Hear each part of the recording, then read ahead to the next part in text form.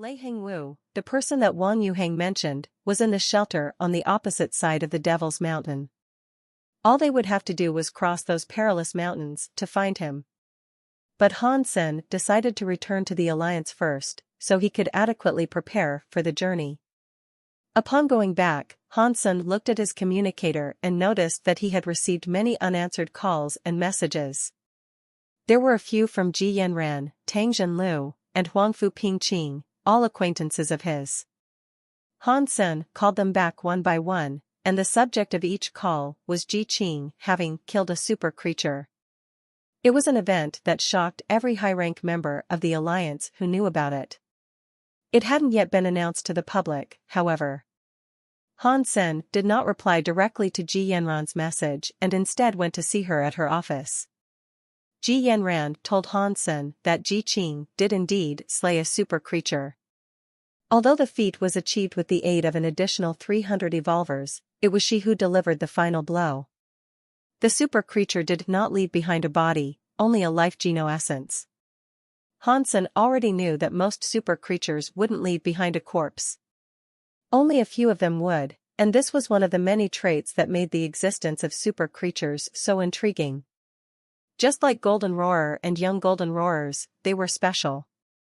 The young Golden Roarer became a beast soul, different to all other beast souls. A normal riding beast soul, even if it was a super creature beast soul, would not be aggressive. But the young Golden Roarer was, which was different to all other mounts. Han Sen did not know why super creatures had such varying traits and personalities, and it was something he thought about every day, in some capacity. Now, the whole world was still discussing the existence of super creatures. But Han Sen knew this was just the beginning, and if the Alliance were to make the announcement, things would only get crazier and crazier. Although Ji Yanran did not tell him exactly, Han Sen knew that the Ji family would announce the news. They would proudly proclaim that the Ji family were the first to ever slay a super creature, and that it would be written down in history. It would be a great help for Ji Ruozhen when he asserted his position as leader of the Alliance. Although Ji Ruozhen would gain numerous other benefits from this event, it practically guaranteed his election. It was a most honorable thing, after all. Before Han Sen returned to the shelter, he called Zhang Danfeng and talked for a while, too. Zhang Danfeng had almost managed to max out his sacred Geno point level. Han Sen told him about super Geno points so he could prepare for more progression in the future. Han Sen was no stranger to the road that wound its way up and over the Devil's Mountain. It wasn't likely bad things would occur on his passage, but just in case, he brought Zero and the Silver Fox with him. After all, Wang Yuhang was also coming. God knows what would happen with him in tow, especially here on the Devil's Mountain. It was a mystic range, shrouded in a fog of unanswered mysteries and the unknown. It was said many terrifying monsters lurked in the crevices and valleys, occupying the lesser tread trails in anticipation of any unfortunate ramblers. They exercised much caution along the way, and Wang Yuhang said the less he tried to aggro monsters, the less likely they were to suffer bad luck. With the Silver Fox there, they hadn't met a single creature. And so far, Wang Yuhang's miserable luck had yet to sour their course. Zero was clad in a white battlesuit, holding the Silver Fox. She looked really cute, and even Wang Yuhang said she was the most adorable girl he had ever laid his insatiable eyes upon. Han Sen quickly pulled Wang Yuhang away from her. The last thing he wanted was his creepy uncle getting close with Zero. They had reached the other side of the mountain when Wang Yuhang took the lead, bringing them to Devil's Shelter. There, they met with Lei Hengwu, who had just arrived, himself. Old Lei. Wang Yuhang opened the door to the man's room and started waving to a burly old man who looked like a jaded tower built of steel. Yuhang, why are you here? The strong man, after seeing Wang Yuhang, changed his initial look of displeasure to one of forced happiness. Old Lei, I have come here to look after you. I have recently become a member of a most talented team that is preparing to hunt down super creatures, Wang Yuhang explained, with great enthusiasm drenching every syllable. Lei Hengwu looked surprised. Not about the super creatures, though.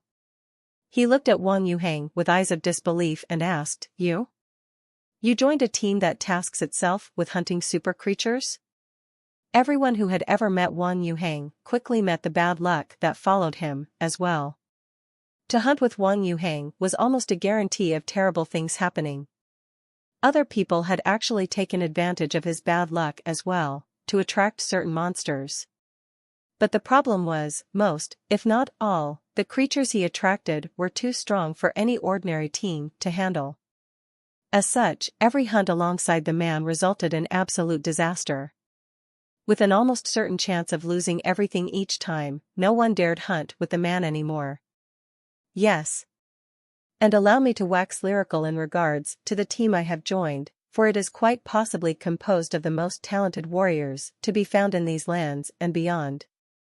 I have come here in the hopes of inviting you to join our ranks, on account of us being old friends. If you join us, we are sure to become the first team that kills a super creature here in the second shelter. Wang Yuhang was selling the team as well as anyone could. Whose team did you join? It cannot be one from your Wang family, surely. Lei Hengwu seemed to be convinced by what Wang Yuhang had told him. After all, a team that was willing to accept a man like Wang Yuhang had to be quite remarkable. Come. Allow me to introduce you to Mr. Bosman Han Senator. He is incredible. He can slay super creatures all by himself. If the super creature we fought had not escaped, we would have been the first to slay one and rob Ji Qing of her snobbish thunder. Wang Yuhang did not bluff at all about this statement. Hansen? Lei Hengwu frowned as if he was straining his mind trying to recall if he had ever heard of this person. There is no need to think that hard. Ji Ruozhen is Hansen's father-in-law. Wang Yuhang could see his interest suddenly begin to wane, so he blinked to prompt Hansen into saying something. Lei Hengwu's face suddenly lit up in surprise. After Wang Yuhang had introduced them both, Lei Hengwu invited them all into the room proper so they could discuss the team in greater detail. Leader Han, I am curious to know if there are any other prestigious members of fame or notoriety on your team. After Lei Hengwu unlocked his gene lock, he didn't want to join any team, guild, or faction right away. He wanted to wait and join a band of closer, more powerful individuals. If Han Sen was Ji Ruozhen's son-in-law, Lei Hengwu considered him a family member of the Ji family no matter which way it was cut. The Ji family already had Ji Qing, a certified super creature slayer. Although that was in the first shelter, it must have still been quite the feat and show of talent. As such, he wouldn't decline the proposition of being invited onto a team of the Ji family. We do not have a great many members in our ranks just yet, but those that we do have are good. We don't just accept anyone onto our team either. To join us in our hunts, we only consider the best of the best. In fact, Bosman is already in the process of enlisting a few other high-ranking elites in the second shelter. You've heard of the Queen, yes? Bosman pretty much has her locked in. Wang Yuhang spoke quickly, as he was afraid Hansen would be quick to tell the truth. If Hansen did, Lei Hengwu would shoot down their request in flames. Really? The Queen is joining your team? Lei Hengwu asked, with wide-open eyes that kept jumping between Hansen and Wang Yuhang. This strange uncle isn't always honest, by the looks of things. Hansen smiled and did not say anything further. He had only mentioned the Queen's name once and there was no guarantee she would be willing to join. Wang Yuhang was skipping ahead and using this possibility as leverage. Of course I'm not lying. Old Lei, you assuredly know how much I value our relationship. Am I the sort of person who would be willing to lie to you? Wang Yuhang bore a righteous face as he said this.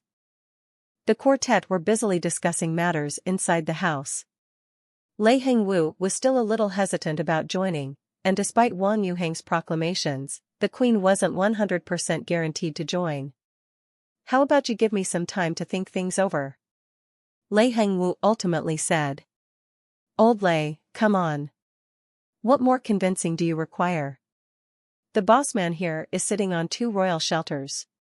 One of them is the Mystery Island, even. He has several powerful men under his command, so joining us is a win-win for you. Wang Yuhang pleaded. Although Wang Yuhang was being economical with his truths, he never outright lied. It was a sound strategy, nothing more. Like Han Sen having not married Ji Yanran yet, he wasn't an actual family member of the Ji family. The queen hadn't said she would join the team yet either. And although Han Sen owned 2 royal shelters, they were both being developed in association with the other factions. While Lei Hengwu hesitated, a knock came from outside the door. A soft and attractive voice sounded from behind it, saying, "Is Mr. Lei here?" "It is Lu Hui who has come to visit." Lei Hengwu was quite surprised. He offered them seats and went to answer the door. The person standing in the doorframe was of a gentle build and gave a relaxed smile. He gave the impression of the next-door brother you could always rely on. "Why is Leader Lu here?" The reason Lei Hengwu had actually come to the shelter was so he could join Lu Hui's team. Lu Hui was really powerful and famous amongst the evolvers. He commanded many strong subordinates and had a background related to the Blue Blood Special Forces. His prestigious background and standing was why Lei Hengwu considered joining him first. But Lei Hengwu had not gone seeking Lu Hui yet, which was why it was a surprise Lu Hui had come to see him instead. This flattered Lei Hengwu greatly. Lu Hui saw Han Sen, smiled, and said, "Mr. Lei has guests? In that event, I shan't remain past my welcome, and I'll be direct. I hereby invite you to join my team. Do you accept?" Lei Hengwu was petrified. Although he had already guessed this was the reason he had shown up at his door, it was another thing altogether to hear such a request come from the man himself. "Old Lei, but what of our own discussions? You cannot bail on us now," Wang Yuhang said, standing up. Lei Hengwu turned around and looked at him, saying, "When did I agree? Nothing has been settled yet." Wang Yuhang's mind frantically raced for something to say, but Han Sen stopped him. He stood up and said, "Mr. Lei, we would really appreciate your presence on our team. And I promise you, the chances of us slaying super creatures are extremely high. Therefore, I hope you will be willing to join us." Lei Hengwu stuttered. Both sides had their merits and both offered strong reasons for him to join, therefore, he was unable to make a decision so rapidly. "Han Sen? I have heard of your name. I am Lu Hui." Lu Hui walked in front of Han Sen and presented his hand to him, smiling. "You are the Blue Blood Devil leader? I have heard of you, also." Han Sen reached out his hand to shake Lu Hui's and felt the strength of the man's fingers. "If it is possible, I would appreciate your presence in my team, as well. No matter the cost. Provided you are willing to join, I am willing to accept any of your own terms and conditions." Lu Hui asked with genuine sincerity, looking at Han Sen. "I thank you for your invitation, but you took the words right out of my mouth." "I was about to tell you the same thing," Han Sen said. They both eyed each suspiciously for a second and then looked away.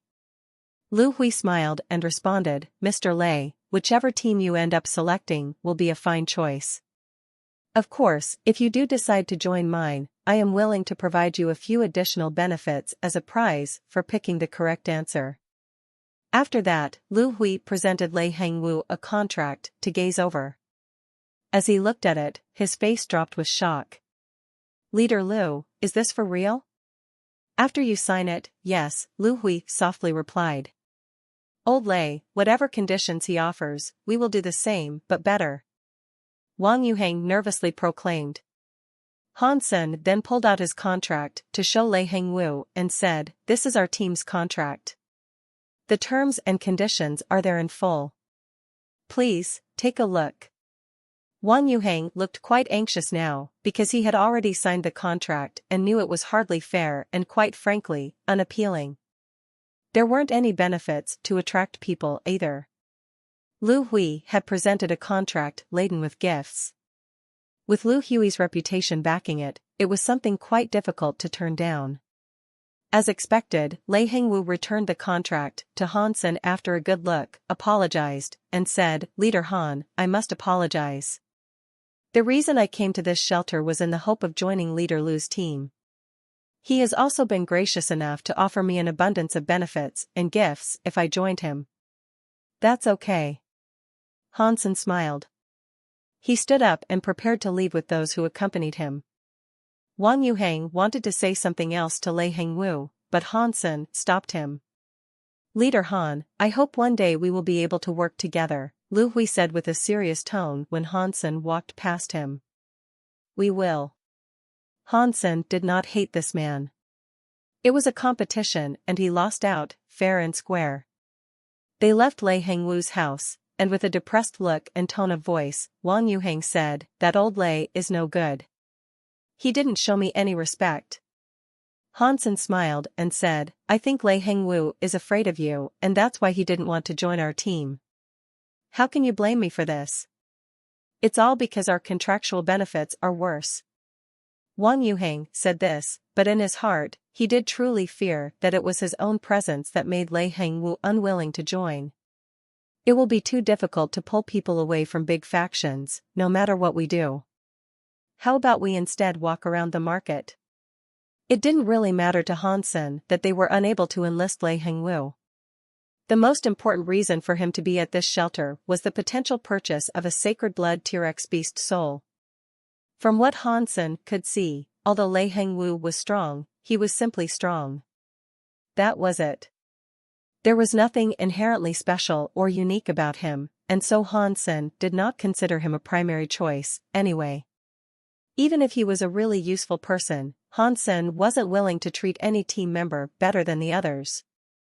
He wanted everyone to be of equal importance. After Hansen had gone, Lu Hui looked at Lei Hengwu and asked, why did you not choose Hansen? Lei Hengwu, with a wry smile, answered, I am aware of who Hansen is. He is strong, yes, but he lacks support.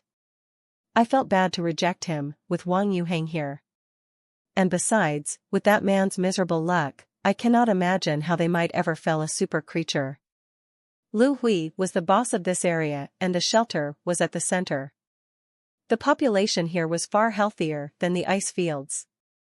The big markets were always super crowded. It would take the trade rates of 10 goddess shelters to match the trade rate of this place. If we can establish a proper trade route across Devil's Mountain, perhaps it would aid in the development of the goddess shelter. Hansen thought to himself, despite the difficulties a project such as that would pose. Hansen alone had met 2 super creatures on Devil's Mountain. If he did want to develop a tunnel that led beneath the mountain and out the other side, no one had the resources necessary for such an undertaking. He walked around many beast soul stores and eventually found a suitable beast soul. The T-Rex beast soul was a rare type, too. It was a black T-Rex beast soul. Its name was Rex Spike. It was a heavy metal weapon that was about 2 meters long. From the booklet provided, the weapon looked like a giant umbrella that was folded. The end was sharp and it had a hilt at the bottom. It was a violent and visceral heavy metal weapon. It was 2 meters long and the handle was 50 centimeters long.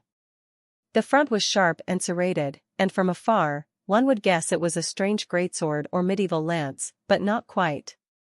It was weird, yes, but it looked like a cruel and merciless weapon. Without a moment's hesitation, Hansen wanted to purchase that weapon. He liked it a lot, due to it being both heavy and long. Going up against a super creature with something like this, with a bit more range, was far better than using a puny dagger. It was a black T-Rex beast soul, but he could not tell if it was associated with the element of fire. To Hansen, though, what he saw was enough to prompt him to buy it at once. The beast soul was cheaper than the other sacred blood beast souls available, too. That was primarily due to the fact that this weapon type wasn't all that popular. He could use it as a lance, but the handle was too short. That was okay, though, because most lance skills could not be cast with Rex Spike, anyway. He could use it like a sword, but the blade did not look like a traditional one, which would prevent him from casting sword skills with it. Additionally, the weapon was so heavy, ordinary evolvers would not even be able to lift it. Due to these issues, the price had been reduced and Han Sen was more than happy to buy it at the price listed, without needing to haggle. After all, it was rare to see T-Rex beast souls of a weapon type. It was a heavy weapon, too, which was something that would be useful for Han Sen. If he'd had a Super Rex spike when he went to hunt the fire-scale T-Rex, he wouldn't have had as much trouble as he did. After buying the Rex spike, Han Sen no longer had any need to peruse the markets. He left and went to find a place he could stay. When he was in his room, he observed the Rex spike and gem beast soul intently. They are both Rex type. Aside from the fact that the Rex spike has no wings, the similarities in design and appearance are striking. Although it may not have a fire element, the success rate should still be high. Right? Han Sen gritted his teeth while he mulled over the question.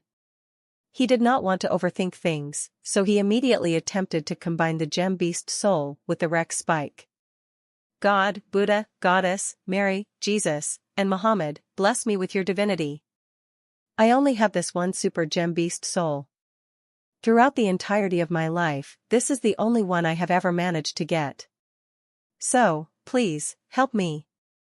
Han Sen's heart prayed intently to every god and religious deity he could think of. Inside the gem, he watched the image of the mini fire-scale T-Rex be attracted and absorbed into an image of a black T-Rex.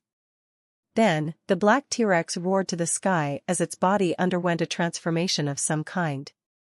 The black scales of the beast became dark red. The body began to smoke and the talons increased in sharpness and thickness. Its head also grew in size. Overall, the T-Rex looked to be considerably stronger. Roar. The T-Rex let out a horrible roar as a geyser of flame shot out of its mouth. Then, it took off in flight. It was just a virtual image, coming from the Sea of Soul. It did not spit out real fire, because if it did, the entire house would have been little more than smoldering cinders by that point. Rex Spike has successfully combined with Fire-Scale T-Rex Gemstone. The evolution has provided you a flaming Rex Spike Super Beast Soul. Han Sen almost jumped up in happiness. He quickly summoned the flaming Rex Spike and immediately saw that it had increased in length. It was now certainly longer than 2 meters. It was colored a dark red and encircled in an aura of flame. The weapon now looked even more wretched and cruel, like some violent beast. Han Sen swung it twice. He randomly hit something, which spawned a beautiful array of sparks. Han Sen really liked it. It was a super heavy weapon and its presence was intimidating. In the future, he would have no problem tearing the bodies of smaller monsters apart. If I shoved this big guy up the asshole of a super creature, they'd feel awesome. Without hesitation, Han Sen fed a black crystal to the flaming Rex Spike. He wanted to make it as strong as possible and try to push it up to a berserk super beast soul. If he did that, it would be even easier for him to kill a super creature. After the flaming Rex swallowed the black crystal, a strange spirit exited its body and encompassed it. Han Sen had never evolved a super beast soul before, so he was not sure how long this process would take. Han Sen did not evolve the Deadeye Peacock yet because he had been using it often and he was not sure how long the evolution process would take. Therefore, he did not feed it a black crystal. Now he was willing to let the flaming Rex Spike evolve first, since he still had the peacock crossbow. Han Sen also wanted to find a hyper-geno art that was suitable for his future use of the flaming Rex Spike, while it continued to evolve. The weapon could not be used as a sword or a lance, therefore, it was difficult to find a hyper-geno art that suited it. Han Sen was overjoyed at the successful combination. He decided to walk around with Zero for a while longer, buying her some new clothes and snacks as they went. The silver fox was lying on Han Sen's shoulder while Zero cuddled the pet Meowth. The contrast of black and white pets side by side was a charming sight. Those pets are so beautiful. Honey, look. A woman with big boobs pointed at Han Sen in delightful surprise. I will buy it. The man near her was really calm, and when he softly spoke the sentence, the woman became ecstatic. Oh, honey. You are so good. The woman clutched the man's arms and kissed him on the cheek. Friend, how much for these pets? The man walked before Han-sen with a prideful stride. Which one are you buying? Han-sen asked, blinking. I would like them both. The man looked at the woman near him. He puffed his chest and spoke with a raised voice, as if to signify the wealth he possessed. Ordinarily, pet beast souls weren't very expensive. The expensive variants were the high-class pet beast souls that were able to do combat. He saw that Han-sen's pets were so small and cute, and naturally assumed they couldn't do combat. It was because of this that he didn't think they would cost much. If you want them both, I'll give you 30% off. At the low price of 7 billion. Han-sen was in a good mood, so he was willing to take the time to joke with the pompous fellow. A big place like the Devil's Shelter sold sacred blood beast souls for 100 to 200 million. If it was just a sacred blood pet, it'd be much cheaper, around the dozen million range. 7 billion? You think that's a super pet or something? The man scoffed, and it was obvious he was aware of the existence of super beast souls.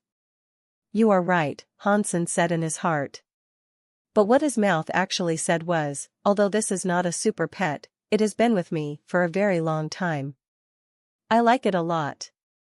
Unless you cough up the 7 billion, I won't sell. The man madly pointed at Han-sen with his finger. He then said something that shocked Han-sen, fine.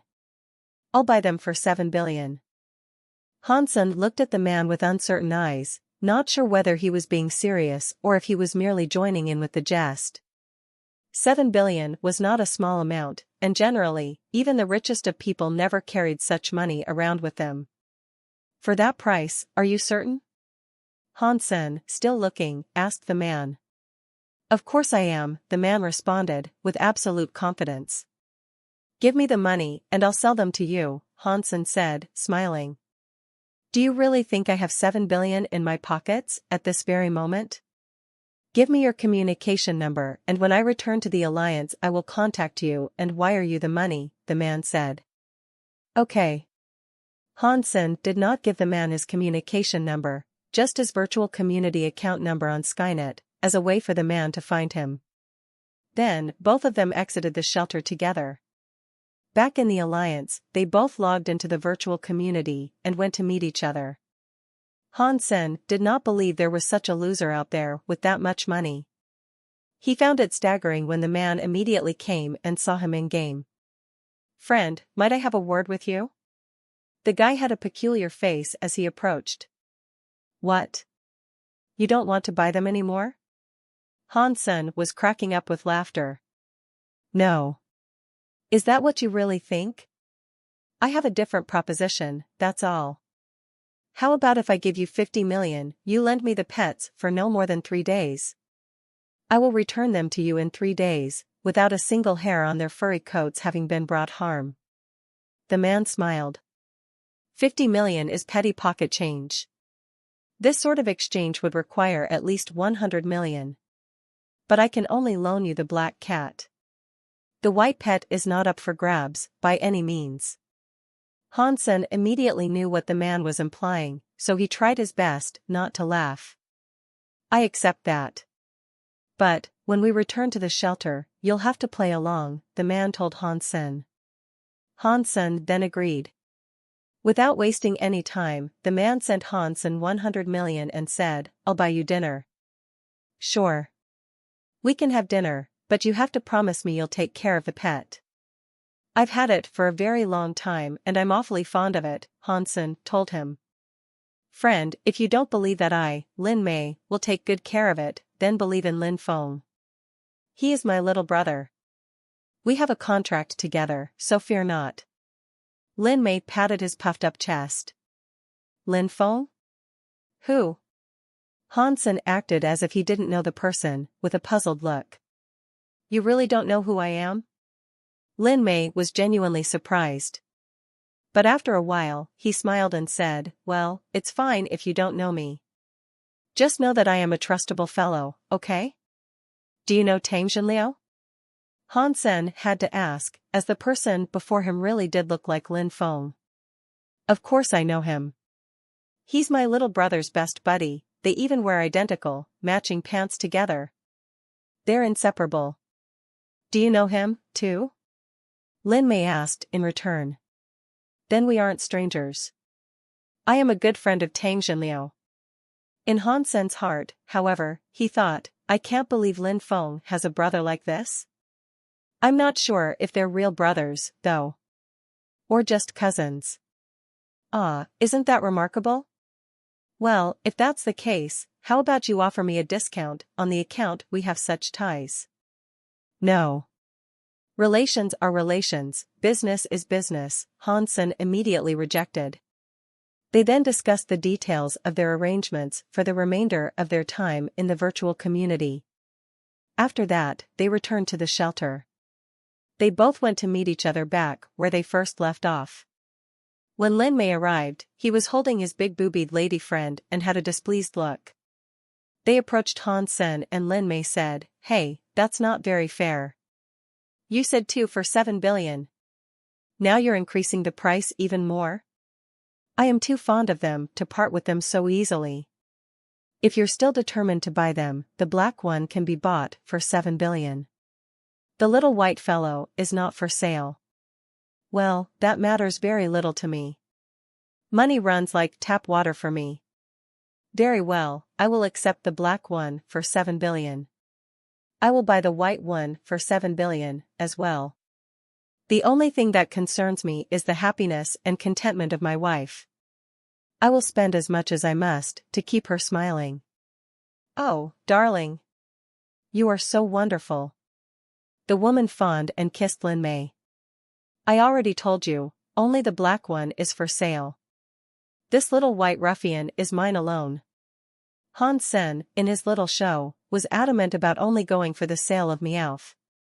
Eventually, Lin Mei conceded and purchased it. The woman, while holding Meowth in her hands, was beaming with joy and didn't complain at all. Ever since, a yarn was spun from the Devil's Mountain. It was a tale that recited the desperate lengths a little man would go to please a woman. This sorry man was said to have bought a useless pet cat for the whopping sum of 7 billion. Brother Han, did you really sell that pet for the sum of 7 billion? Wang Yuheng's mouth was wide open with disbelief as he looked at Han Sen. He said he was from the Lin family. His name was Lin Mei, he said he was the big brother of Lin Feng. If you don't know him, then he must be a liar, Han Sen said. Lin Mei? That womanizer? It had crossed my mind as to which wretch could be a sorry enough loser to pay such a sum. It was him, eh? Wang Yuheng now understood. The Lin family really has someone like that in their midst? Han Sen was surprised to learn that Lin Mei was a genuine member of the Lin family, as he half suspected he hadn't been truthful about his identity. Wang Yuheng nodded and said, He is real, all right. He is Lin Feng's cousin. He should be much older than him and of a comparable age to Lin Weiwei. Before Lin Weiwei became famous, this Lin Mei was renowned as a genius of sorts. It was short-lived, and a credit that only applied during his teenage years. Before long, he became addicted to the carnal pleasures of women and soon after, he was widely referred to as the greatest loser of the Lin family. His father, however, funds his every desire and as a result, Lin Mei is very rich. The figure of 7 billion is little to him. I don't stay current with what he gets up to anymore and he rarely shows up at familial events, anyway. It was nice to get a quick sneak peek today. A loser, huh? Han Sen lifted his lips but didn't say any more. As they continued walking down the street, a commotion of some sort seemed to be occurring further down. Many evolvers were running down towards the gate of the shelter. Wang Yuheng quickly started asking about what was going on, to which someone responded a powerful creature had emerged from the Devil's Mountain and brought ruin to 3 different shelters. Now, it had come here. Lu Hui had issued a command, instigating his men to rally for combat and halt the advance of the creature. Quickly, many evolvers amassed and marched in unison beyond the walls of the shelter, out to the trail the monster rampaged along. Lu Hui had already gotten there with his own little regiment, but they hadn't started their attack yet. If Lu Hui takes this threat so seriously, surely it must be a super creature, Han Sen thought. Then, he turned to Wang Yuhang and told him we should go check it out, too. They exited town, and when they reached the plains of battle, countless evolvers were gathering. There were also other people in their midst, who seemed to have arrived just so they could enjoy the coming spectacle and watch the battle with glee. After walking a dozen miles, they heard the trumpeting of a loud elephant. Han Sen said to himself, "Is that the white-bone elephant from the Devil's Mountain?" The same thought coursed through Wang Yuhang's mind. They both turned to look at each other, with a look of fright on their faces. The white-bone elephant was far too terrifying a foe, and in one mouthful, it had gobbled up a berserk sacred blood creature. It was undoubtedly a monster from the upper echelon of super creatures. With its hulking size, stopping its approach would be no small feat. They walked forward for another few miles before they saw it. A white-bone elephant was hastily marching down the trail, producing tremors with each step. The humans around it were like ants. Lu Hui was quickly realizing that the bone elephant was indestructible. He called for his archers to fire arrows at it from another direction, in an attempt to at least draw its attention away from its current course, so it could be led away from the devil's shelter it currently was galloping towards. If it reached the shelter would be destroyed. The mounted bowmen were directly under Lu Hui's command. They started provoking the bone elephant with a tidy formation that shifted and weaved its way to the accompaniment of a drumbeat. Near Lu Hui, bannermen often shouted and gave commands to precisely position the soldiers. Han Sen watched the battle unfold from a mountain peak. He sighed and said, "That is a real battle commander. I can effectively command around 10 people. But for a fight like this, with 20,000 soldiers hinged upon my fingertips and vocal cords, there is no way I could keep up." This Lu Hui is a remarkable character. Han Sen observed Lu Hui's command intently. The more he watched, the more interested he became. Everything in this world was connected, so one method could be used in a number of different situations. The art of Lu Hui's battle command was educational for Han Senator. He compared the spectacle to the Dongshiwa Sutra and felt as if he was learning a lot. In past commands, Han Sen had looked for the details of a formation, which meant he paid attention to the most minute details. He could control 10 people to adapt a situation to suit his exact needs. But this sort of battle was taking place on a far greater venue, with far more actors playing a role. Lu Hui was a conductor for the play at large, and his commands were dedicated to the stage itself and not the precise hemming of its curtains that Han Sen would pay attention to. It showed another side of command to Han Sen, and it made him enthusiastic to watch. No wonder he is the Blue Blood Special Forces leader. With his command power, he is by far the most talented. It is no wonder he is able to control the entire faction, Han Sen complimented Lu Hui. But Wang Yuhang, who was near Han Sen, then said, "If you want to expand the goddess army, Lu Hui and the person in the north will be your greatest enemies." You are right. And as powerful as Lu Hui is, I can only suspect that the person in the north is of comparable might. Expansion of my army might prove to be a controversial problem. Han Sen paused for a brief while, but then smiled and continued to say, "But we are separated by the Devil's Mountain. It's only a matter of time before this hurdle between shelters is conquered, but still, I suppose it is too soon to think about such matters."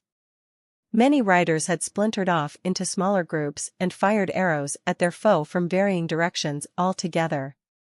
The arrows themselves did not deal any damage to the bone elephant, but they did enrage it. It continued its rampant stomping in an attempt to squish any hapless, unlucky humans that it could catch underfoot. It was a fierce super creature, yes, but it wasn't all that fast and it wasn't all that smart, either. It was easily being kited by the archers that circled it on their mounts, resulting in the bone elephant spinning around like a headless chicken, trying to catch them. Not a single fatality had been suffered. The more Han Sen watched, the more interested he became. He learnt more and more about what it took to devise a formation and maintain control over people under his command. All of a sudden, the bone elephant trumpeted loudly. It took off, uncaring for the hard rain of arrows that tickled it. Now Lu Hui is in trouble. The bone elephant has taken off in the direction of Devil's Shelter. Wang Yuhang furrowed his brow. But Lu Hui did not panic, he was as composed as ever. He rallied his bannermen to his side and had them issue a few commands. Suddenly, a few evolvers lined up beside him. They ran towards the bone elephant, and with their speed, you could tell they were not ordinary evolvers. They had unlocked their gene locks, at the very least. One of them was Lei Hengwu. In his hands, he wielded a massive lance that crackled and sparked with an aura of electricity. These few evolvers surrounded the bone elephant. They still wouldn't have the power to slay the fiend, but under Lu Hui's command, they were able to start kiting the beast once more. Lu Hui's mind was clear and certain. He himself knew that the monster could not be bested in combat, so he was attempting to lure it someplace far from Devil's Shelter where it could no longer deal harm to humans. Lei Hengwu is powerful. Although Han Sen had heard all about Lei Hengwu's power from Wang Yuhang, seeing his tremendous lance skills firsthand was a different thing altogether, and he simply had to compliment the man. What is the point in him being powerful? He belongs to the others now. Wang Yuhang sighed. Han Sen smiled but did not reply. He merely complimented the fellow, and despite being aligned with the lightning element, he wasn't as strong as the silver fox, anyway. Although he was a strong man, Han Sen did not see the point in earnestly competing for his enlistment. What Han Sen had in mind was finding a powerful archer to join his ranks. Although Han Sen himself could be an archer, it'd be a waste of the berserk flaming wreck spike he had just created. From now on, Han Sen would have to specialize in close-quarter combat, so he'd need someone to fill in the ranged battler position. Oh golly! The elephant looks as if it's about to throw a tantrum. Wang Yuhang screamed in fear. Han Sen took a closer look and saw the bone elephant's eyes turning red. That color of red became a physical haze that swirled itself around the bones which, in turn, changed their color, too. Oh, snap! This fight is about to get dirty. Han Sen was shocked, too. If the bone elephant was turning berserk, it would become a berserk super creature. With the increased speed and power it would earn, there would be no way for the riders down below to kite it as they previously had. They would be squished into jelly, forming a river of blood. Lu Hui took notice of this sudden, frightening change, as well. His face finally showed a flicker of emotion and a blue aura of light emerged from his body. He summoned a lance and threw it towards the bone elephant. Pang! With a flash of blue light, the lance struck one of the bone elephant's ears. It did not break anything, but the creature did feel pain. It trumpeted aloud in madness and charged at Lu Hui. Lu Hui was shouting at his army, commanding them to assist as he took supremacy in leading the bone elephant off into the wilds. Roar! The bone elephant only took a few steps before it gave up chasing Lu Hui. It turned around and fixed its gaze back on the Devil's Shelter. It was starting to look like something was attracting it there. At this point, the skull and trunk of the elephant had become bright red. It wasn't blood, it was the red color that seeped from behind its eyes. Curse it! It really is going berserk. It's losing its mind, as well. It doesn't even care about the attacks from Lu Hui and his people, it seems to be heading for the shelter, at all costs. Han Sen frowned. Although Devil's Shelter had nothing to do with him, the shelter was home to millions of people. Han Sen was a human and he didn't want to see his own kind slain mercilessly. Lu Hui's body was shining blue. He kept on attacking the bone elephant with the lance in his hand, but despite his attempts, the creature continued to ignore him and simply became more and more red. Despite the barrage of attacks dealt from the lance, it stomped onwards. Lei Hengwu and his people did their best to attack it, just as Lu Hui did. It was all to no avail, however, as it now seemed that nothing could divert its attention away from the shelter. But that being said, such attacks really were like tickles when accounting for the size and might of the beast. The bone elephant's speed had definitely increased now. The body was like a small mountain running past on its own legs. The riders and their mounts that couldn't get out of the way in time were squashed beneath its feet. Puddles and streams of blood formed, and human allies were reduced to mush. Everyone was frightened. The formation failed. The bone elephant was too quick and the riders were unable to exit its path in time. Many of them were stepped on, crushed beneath the elephant's feet. Their squelchy remains were scattered and stained across each of the elephant's subsequent footprints. Fear began to take hold of their hearts, one which could not be kept at bay. The strength of that fearsome beast was far beyond what any of the fighters were expecting. Its unheeding rampage now sent chills down the spines of all who looked at it. Evacuate the shelter. Have everyone exit there at once, Lu Hui calmly decreed. If they did not give up the shelter now, countless people would fall victim to the elephant and the place would be lost. By having the place evacuated, at least the fatalities incurred would be far fewer upon the shelter's destruction. The order was relayed to Devil's Shelter. Without delay, the people there packed up their things and began to flee. But the berserk elephant was too fast, and it had already reached the gate before the majority of the people inside had even reached for their bags. Anything that was in the elephant's path was stomped and crushed into dust. Even the ancient trees that were in its way were brought down with the littlest of difficulty. This behavior even applied to boulders and craggy outcrops that were in its way. 10-meter-high stones were smashed through instead of avoided. The sight of it fearlessly annihilating everything in its path made their hearts pound. The faces of the inhabitants were all pale as the berserk elephant prepared to strike the walls of the shelter. The gutless sorts were paralyzed in fear. The earth shook with each step of the berserk elephant. It did not slow down on its approach, and just as it had rampaged down the mountains, it seemed to be charging headlong into the walls. Big dumb elephant. I am the 13th general of the goddess army, Wang Yuhang. Your attempt to destroy this stronghold of prosperity will not succeed. As the tusks of the elephant almost shattered the gate, just as the final flicker of hope seemed to extinguish, a man appeared in the sky. He flapped his wings with great speed, shouting at the berserk bone elephant like a god. The unstoppable berserk elephant heard his voice and stopped dead in its tracks. It turned around to look at the man in the air. Everyone was flabbergasted.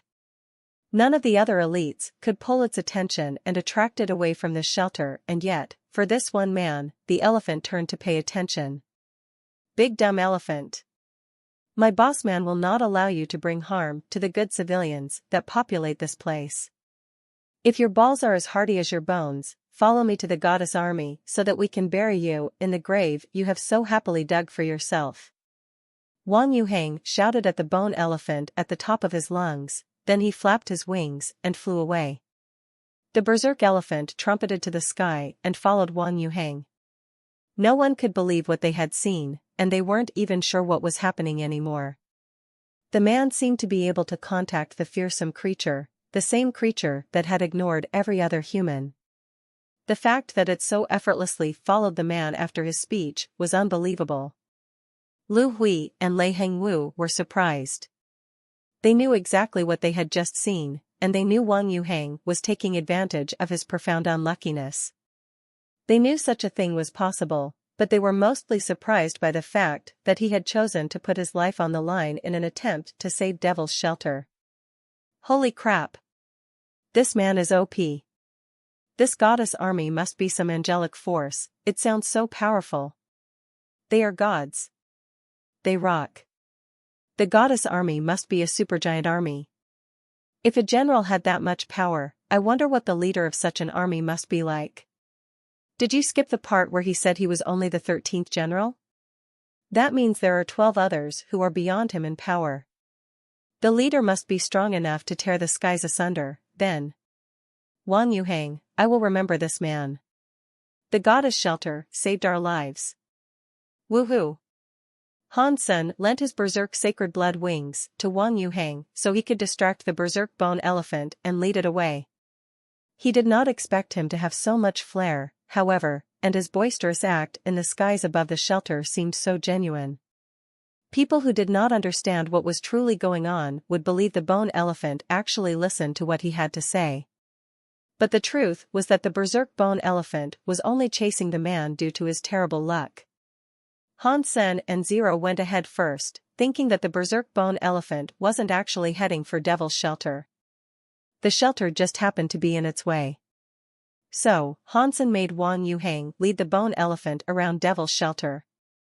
The beast could not fly, so there was no immediate danger, and as soon as Wang Yuhang was done, he could return to Han Sen and allow it to go where it would.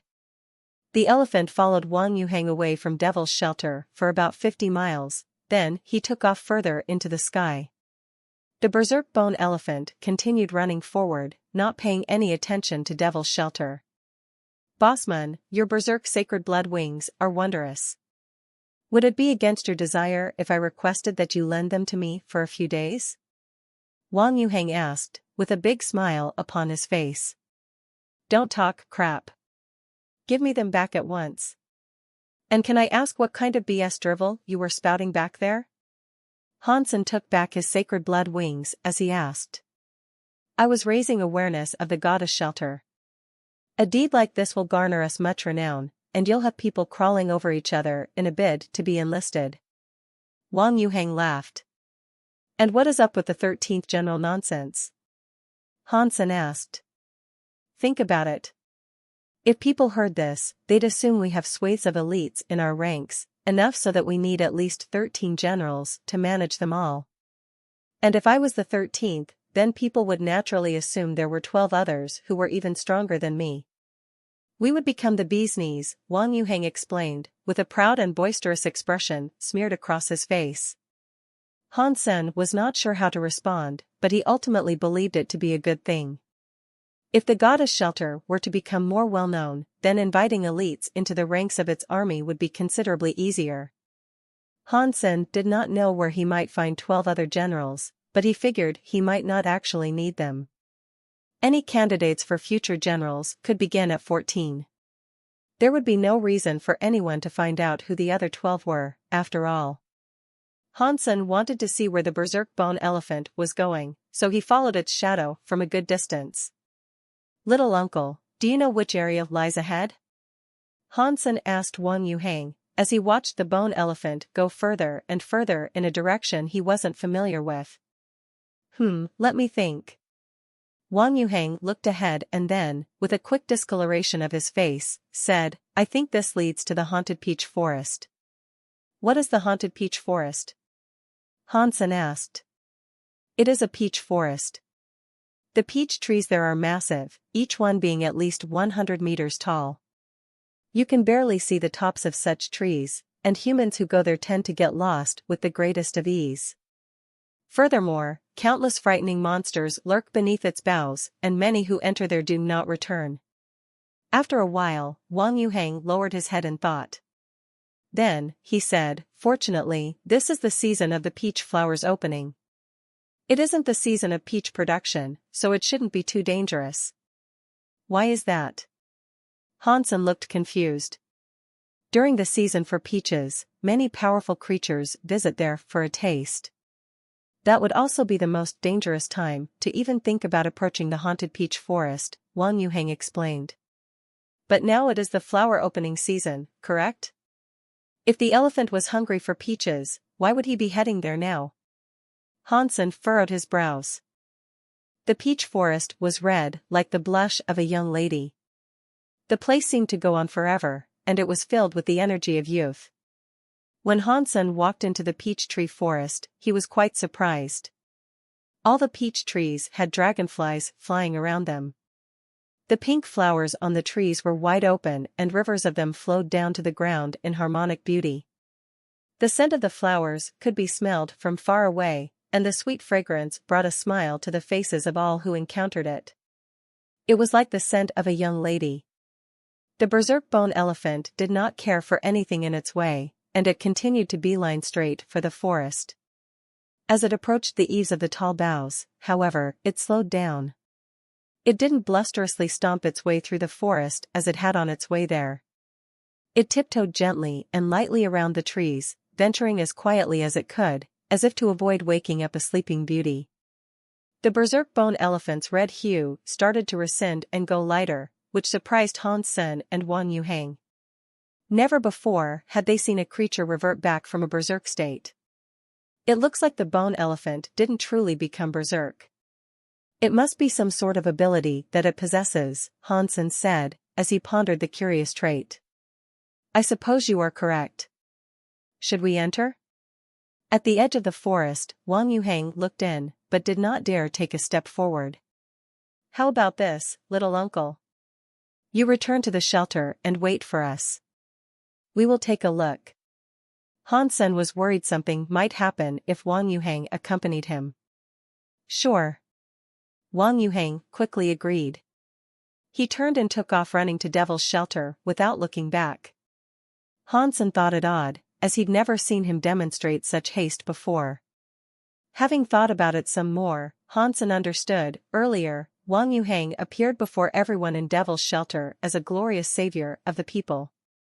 Now, he was eager to finish the show. Han Sen wiped the cold sweat from his forehead. Wang Mingming's little uncle was a legendarily strange man, with no equal in the entire world. Do you want to go back and wait for me, too? Han Sen looked at Zero, who didn't say much. She just stepped closer to Han Sen, signifying she was keen to continue. Han Sen, without saying anything more, walked into the peach forest with Zero by his side. With the silver fox accompanying them, it was unlikely they'd suffer much trouble. If a creature were to encounter them, it would most likely run off. The blood-red color that tainted the bone elephant's appearance had now entirely faded, with its bones turning to their original gray and white color. It was still walking incredibly slowly, as well, as if it was afraid to damage the trees. Because it was going at this pace, Han Sen and Zero could follow its passage with ease. The peach forest was massive, and it was impossible for them to be certain of how big it was. They followed the elephant for a whole day and the environment did not change much, as vast streams of flowers continued to drape the sides of the trees and color the forest floor. The elephant continued to tread softly, as if it was walking through a sacred place and was afraid of making it dirty. Han Sen constantly looked around, but he only saw trees and flowers for as far as his sight could reach. There didn't seem to be anything inherently special about the peach forest, from what he could tell. They hadn't seen a single other creature on their way, either. Even with the silver fox by their side, they should have still been able to see some, or notice signs of them having been in the area. The entire time, since they first entered the forest, the elephant was the only creature they had found. Han Sen activated his gene lock every now and again, using his senses to assess the surroundings and analyze whether or not there were any dangers in the vicinity. Despite his best attempts, there was nothing. The silver fox could not discover anything either. Quietly, it continued to lie in Zero's arms. The moon was in the sky, and under the moonlight, the ocean of peach flowers looked even more beautiful. When a breeze danced between the trees, it rustled the flowers as petals submitted themselves to the pull of the wind. As gorgeous as it was, the entire affair seemed somewhat surreal. Han Sen and Zero both sat upon Golden Roarer. As she sat graciously between the rain of flowers and petals, Zero's pretty face graced the view as a mesmerizingly beautiful image. Han Sen could not help but pick up one of the flowers and place it in her hair. Now, she was perfect. Now you are even prettier. Han Sen looked at Zero, who almost seemed to be one with the flowers. He was not sure whether her beauty was accentuated by the flower, or if the beauty of the flowers were accentuated by her presence. Zero, who had always appeared emotionless, started to look red in the cheeks. This made her even prettier, like some fairy that lived amidst the peach flower trees. The bone elephant, by this point, had been wandering through the forest for a few days now. Just when Han Sen started to feel lost in the seemingly endless peach forest, he suddenly saw a giant peach tree up ahead. The trunk of the tree was bigger than the rest, leading upwards into the heavens. The flowers that graced and decorated its body spread out at the top like stars in the sky. The bone elephant seemed to be heading towards that tree. What is this strangely big peach tree? Hansen observed the peach tree from afar and couldn't believe its size. He did not sense any danger, and neither did the silver fox. All the silver fox did was stare at the peach tree, and all Hansen could do was wonder what it was thinking about. Since they were here already, Hansen wanted to see what the elephant wanted. Hansen followed the elephant but stayed a safe distance away from it, not daring to get too close. The giant bone elephant was heading straight for the perplexingly huge peach tree.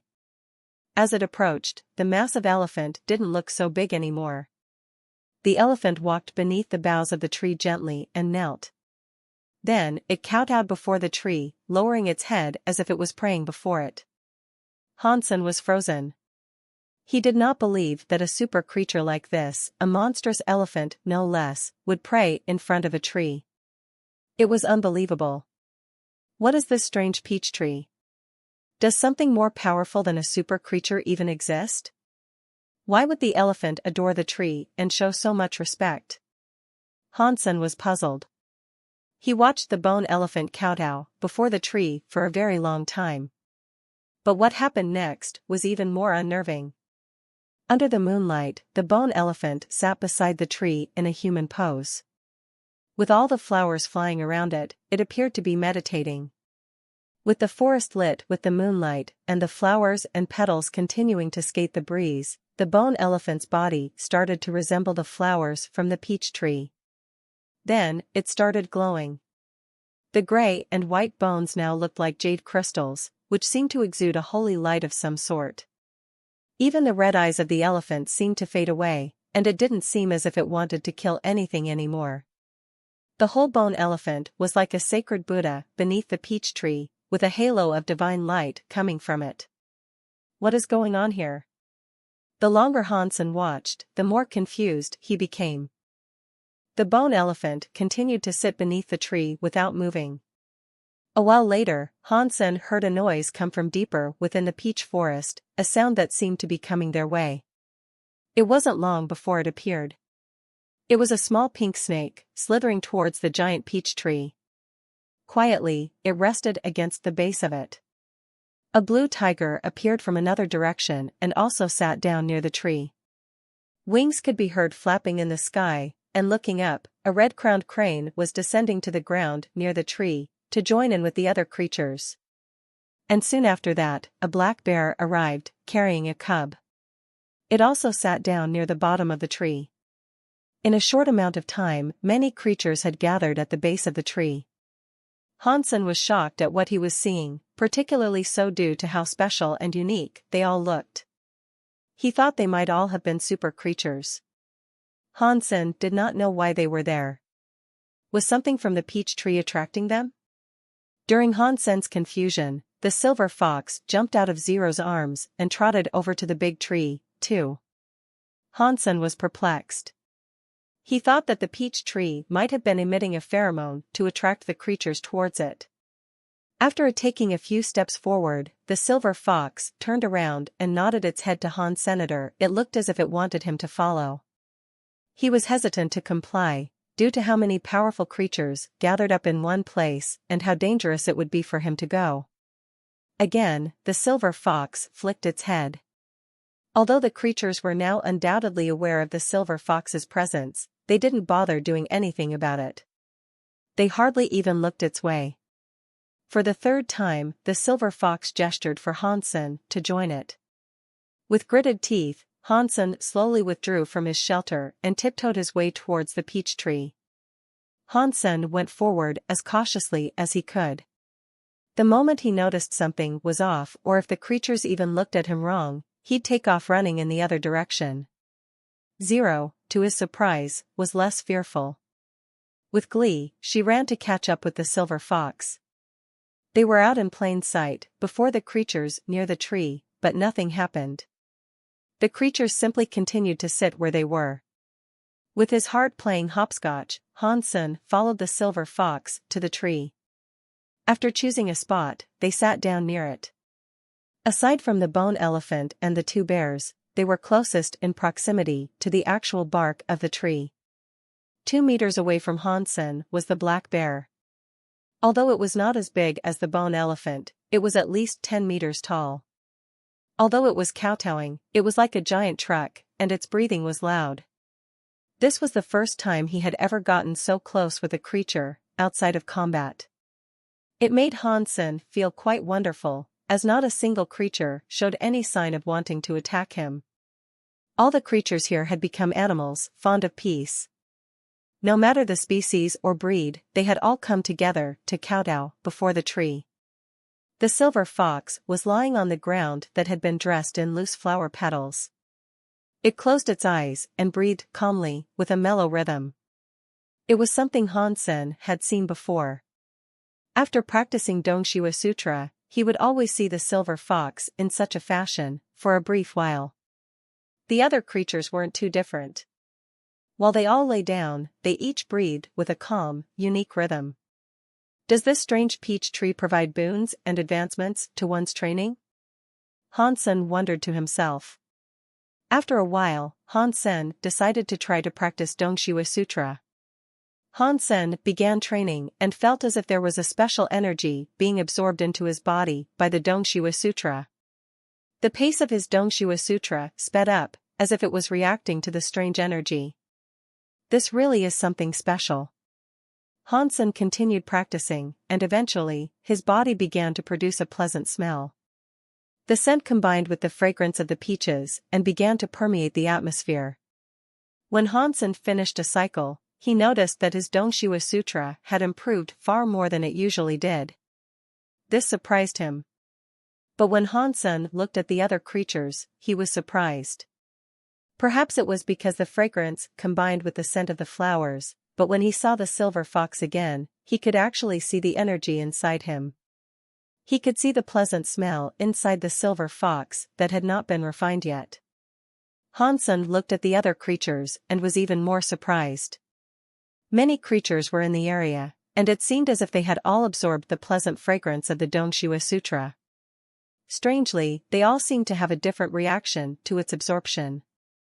The pleasant scent inside the pink snake, the blue beast, the red-crowned crane, and the big black bear was all blurry, being absorbed by their bodies.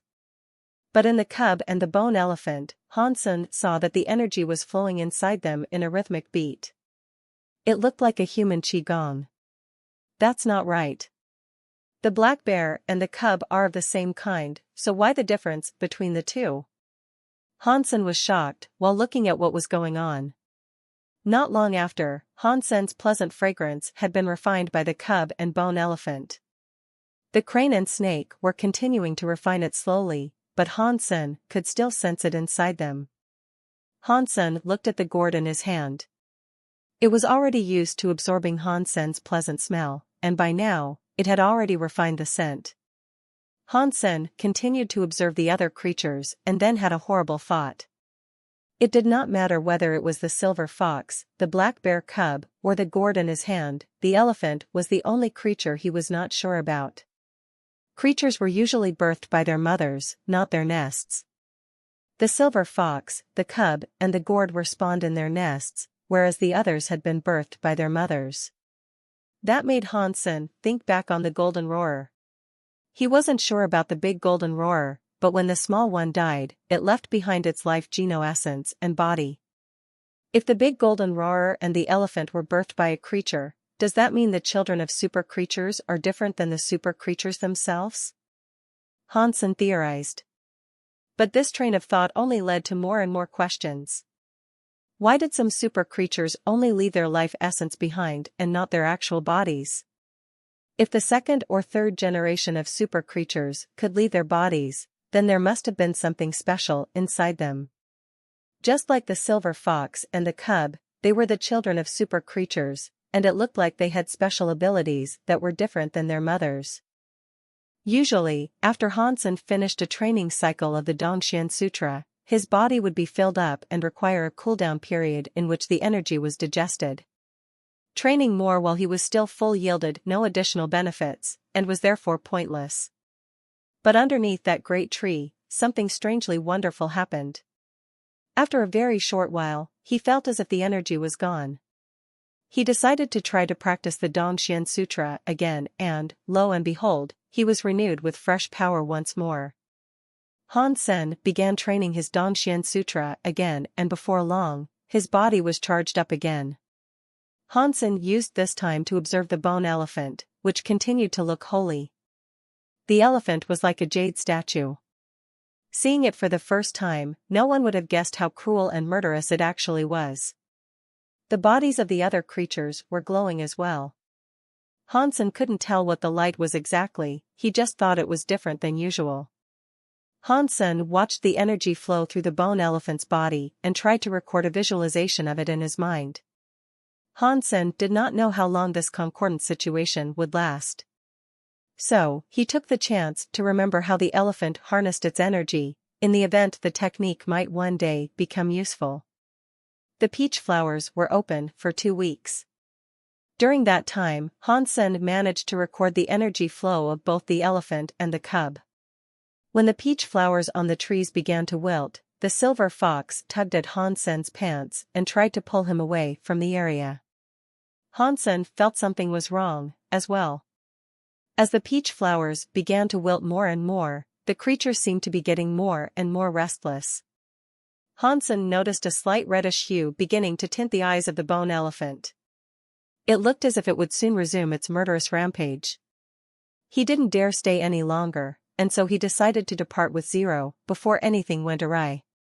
If the creature started to go berserk, with his small body, there was no chance he'd be able to withstand an attack dealt by any of them. For the 2 weeks he had been there, Han Sen constantly repeated his practice of the Dongxian Sutra. His body had been hungry for it the entire time. Having received so much additional experience training with it, his Dongxian Sutra had greatly improved. Han Sen felt as if he had just about touched the first tier of the Dongxian Sutra, and all he'd need was some sort of extra push to get the gene lock open. Han Sen had thought it would take a few years to reach this point, but his 2 weeks under the tree had saved a lot of time. That giant peach tree was the most remarkable of boons. If the open flowers of the tree have such a remarkable power, if it grew peaches and I ate one, I wonder what would happen. Han Sen decided that when the mystic peach tree grew its harvest of peaches, he would return to this place and collect some, no matter what it took. But Han Sen imagined that when the mystic peach tree did grow its peaches, there would undoubtedly be chaos. Nabbing a few peaches for himself would most likely prove difficult. The silver fox now seemed to be in a rush, wanting to lead Han Sen out of the forest as quickly as it could. They only slowed down when they had moved beyond the eaves of the forest. At that point, the silver fox gleefully returned to Han Sen's shoulder. Han Sen could faintly hear the screams of nefarious beasts in the forest. Not wanting to hang around any longer, he ran off with Zero. When Han Sen returned to Devil's Shelter, the bone elephant did not return the way it came, to the best of his knowledge. It was as if it had simply disappeared, and it was never seen or heard from again. Wang Yuhang, however, was a household name around Devil's Shelter, and many people became aware of the existence of the goddess army. They also knew that Wang Yuhang was its 13th general. The people who were not privy to the truth believed the goddess army to be an incredibly strong angelic host. They thought it was responsible for slaying the bone elephant by leading it away, saving the shelter in the process. Another 2 weeks passed, and the flaming Rex spike was still in the process of evolving. It looked like super beast souls took a long time to evolve. Han Sen estimated it would take another 2 weeks for the evolution to complete. Back in the Alliance, Han Sen considered choosing a new hyper-geno art that would go well with his flaming Rex spike. Han Sen conducted a lot of research, but found it difficult to select a skill that would suit his needs. The flaming Rex spike was neither greatsword nor lance, and he couldn't even use it like a club. No wonder the shopkeeper sold it to me so cheaply, with a quick cash trade agreement. Pa, this thing is too unpopular. Han Sen continued looking at skills in the hope he'd eventually find one that would go well with his flaming Rex spike. Hansen did not expect a perfect match, but one that was 70% would do. If he found one like that, then he'd be happy to modify it to his needs. Hansen had almost browsed through all the S-class hyper-geno arts, from most popular to least popular, without finding one that he wanted. The creepy-looking weapon was far too rare. It was a heavy weapon, and it could only be held like a greatsword with both hands. If you held it with one hand, then it would require a tremendous amount of strength. It wasn't like a sword, which could be swung around quickly. This weapon was tailored for powerful, gruesome blows through lance-like thrusting or club-like crushing. But these two forms of attack were best suited to the weapons that were designed for those purposes, lances and clubs respectively. The flaming wreck spike seemed as if it would be awkward to use. For a 2-meter-long, single-handed weapon, it looked extremely powerful, but it was a shame that it was so difficult to wield. In the end, Hansen went to look for Professor Bai Ishan in the St. Hall. Hansen drew the shape of the flaming wreck spike and presented it to the professor, to see if he knew of any suitable skills for the weapon. Hold on a second. Bai Ishan went peruse further information. Half an hour later, he returned to his communicator and told Hansen, "This weapon is very rare. But I do remember one fellow who created a weapon that operates similarly. It may look a little different, yes, but functionally it's the same. It is a single-handed weapon that is most suitable for jabbing or thrusting, and heavy swings. The man created a skill for it, but it wasn't anything exceptional. It was only ranked as an A-class skill here in the St. Hall. It was called Toxic Dragon Drill. You should take a look at it if you're interested." "Thank you, Professor Bai." Hansen had no other choice. Being only A-class, it was far worse than Hansen expected. Professor Bai himself had told him that there were no S-class hyper-geno arts that suited it. Hansen returned to the St. Hall and purchased the A-class hyper-geno art Toxic Dragon Drill. Hansen observed it intently. Although it was only A-class, it was indeed quite suitable for the flaming wreck spike. It mainly employed thrusts and heavy smashes.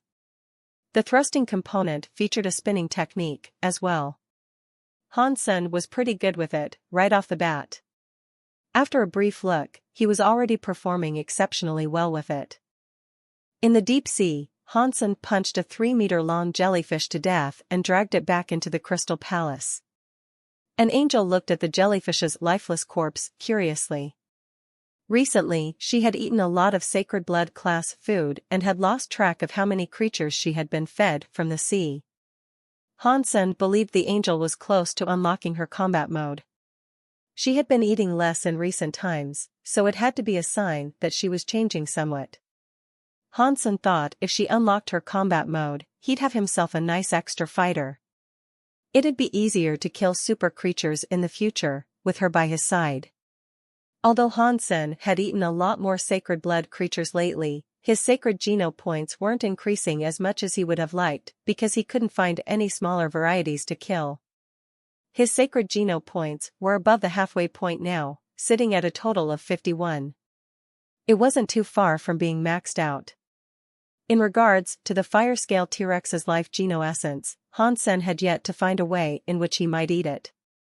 As of yet, he didn't have a single super geno point. But even so, Hansen's fitness level was now over 150. Hansen guessed that when his sacred geno point amount was filled, he'd be within the fitness range of 180 to 200.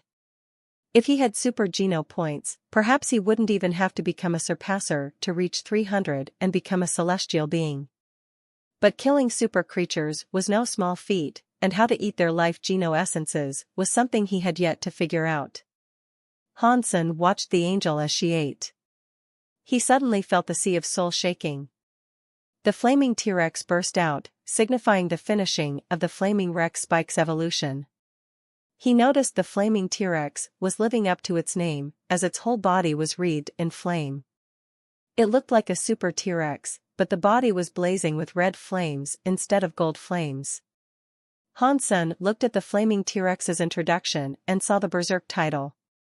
He summoned the flaming Rex Spike. The creepy, blood-red weapon was now blazing with a red flame. It looked very mighty. The fire of the weapon produced an incredibly intense heat. If it touched someone's body, Hansen imagined it wouldn't take much effort to instantly roast the skin and flesh. This is a scary weapon. Hansen gave it a swing and liked how it felt. It seemed as powerful as he had hoped it would be.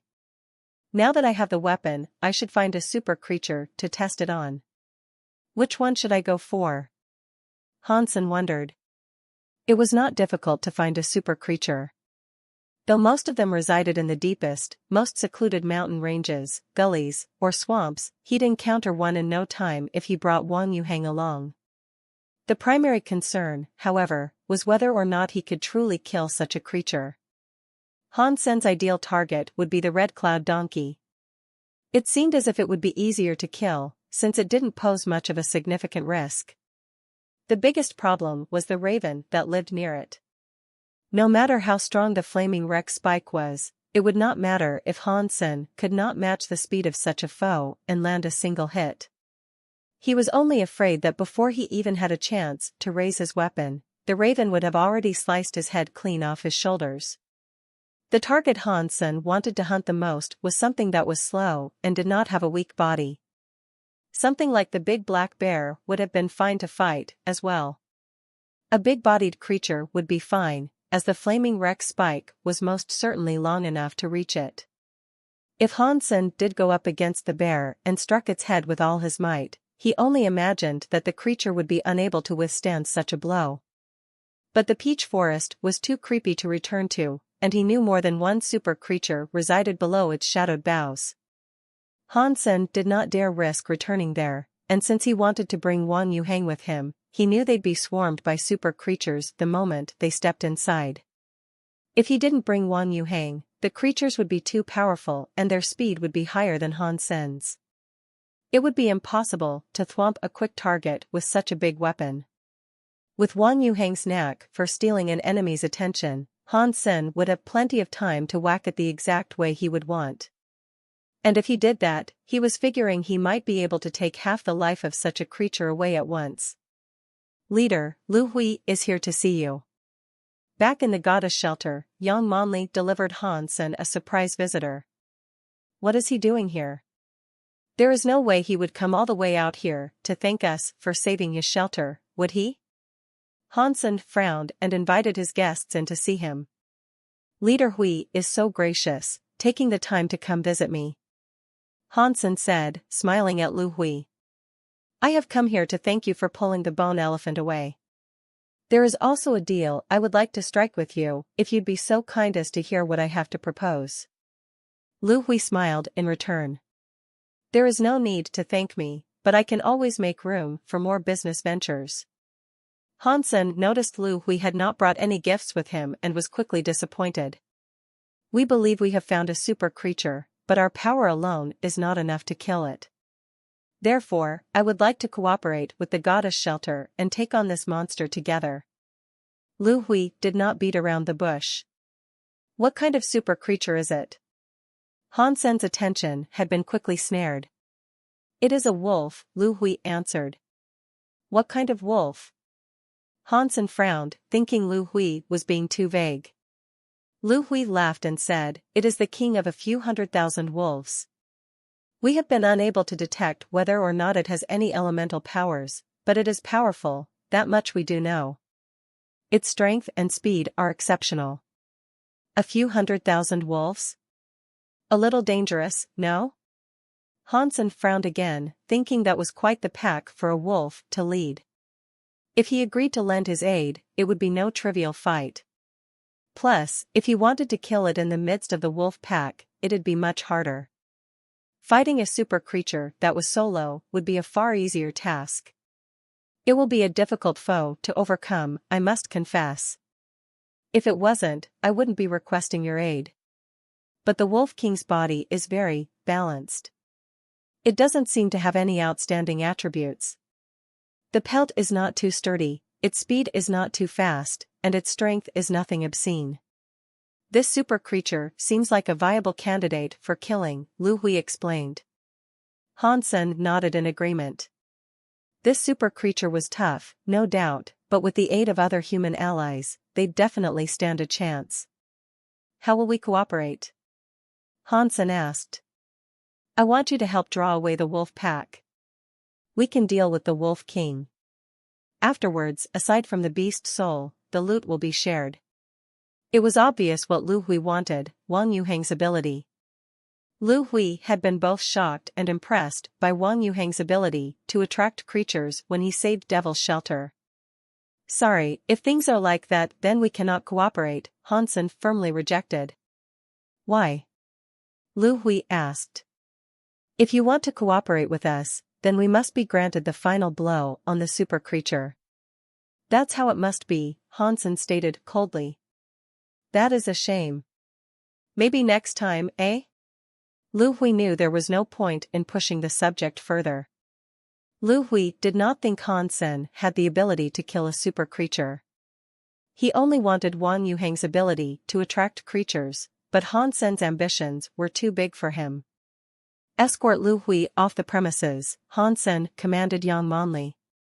Also, find out where he'll be fighting the Wolf King he speaks of. Because the Wolf King had several 100,000 lesser wolves, finding the pack's location was not too difficult. Yang Manli delivered the information to Hansen within a couple of days.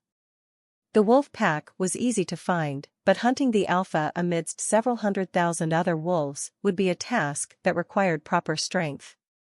This is indeed a gift that God has prepared for me. Hansen looked at Yang Manli's research and made immediate preparations to take off. He didn't bring Wang Yuheng along because he was afraid something might go wrong if the man was present. Alphas or kings of large packs of creatures were always far greater than their lesser counterparts, but in regards to super creatures, it entirely depended on their body. Their powers would be weaker, but they would be smarter. For Hansen, this was the perfect opportunity. The silver fox was coming along, so that'd be enough to keep the wolves at bay while he took on the king one-on-one. Hansen happily ran across the northern fields. Before he went into battle, he wanted to test the power of the flaming Rex spike first. The wolf pack was enormous. After asking around, Hansen knew where it was currently going. He went straight there, wanting to get to the king before Lu Hui and his people did. Hansen raced there, running throughout the day and subsequent night. Finally, he arrived. They looked like ordinary gray wolves, but it was their numbers that made their presence so intimidating. To prevent the Wolf King from escaping, Hansen ran straight to the center of the pack with the silver fox in hand. As expected, the wolves along the way parted and formed a path for Hansen. None dared to get close. Hansen walked 100 miles and finally found the Wolf King atop a small hill. It didn't look particularly striking, and it had no remarkable features. It looked almost like an ordinary gray wolf, save for being a bit larger and having a blue mark branding its forehead. There didn't seem to be any elemental attributes to its pelt either. When Hansen saw it, it was lying down in a grassy outcrop atop the hill.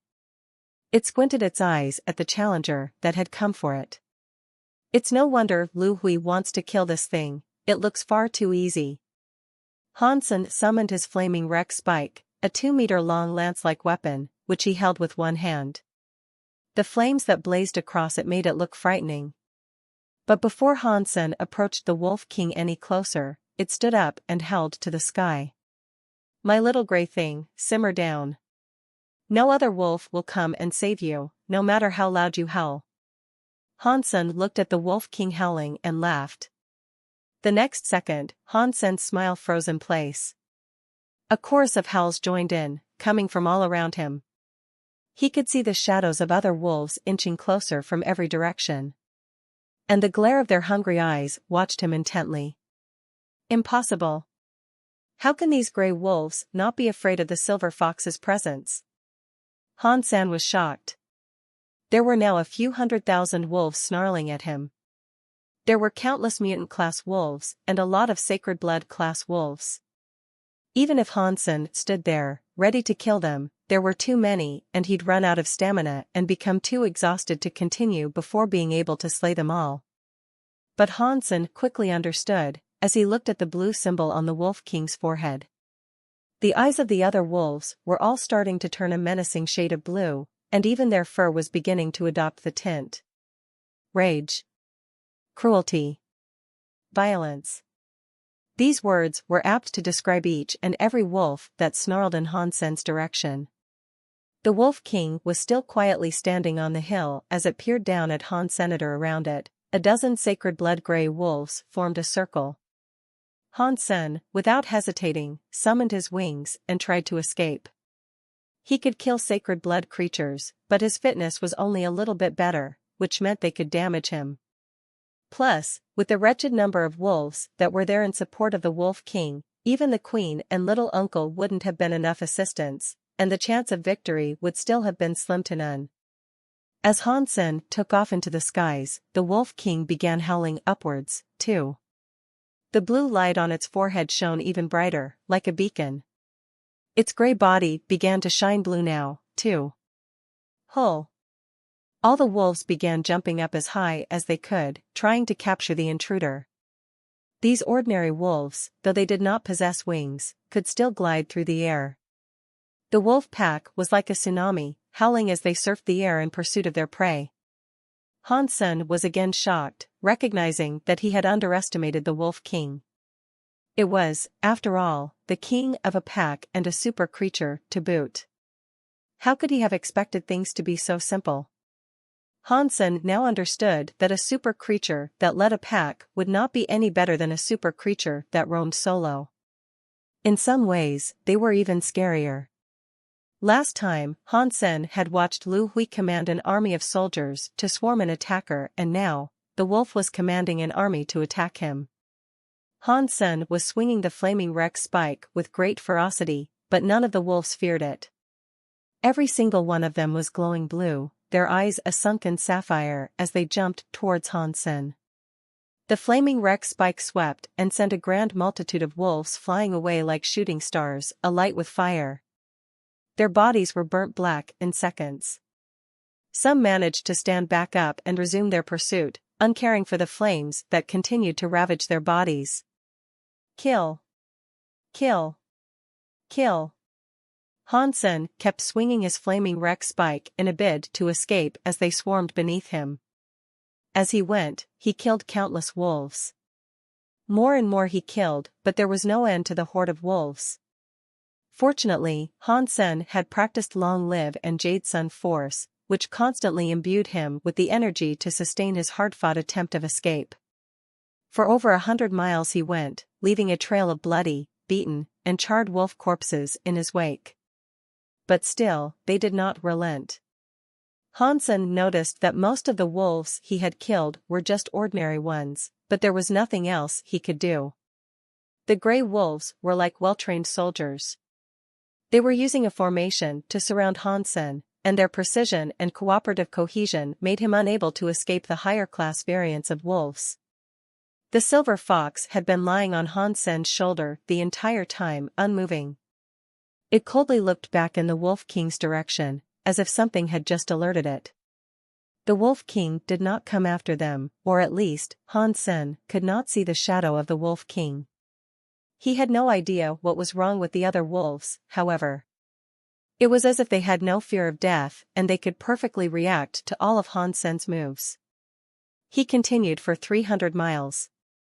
Hansen thought he was going to drown under the waves of gray wolves when the horde finally began to thin out, and eventually retreated. Just as Hansen thought he could be spared some respite and recovery, he heard a sound from not too far away. Across the fields in another direction, a stampede of horses came running towards him like the waves of the sea. Above them all, a handsome horse king commanded the skies, flapping its angelic wings as it surveyed the lands around it. Holy smokes! I escaped the territory of the wolves only to end up in the realm of horses? Hansen was glum as he watched the winged horses, the Pegasi, approach. He wanted to slap himself, thinking, why did I even come here in the first place? I should have stuck to searching for solo super creatures. Trying to take advantage of others will get me killed, Hansen sighed. Fortunately, there seemed to be a no man's land between the pack of wolves and the soaring Pegasi. They didn't come his way, which gave him the opportunity to rest for a brief while. Hansen did not dare fly in the sky. There'd be no advantage up there, considering that Pegasi were flying creatures. He landed on the grass and took a good look around. There was nothing remarkable about the place, as it was just a grassy field. For dozens of miles around, there was no sign of the Pegasi or wolves. After Hansen took a closer look, the grass was shorter than elsewhere. Some of the grass was even yellowish in color. It was very different than the fresh, long, green grass that was in the fields to the left and right of the one he currently stood in. Aside from that, there was nothing special. There wasn't even a lake or pond, just a grassy field. The wolves and horses stared at him but kept their distance. They weren't leaving, so Hansen decided to stay put while he was safe. He didn't think the wolves or horses could be bothered watching him like that for a long time.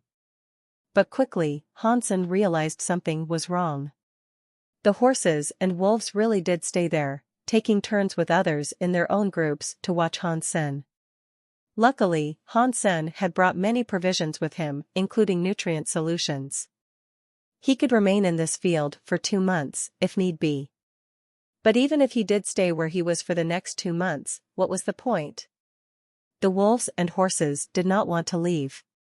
2 weeks passed and they still remained outside the field watching Hansen, not allowing him to leave.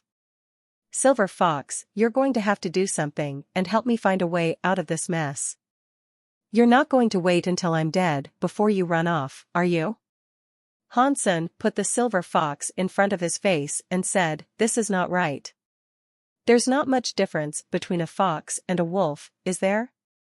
Can't you go and talk to the Wolf King on my behalf, and tell him it was all just a big misunderstanding?"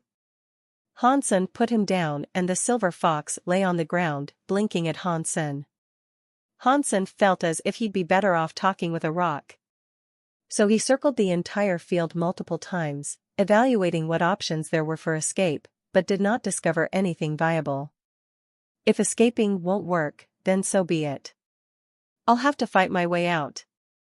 I definitely can't leave through the Pegasi side, as their numbers seem greater than that of the wolves. They can fly, too. That'll surely be the more dangerous way. Hansen then looked at the wolf side. He observed the wind blowing through the grass, which revealed the gray backs of hidden wolves. Heaven knew how many lurked in the tall grass, waiting for Hansen. Hansen could only watch their movements, waiting for the right moment to slice his way through the hordes and make a daring escape. It would be best if he could confirm the location of the Wolf King, so at least he would have a chance of taking a shot at it. But alas, he could not spot it and such a move could not currently be made. After a while, Hansen saw the horses in a state of mild unrest. In the group of horses, a red pony appeared. They parted and formed a path for it, not daring to touch it. Is that the child of a super creature? Hansen took a look and was surprised. The red pony did not seem to have been born very long ago. It looked rather curious, and even the sacred blood class Pegasi avoided its approach. If I kidnap the red pony, could I use it to escape the crowd of horses? Hansen's heart birthed this evil thought, wondering if he could put a knife to the red pony's neck and broker a deal with the Horse King. But Hansen quickly dropped the idea. Creatures were not humans, and if they saw Hansen threaten the red pony, they'd probably opt to kill Hansen rather than negotiate. Although the red pony was small, it was a super creature. Hansen was not entirely sure he could deal with it solo anyway. The red pony seemed curious about everything. It opened its eyes wide and looked at Hansen and the silver fox with great interest. The red pony tried to enter Hansen's field on numerous occasions, but each time, the Horse King stopped it and sent it back. Before the red pony was taken away, it looked back and almost seemed upset. That's a shame. If that red pony came here on its own, perhaps I really could kidnap it. Hansen thought, disappointed. That night, Hansen lay on the grass observing the night skies. He counted the stars that glistened above. It was quite boring, so he summoned the angel and Princess Inyan to talk. As they were talking, they heard noise from the horse crowd. Looking over there, Hansen saw the red pony sneak his way, with its eyes fixated on him. Hansen was happy when he saw it, but it caused a commotion in the horse crowd. They neighed repeatedly, as if they were trying to convince the red pony to return to them. But no matter how much noise they made, they did not dare to enter the area like the red pony had. The Horse King was nowhere to be seen, however, and Hansen did not know why. The red pony ignored its brethren and continued to approach Han Senator. It looked to its left and right up until it was about 20 meters away. Then, it stood where it was and just watched Hansen and his companions. "Come here, little child. Come here." Hansen's face was crowned with a strange smile. He reached out both arms to the red pony, as if he was calling for a baby to crawl to him. But the red pony took a few step backs, and its eyes looked alert. It didn't trust Hansen. Hansen noticed that his behavior was like any old, creepy uncle that wished to kidnap a child. Quickly, he put away his grinning face and put on his look of innocence as if he were swapping masks. As he did, he thought of how he might be able to attract the red pony towards him. Hansen threw some jerky on the ground and bid for the pony to eat it, but it was ignored. Do horses only enjoy eating grass? Hansen's heart felt bad. He looked in his pockets and there was nothing he could use to attract the red pony, so he wasn't sure what to do. But the red pony, after a while longer of looking, seemed to drop some of its apprehension. Slowly, it began to walk closer and closer to Hansen. The crowd of horses was in a frenzy, as countless horses surrounded the area, crying repeatedly. It was like they were pleading for the red pony to return and for Hansen not to hurt it. Hansen suddenly thought something had to be wrong. If the wolves and horses were avoiding each other, maybe that was why they did not come any closer? But now that the red pony was inside, why did the other horses not come? The red pony was hesitant to approach at first, but after circling them for some time, it acknowledged there was no danger. After coming to this realization, it was happy to stay in Hansen's company. Although Hansen still wanted to kidnap the red pony, he wasn't going to rush things until he was sure it was comfortable. He watched it walk around and waved to it occasionally, appearing as friendly as he could. When its fear had totally disappeared, it came close to Hansen and sniffed him. Hansen was ambivalent right now. He wasn't sure if he should take the pony now or not. This was his best opportunity, but he was uncertain whether capturing a super creature, regardless of its age, was a wise thing to do. Besides, the red pony seemed to be a little antsy. The horses on the perimeter of Hansen's little sanctuary were still in a frenzy, too, neighing with madness. If ice could kill, Hansen would have been nothing but bits. But the silver fox looked a little upset. It jumped into Hansen's lap, gritted its teeth, and growled. The red pony was unnerved by this, which displeased Han Senator. He was afraid that the silver fox would scare off the red pony, so he put it down on the ground. But the red pony was only given a jump scare. After taking a few steps, it looked at the silver fox that continued to growl and stare back at it with hostility. Strangely, it looked happier now. The red pony approached Hansen and buried its head into Hansen's chest and rubbed it. This made the silver fox really mad. If Hansen didn't shut him down now, the red pony would, quite literally, be in for a shock. Hansen reached out his hand to stroke the mane of the red pony. The pony remained where it was, allowing Hansen to touch it as much as he wanted. It seemed to enjoy the strokes. But when Hansen touched it, the Pegasi that continued to watch looked even angrier. They started flapping their wings, taking off into the skies, circling the field. There were so many of them, they blocked out the sunlight, and they all continued to neigh with rage. It looked as if they would swoop down any second and crush Hansen, but they didn't. "Good child. Come here, let me hug you." Hansen reached out his hands to hug the pony, which it didn't resist. In fact, it looked even happier. As comfortable as it looked, Hansen still had a split mind. Now was most certainly the best chance for Hansen to kidnap it, but he didn't know if the Pegasi king would let him go free with a hostage. If they didn't care and started attacking him anyway, it'd all be over for him.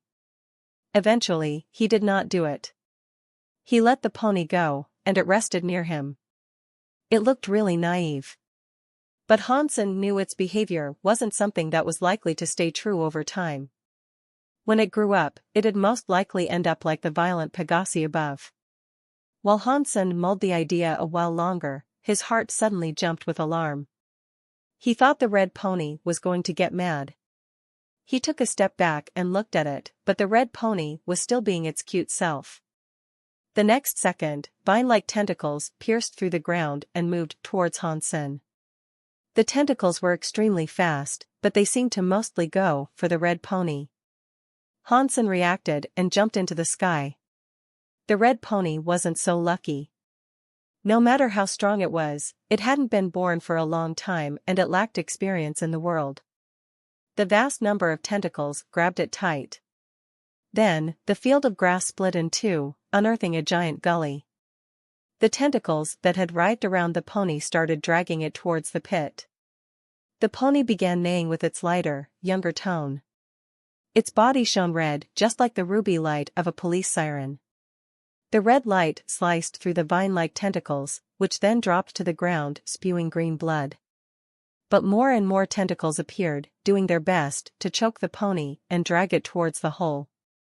Hansen looked at the pit and could only see red in there.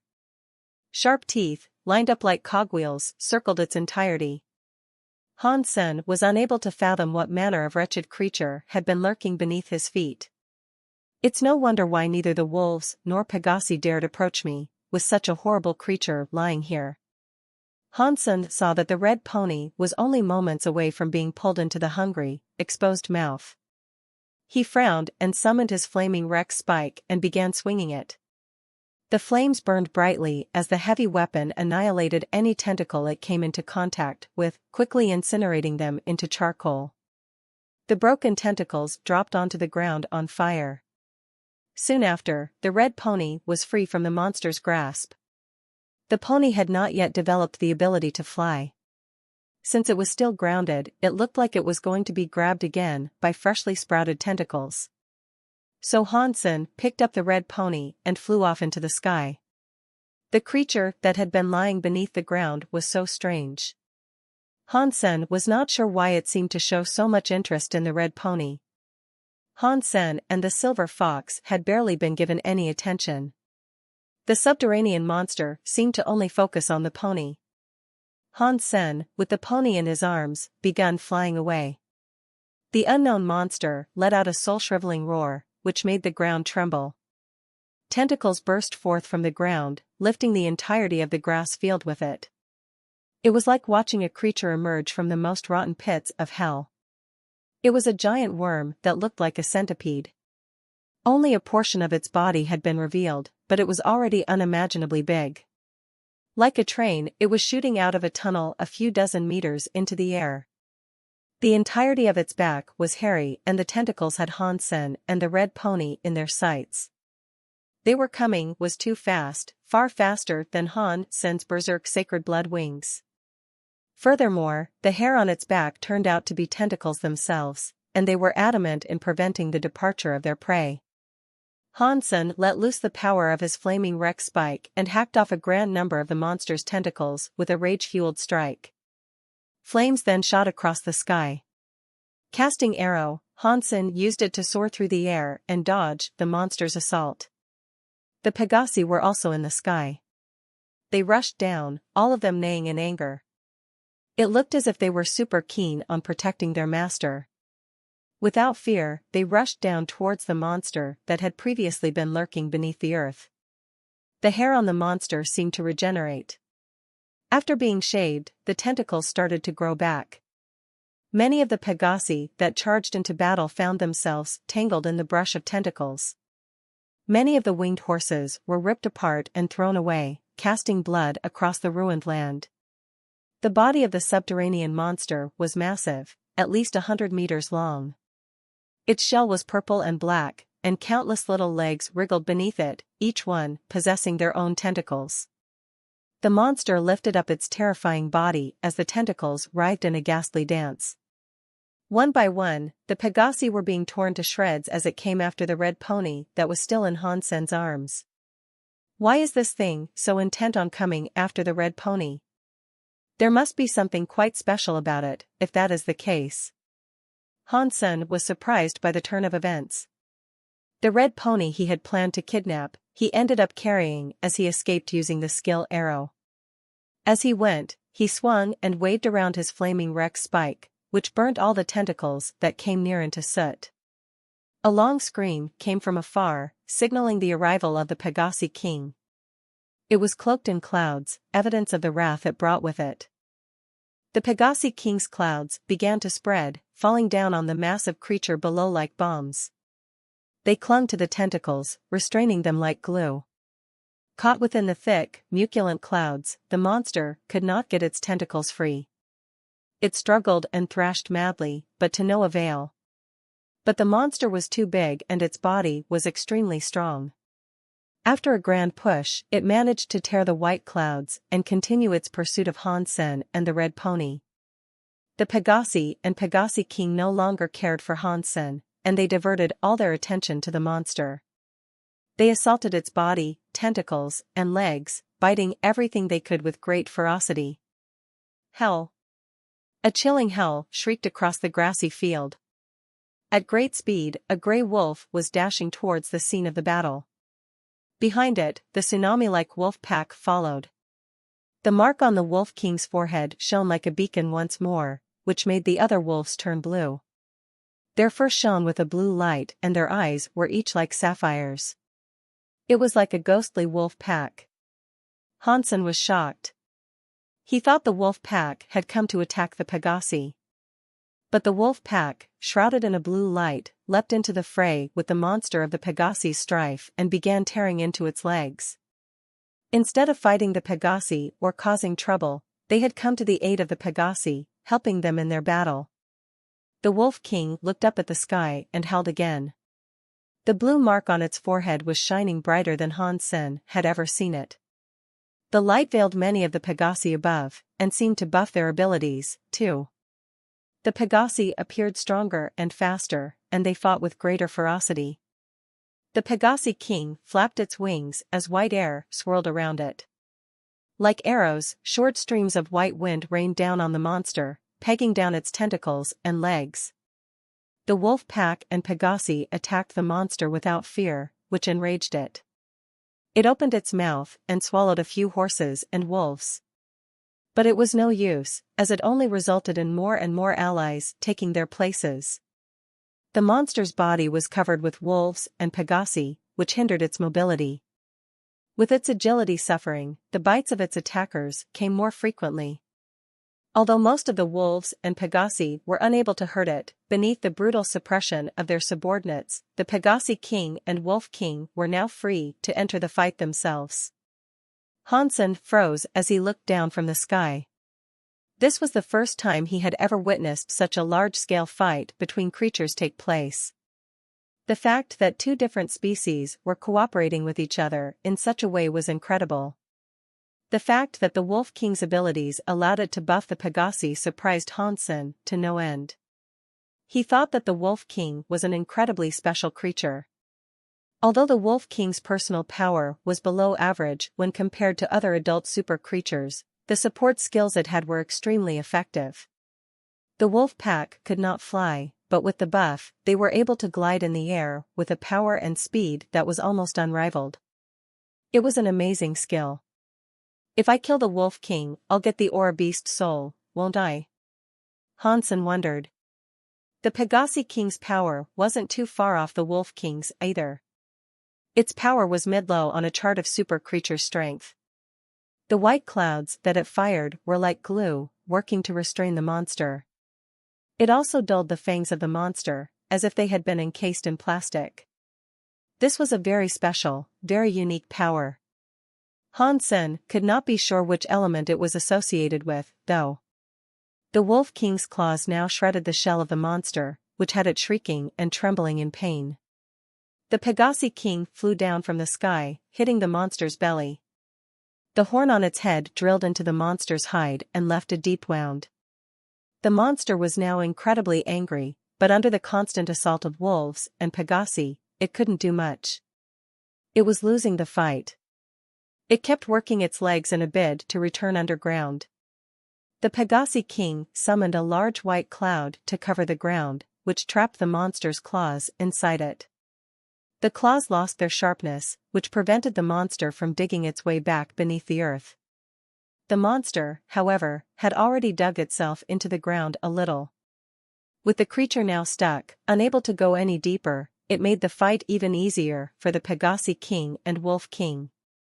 The Wolf King ran along the monster's body, and wherever its paws touched, chunks of shell were torn off. The Pegasi King's horn was not weak either. Every hit made the monster cry out in pain. It looks like greater numbers always prevail. If they fought alone, none of them would be able to beat the monster. Going up against the wolf pack and crowd of Pegasi, this wretched monster doesn't stand a chance. Hansen thought as he observed the battle. The red pony continued to rest in Hansen's arms. It had excitement in its eyes as it watched the fight unfolding below. Hansen's eyes turned, and he said, "The Pegasi King is battling the monster. This is the best time for me to escape, with a pony in tow." Being able to escape and do so with a new super pony friend is a rare opportunity, and in many ways, I'll be hitting two birds with one stone. Hansen got excited at the prospect, so he turned around and prepared to leave. But as he did so, he discovered that not too far behind him, a group of Sacred Blood class Pegasi had been standing there staring at him the entire time. Cough. Hansen immediately gave up his plan of kidnapping the red pony. The Pegasi horde was far too big for him to compete with. If he really wanted to steal the red pony, it was unlikely he could escape whilst carrying it. It would be inevitable that the king would catch up and swiftly kill him. Hansen landed a good distance away from the battlefield and put the red pony down. He raised his hands and began to walk away, slowly. The Pegasi immediately swooped down to surround the red pony. Hansen tried to leave, but there were many more Pegasi blocking his departure. The red pony neighed in Hansen's direction, which prompted the Pegasi that prevented his departure to move aside and allow him to pass. Hansen was surprised by this. After today's events, he was well aware that there was far more to a creature's mind than he had previously believed there to be. He understood them a lot more, he felt. He turned around to look at the pony, waved, and then left. The monster was mostly dead by this point.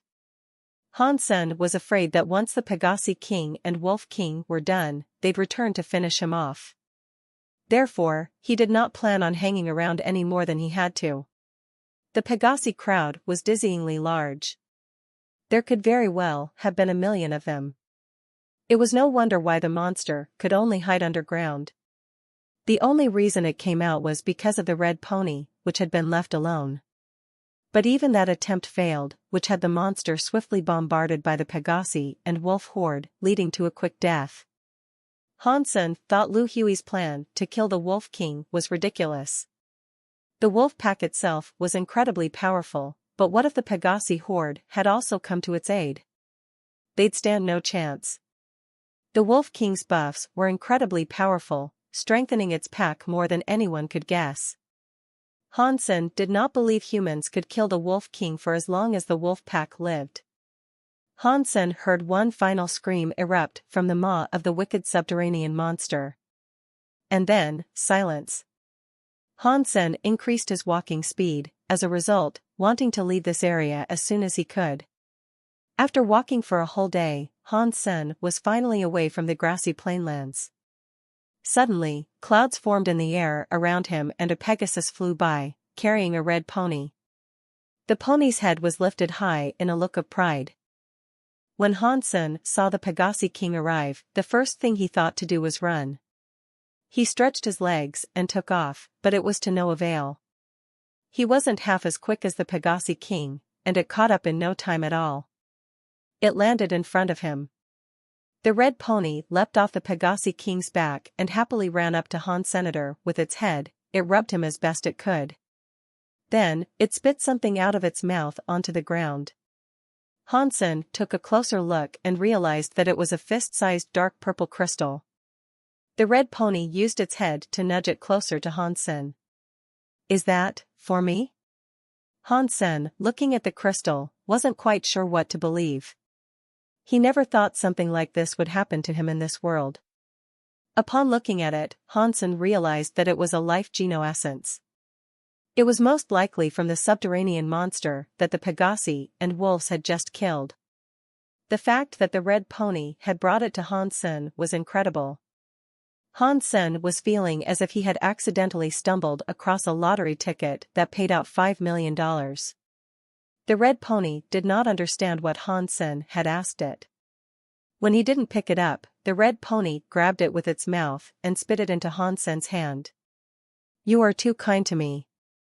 There was no need for you to give this to me," Hansen told it, but it was a different story in his heart. Inside, he was alight with excitement as he held the crystal tightly in his hands. The red pony rubbed Hansen's leg until the Pegasi king made for it to return. Then, it did. The red pony leapt back up onto the Pegasi king's back, looked at Hansen, and made a noise. It must have meant goodbye.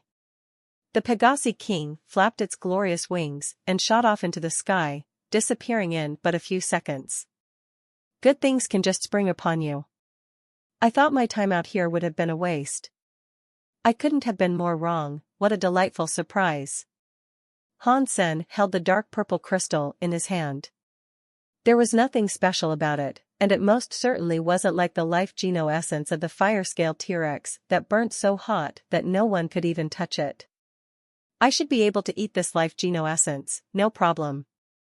Hansen licked it. It did not melt as it had in the first god's sanctuary, however. The dark purple crystal was like a real crystal. It was hard. "That's strange, why can't I eat it? Is this not a life geno essence?" Hansen licked it a few more times, but nothing happened. No matter which way he considered it, it had to be a life geno essence. It looks like if you want to eat a life geno essence in the second god's sanctuary, you've got to do something special. Hansen did not dare swallow the crystal whole.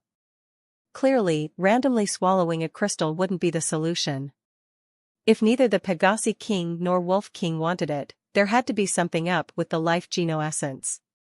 As such, Hansen didn't dare eat it just yet, on account of his suspicion. Hansen already had a few guesses, but he wasn't too sure. He'd have to wait a while longer before proving whether or not his ideas were correct. He put away the life geno essence and continued his journey. He resolved to return to Devil's Shelter to see if there was any news. He heard Lu Hui had made a deal with the master that resided in the north. They were cooperating to slay the Wolf King. Hansen could only send prayers their way, for if the Pegasi king aided the wolves in their time of need, neither human party would return. Hansen had witnessed the powers of the wolf and Pegasi kings. Hansen noticed that although he had the flaming Rex spike, if he wanted to kill a super creature like the Wolf King, doing it solo would be no small feat. Their fitness far exceeded ordinary humans. Due to its speed, Hansen did not think he'd ever have a chance of striking the Wolf King with the flaming Rex spike. And the Wolf King's power was medium-low, on the scale of super creatures. "It looks like I'll still be needing help to make tackling super creatures efficient," Hansen thought to himself. Although he could not find help at the drop of the hat, the least he could do was improve his own power. The toxic dragon drill was clearly not strong enough to suit his needs, so he decided to modify it and bring it up to par with an S-class skill. If he did that, it'd be far more useful in his fights against super creatures. The best way to modify a hyper-geno art was through combat, so Hansen used the scanner to scan the flaming Rex spike. He simulated it in the virtual community, planning to practice it in the virtual training camp and modify it there. Han Sen logged into the virtual military training camp and looked at his friends list. Xian Fei was not online, so he decided to matchmake. Hui Haifeng had been on a roll lately, and he had just taken first place in the military fellowship tournament. Although it was only for the league that used spears, he was still satisfied with the result. Even if it was just a single award, it wasn't something easily obtainable. Hui Haifeng had practiced his spear skills for a great number of years. It was nice to see it pay off, somewhat.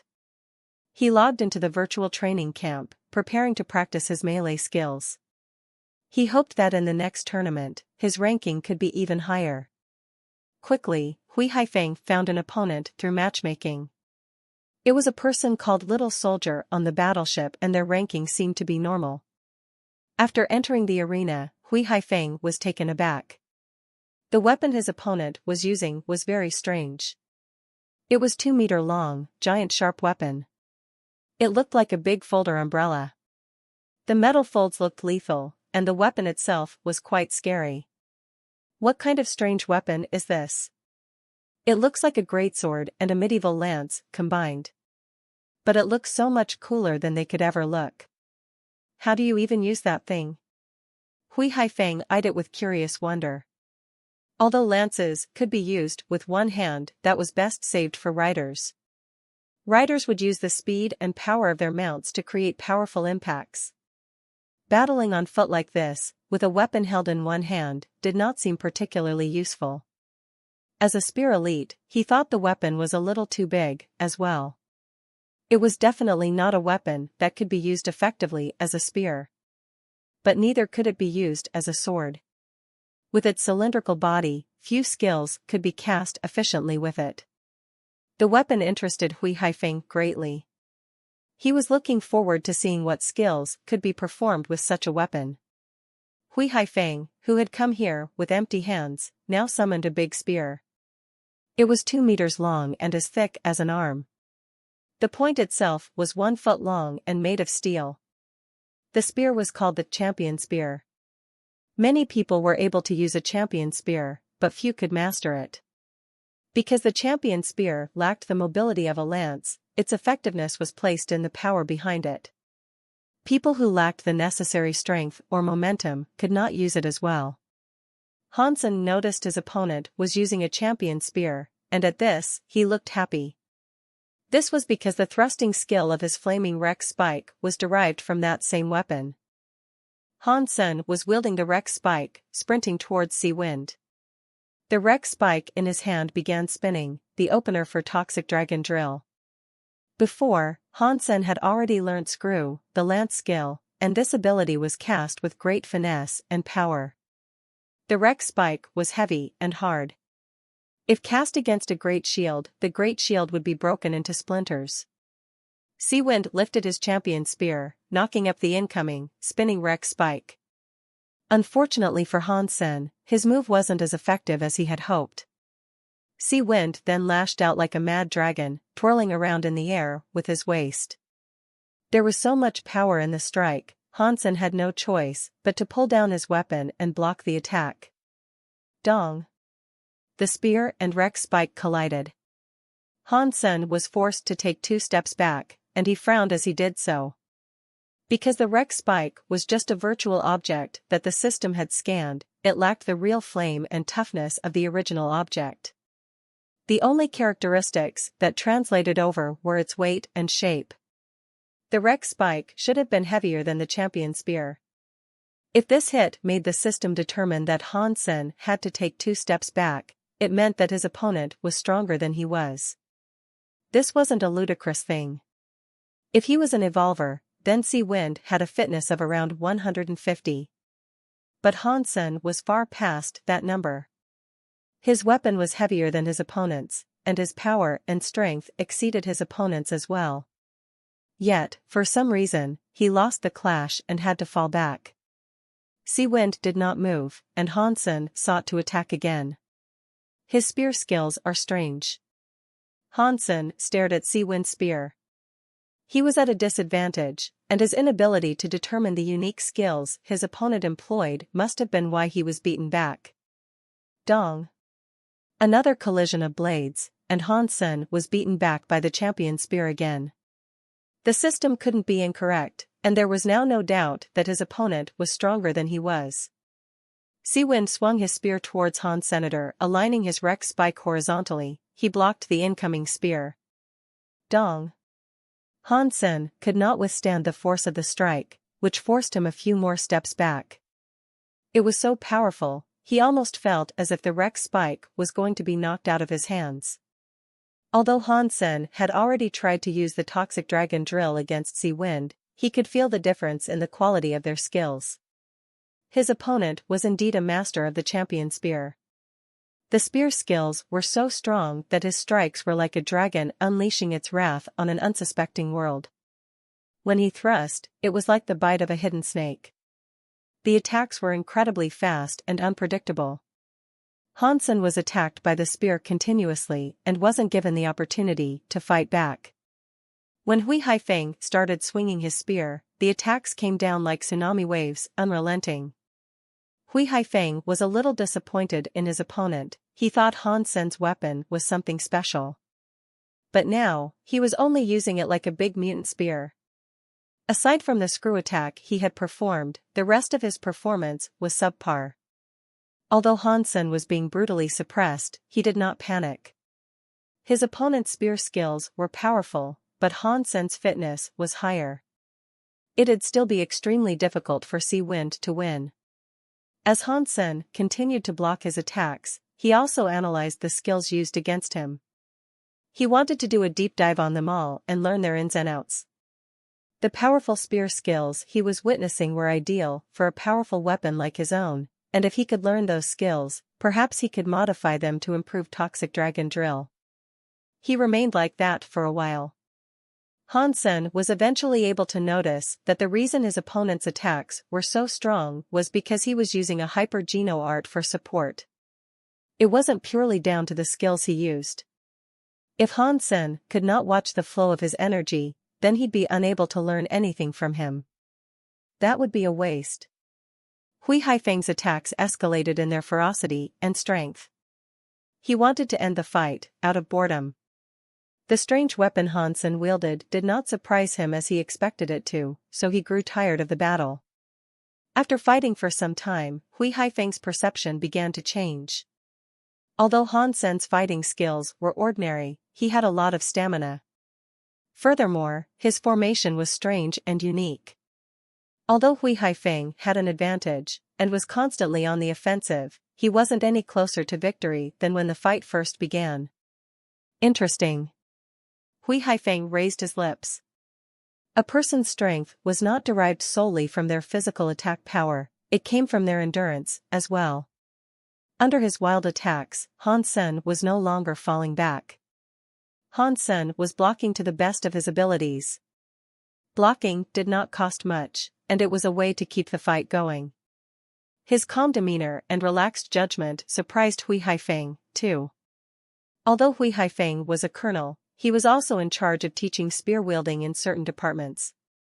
He was not only really good at using spears, but his personality as a human being was far better than other soldiers. From what Hui Haifeng could tell, his opponent had to be an aged soldier like he was. Otherwise, he wouldn't have been so calm. This calm and calculated behavior was something that could only be honed by suffering many near-death experiences. It was not something that could be learned in a classroom, or by simply having a power that was rarely challenged. If you cleanse your mind, you can be calm. This was something Hui Haifeng had only just learned a few years ago. If his opponent could do the same, then it was evident he was no mere rookie. Then, he noticed that Han Sen's skills and abilities were slowly beginning to morph as they battled. He's actually creating new skills for this creepy weapon right here, in the midst of a fight. It's no wonder his movements were strange during the beginning, as he must have been applying the skills of another weapon, like a lance, at first. But following these modifications, I can immediately tell that the skills are better suited for this strange weapon. Hui Haifeng now understood Han Sen's purpose. When he saw Han Sen attack now, it was like observing his own shadow. If my daybreak spear was that easy to learn, then it wouldn't be the best spear skill out there. Hui Haifeng's eyes flickered with a glint of evil as he changed up his moveset. The powerful spear skills from earlier suddenly became soft. The skills were so gentle and elegant, the heavy champion spear suddenly became like a needle in a little girl's hand. Every strike was so small and fast, it was like he was sewing beautiful embroidery on Jiangnam cloth. Han Sen was taken aback, thinking that such a change was quite strange. Not often did people stop being rough and recede into gentleness. The toughness and softness had totally changed, without error. He couldn't imagine how a person could use such a big spear with that much grace and finesse. The Rex spike was a blunt heavy weapon, and against those delicate spear skills, he wasn't quite sure what to do. The style was restricting his momentum and the situation had just taken a turn for the worse. Han Sen was having a hard time under the oppression of Hui Haifeng's barrage of spear strikes. The fast-paced attacks restricted any use of his Rex spike. If he used his dual skill, he'd have no trouble thwarting his opponent. But Han Sen was here for the sole purpose of improving his Rex spike skills. As much as he wanted to, he had to forget using the dual skill and hold strong the way he was going. His opponent was a master spear wielder. Delicately, the man alternated between raging skills and gentle skills, which kept forcing Han Sen to retreat. The softer skills kept hitting Han Sen because of their speed. They came thick and fast, and with the Rex spike's encumbrance, Han Sen could never guard against one of those strikes in time. Fortunately, the movement of Han Sen's body was as excellent as always. As a result, he had managed to avoid many lethal attacks. Still, he was getting hit, and his health was dropping bit by bit. It had now dropped below 20. Han Sen's mood had become glum, but he never conceded his usage of the Rex spike. If he wanted to use this weapon in the future, he'd have to tolerate situations like this. And it was better to be cruelly beaten here than out there, as that could lead to death. That was why he had to remain steadfast and train himself with the Rex spike here. Han Sen racked his mind, trying to think of a way he could break the unceasing barrage of attacks, but he couldn't. The spear skills cast against him were too fast for his current lumbering usage of the Rex spike. Further and further, Han Sen was pushed back. He was nearing the wall of the arena, still unable to turn the tides.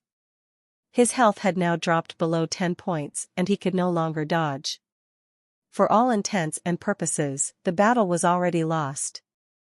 Hui Haifeng's champion spear then became a blinding flash of light, driven towards Han Sen with a speed that was greater than that of a meteor.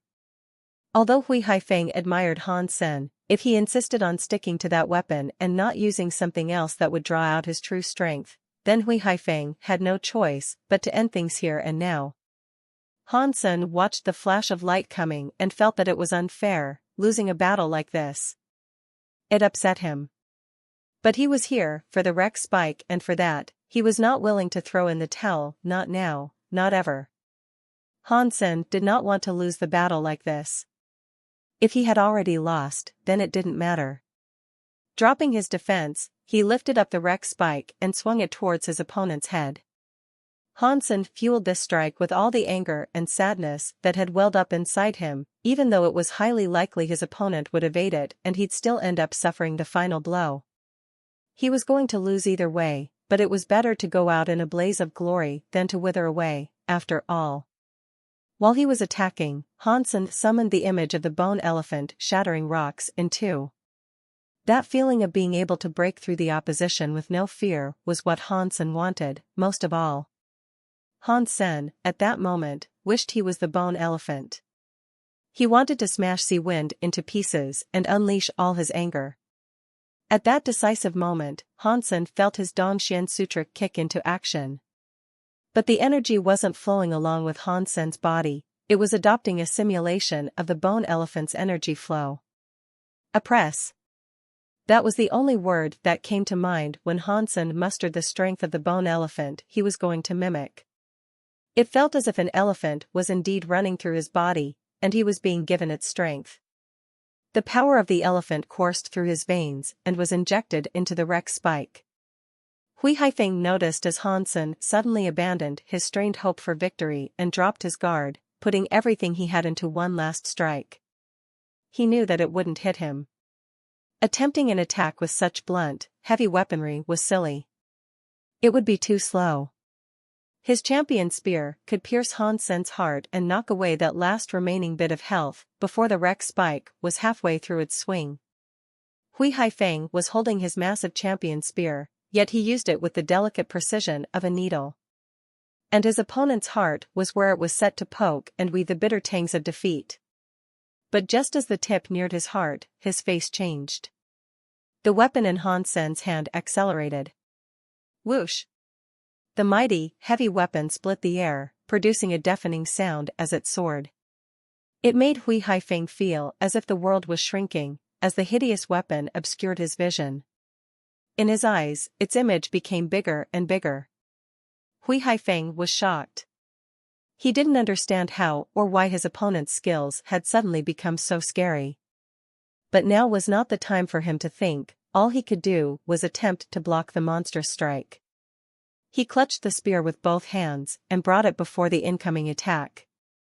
It was not as if he did not want to pierce his opponent's body, but Han Sen's attack looked like an extension of the weapon and vice versa. They were one. It made him feel as if, were he to continue his attack without pulling back to block, he'd be smashed into dust. Dong! The powerful wreck spike smacked the champion spear. The thick, steel body of the spear was broken into pieces. The wreck spike did not slow down either. On it went. Hui Haifeng had not expected his opponent to pull off such a powerful attack.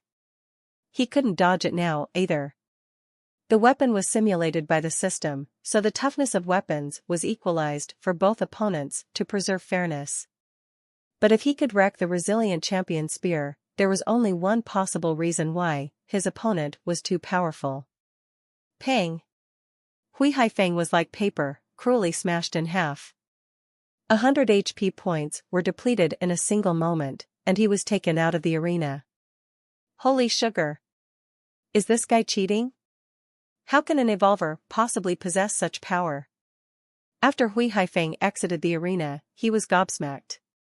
Han Sen himself was taken aback by the power he had summoned for that attack. He didn't expect to be able to simulate the bone elephant's energy so well, but by doing so, he had been given the power to defeat his opponent in a single, devastating blow. With such power, combined with the flaming wreck spike, there is no way I can lose to super creatures now. Han Sen was incredibly happy, but all of a sudden, his body felt incredibly weak. The bone elephant's attack was so powerful, it had drained his entire body of its energy. If Han Sen had not learned Jade Sun Force and Long Live, which worked to keep generating more and more, he might have collapsed on the spot. Han Sen tried to add Sea Wind as a friend. The power of the bone elephant was impressive, but it seemed like an attack of last resort, one that could only be used under the direst of circumstances. It made his body weak, after all. Han Sen did not dare to use it freely, as he would still be better off practicing the wreck spike with skills for general usage. He'd only use the elephant's energy if he absolutely had to. Sea Wind's spear skills were masterful. If he was able to spar and practice with him a few more times, Han Sen imagined he'd be able to modify Toxic Dragon Drill a great deal. Hui Haifeng accepted Han Sen's friend request. He sent a message, asking, what was that skill called? Han Sen contemplated his answer for a minute, and then replied, Elephant Wreck Strike. Han Sen wasn't very talented when it came to naming things. For this name, he used the most basic of naming rules. He took one word from each component of the skill, one word from the flaming wreck spike and one word from the bone elephant, whose power he had simulated. That was a very good elephant wreck strike. It really does have the power of an elephant and T-Rex. Hui Haifeng then went on to ask, are you an old soldier? Yes, I am. Han Sen had been in the army for a year, so he thought that qualified for an old soldier. Poor Han Sen, he didn't know the true meaning of old soldier. With Hui Haifeng already suspecting he may have been one, this confirmation led to no further suspicions on his behalf. Do you want to practice with that strange weapon of yours? Hui Haifeng asked. Yes, I do. I managed to get my hands on this berserk sacred blood beast soul, and I want to become proficient with it.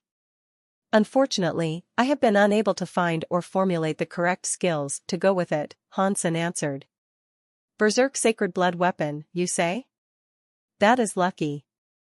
It's a unique weapon, so perhaps you can create your own special skills for it.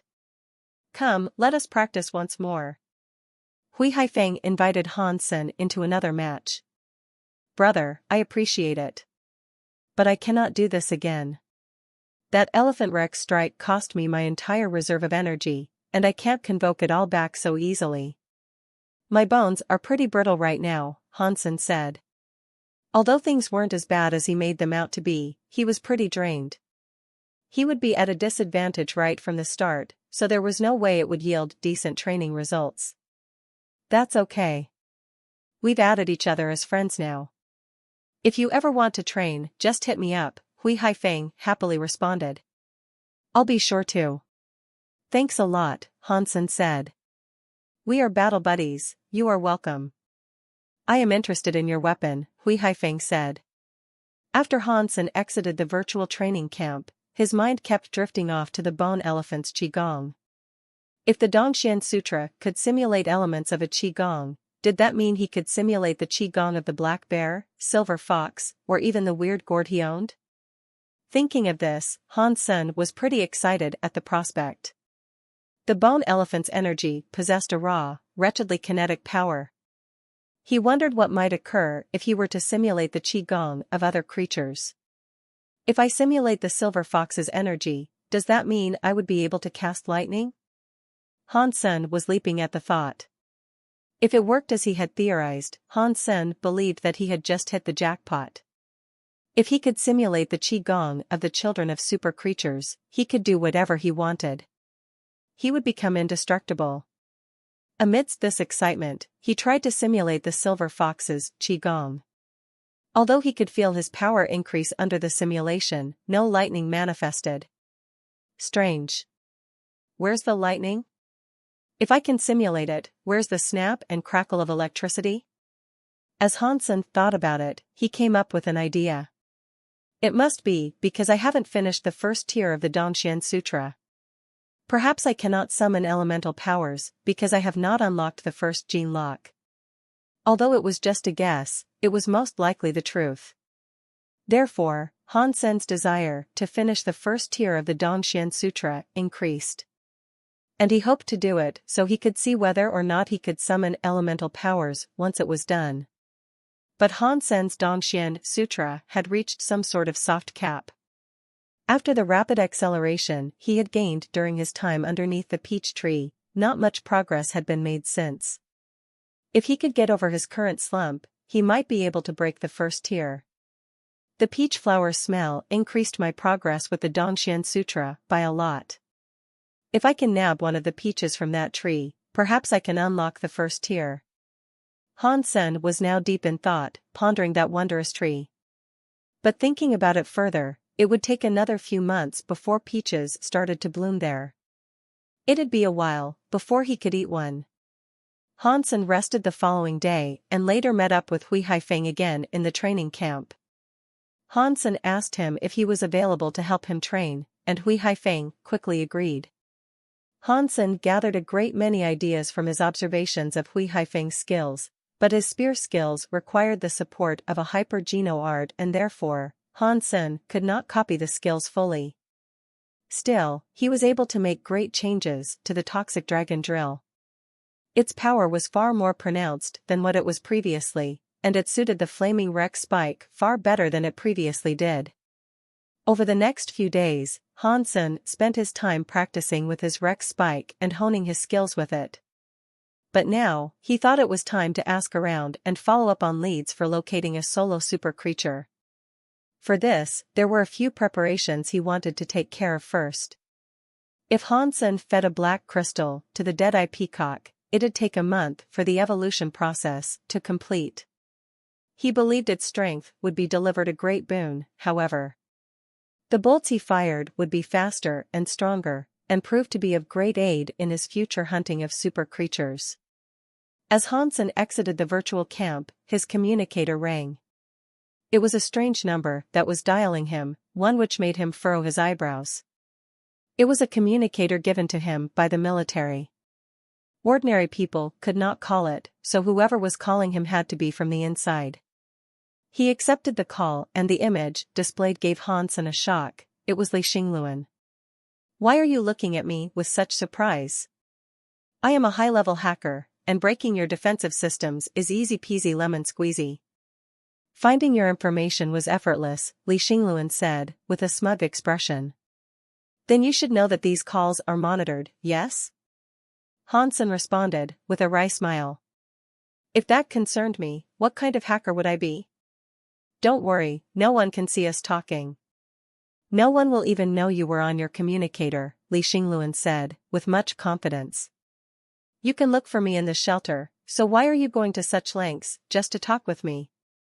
Hansen shrugged his shoulders, not comfortable doing something that was against the law. Hansen believed that if you kept your nose out of trouble, then no trouble would come to you. Illegal deeds were never wholly invisible, and there was always a trace that could be followed up on. Li Xingluan had never seen a better hacker. Therefore, he believed himself to be the best. "I'm contacting you because it's an emergency. You haven't been in the shelter for the past few days, so this was the only way I was able to get in touch with you," Li Xingluan explained. But seeing his expression, it didn't seem to be one of any particular concern. Hansen didn't quite believe it was an emergency that prompted this unexpected call.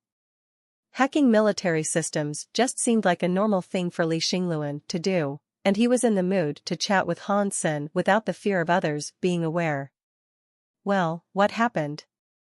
Hansen asked. "I have unlocked a gene lock," Li Xingluan proclaimed as he poked his own nose. "Congratulations." "So?" Hansen gave Li Xingluan a strange look, unable to believe the quirky fellow had hacked military systems just to tell him this. "I heard you have created a team to hunt down super creatures, and I would like to join." "I know where one can be found," Li Xingluan said. The super creature Li Xingluan spoke of could command the powers of ice and frost. It was a big white bear that made its home someplace in the ice fields. According to Li Xingluan's observations, the giant frosty bear, although frighteningly large, had powers that were of a medium level on the super creature scale. Its speed was slow, which meant they could keep up with it. Because the giant frosty bear could command the powers of ice, those that were attacked could incur frostbite. One of the debilitations such an infliction brought was reduced mobility. Reduced speed and slower reaction times would be some of the problems they'd have to face. After Hansen read the information gathered on the giant frosty bear, he deemed it something he would like to give a go. Frosty powers didn't frighten him very much, after unlocking his first gene lock with ice skin. Elementally, Hansen had quite the advantage if he was to face this bear. This, in addition to the slower speed of the giant frosty bear, made it an ideal target. And if they failed in their task of killing it, they could at least fall back with relative ease. Hansen found himself getting a little excited after discussing the details with Li Xingluan. Together, they decided to go test the bear out. When Hansen returned to the shelter, he heard about what happened with Lu Hui and the Master in the North's cooperative assault against the Wolf King. It turned out that they failed and incurred great losses in their struggle. Word was, they gained the upper hand at first, and things were going relatively well until the sudden appearance of a legion of Pegasi. They arrived there and aided the wolves. The cooperative human armies were promptly wrecked, which forced them to retreat. At the end of the day, it was a loss. Hansen sighed, as he had personally witnessed the capabilities of the Wolf King and Pegasi King. Hansen didn't want to bother them, after his previous experience with them, so taking on solo super creatures was his current preference. He found Li Xingluan and Wang Yuhang making their preparations to go to the giant frosty bear. Hansen did not bring the silver fox with him, as he was hoping to hunt some sacred blood creatures along the way.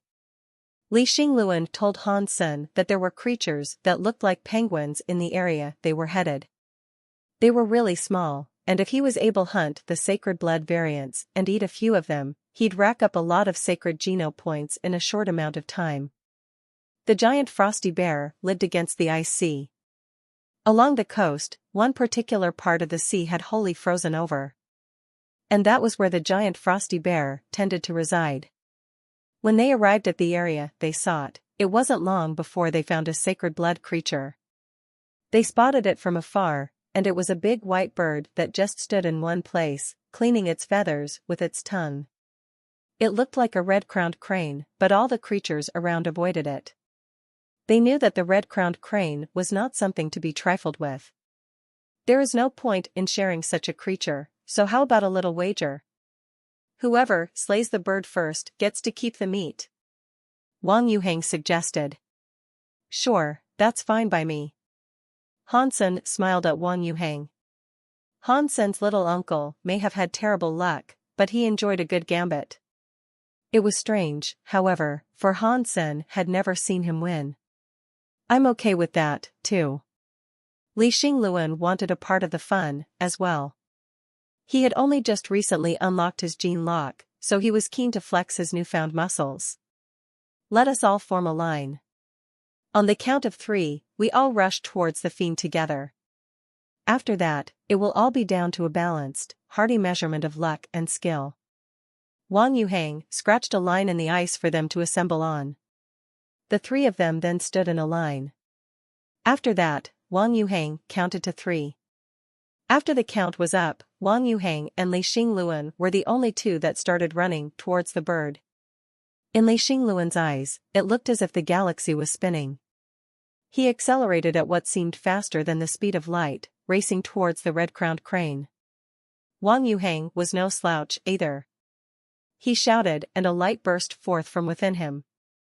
As this happened, his speed increased and he managed to catch up and trail right behind Li Xingluan. Like 2 meteors, they both skated across the ice in a great hurry. Han Sen slowly brought out the peacock crossbow that had just recently evolved. From the quiver, he loaded in a raven feather bolt. With a quick look at the crane, he raised his arms and pulled the trigger. Whoosh!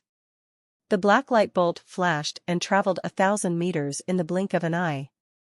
It shot right past Li Xingluan and Wang Yuhang and lodged itself in the crane's cranium. Sacred blood creature hunted, snowbird. The beast soul was not acquired. Consume its flesh to obtain a random numeric amount of sacred geno points, ranging from 0 to 10. The familiar notification tone rang in Han Sen's head. He started laughing as he caught up to Li Xingluan and Wang Yuhang and told them, "Thank you very much. Holy sugar. You cheated. How can you use such an obscene weapon and think it was fair?" Li Xingluan and Wang Yuhang said, exactly at the same time. There was no rule forbidding certain weaponry. You said anything goes, even you 2 could have used a crossbow, if you wanted to, Han Sen said boisterously, as he packed the snowbird's body into his backpack. He'd sort it out when he had a break. I was thinking of using mine, but I didn't think it was strong enough. Where'd you get your crossbow? How can a weapon like that possess such monstrous strength? Wang Yuhang asked, observing Han Sen. When they hunted the fire-scale T-Rex, Wang Yuhang got a glimpse of the peacock crossbow there for the first time. He had always meant to ask more about it. He knew it was a powerful weapon, but he never expected it to be that powerful. To kill a sacred blood creature, from 1,000 meters away, was a frightening thing. Han Sen then thought to himself, of course it's powerful, a berserk super creature crossbow and super bolt tends to pack a punch. If it couldn't kill a sacred blood creature with a headshot, I'd just use this thing as firewood. Wang Yuhang did not make any more gambling suggestions, aware that Han Sen would most likely win every wager, with that crossbow in his possession. But after that, none of the 3 spotted a single other sacred blood creature. They spotted a group of the penguin-looking creatures that Li Xingluan spoke of, and as remarkably penguin-like as they looked, they did not see a sacred blood creature in their midst. Only mutant class variants could be seen. The mutant geno points of the three adventurers had been maxed out, so there was no point hunting them. They decided to leave them for others who might come their way. Li Xingluan and Wang Yuhang could only watch Hansen dine on the sacred blood snowbird in delight, feeling slightly spurned. They didn't think it was fair, and as a result, vowed to never make another wager with Hansen again. They were now drawing nearer to the place Li Xingluan had spoken of. At this point, they treaded the icy wastes with greater care and caution. The ice was relatively thin, and the blue sea was clearly visible underfoot. "Are you sure this is the place? Why have we not yet seen the giant frosty bear?" Han Sen and his crew spent half the day searching but did not see nor hear anything that suggested the local presence of a super creature bear. With suspicion, Wang Yuhang had to ask Li Xingluan about his intel. Just as he was going to speak, there were splashes from beneath the ice. A giant white creature had been swimming, and it was now returning to the surface with a 1-meter-long fish in its mouth. The giant frosty bear was 2 meters away from Wang Yuhang when their eyes met. The man and the bear stared at each other for 3 seconds. Then, Wang Yuhang screamed, turned, and started running away. The giant white bear heaved itself out the water, and with the big fish still in its mouth, gave chase to the running man. It ignored Han Sen and Li Xingluan completely. That little uncle can really. Li Xingluan was motionless as he watched the scene. Those words were the only few he could conjure. Han Sen had already summoned his peacock crossbow and loaded it with 7 raven bolts. Without delay, he was hot on the creature's heels. Wang Yuhang continued to scream aloud as he ran, and in the midst of his frightened flight, managed to plead, "What are you guys doing? Help me. If you don't, I'll be the bear's next ice lolly." The 8-meter-tall white bear occasionally jumped as it chased after Wang Yuhang, trying to pounce on him. Whenever it hopped, 1-foot-thick paw-shaped craters were left behind in the ice that separated those on top and the freezing waters below. Shards and chips of ice were cast about 10 meters after each paw returned to the pulverized ice. The chips of ice pelleted Wang Yuhang a few times, which caused him to shiver. His face was drawn of color and a white, frosty webbing formed on his skin. His situation looked dire, and you could see his joints stiffen and slow as he went on. With Wang Yuhang getting dangerously close to being pummeled by the wrathful bear, Han Sen could wait no longer. Although he could not aim at the bear's weak spot, he fired a bolt at it to aid Wang Yuhang. The bolt feather traveled 40 meters and struck the bear's leg. The tip of the bolt managed to get lodged inside, which surprised Han Sen. He had already assumed the pelt and hide of the bear was really thick, and despite firing the bolt to just strike anywhere, the fact that the bolt managed to pierce the creature was a testament to the crossbow's new strength. Its evolution was a worthy investment, and it was most certainly capable of slaying super creatures. But in the grand scheme of things, such small feathers were pointless when not fired towards a super creature's weak spot. The frosty bear roared, scratched off the bolt in its leg, and snapped it. Han Sen's heart died a little when he watched the bear do that. It meant that he only had 6 bolts left. The frosty bear forsook its pursuit of Wang Yuhang and turned its attention to Han Sen. Its eyes were full of anger, and it desired nothing more than to brutally murder the person who had just dealt it minor harm. Han Sen then summoned his flaming wreck spike. As the bear leapt towards him, he cast his toxic dragon drill. The 2-meter-long sharp weapon spun like a tornado and drilled into the bear's chest. Roar! The hide of its front chest was torn open by the ravenous wreck spike. Although the wound wasn't too deep, blood was drawn by the whirling blade. The flames singed the fur, too, lighting the borders of the wound like a ring of fire. This result made Han Sen's heart so happy. He felt confident in pushing even further, driving the weapon in deeper. The frosty bear's paws, however, slapped the flaming wreck spike. Dong!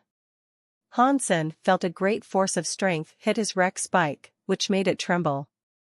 The force built up until Han Sen's hands went soft, and the flaming wreck spike was knocked out his hands and sent flying for a good distance. On its descent, it crashed into the ice and slid into the murky depths of the sea below. Han Sen's hand was bleeding, laden with cuts. The brute power of the frosty bear was too much. Li Xingluan fired a few arrows towards the bear with a bow of his own. Its purpose was suppressive fire, which would allow Han Sen to fall back and recover. Han Sen summoned the flaming wreck spike back but decided not to target the bear head-on again, face to face.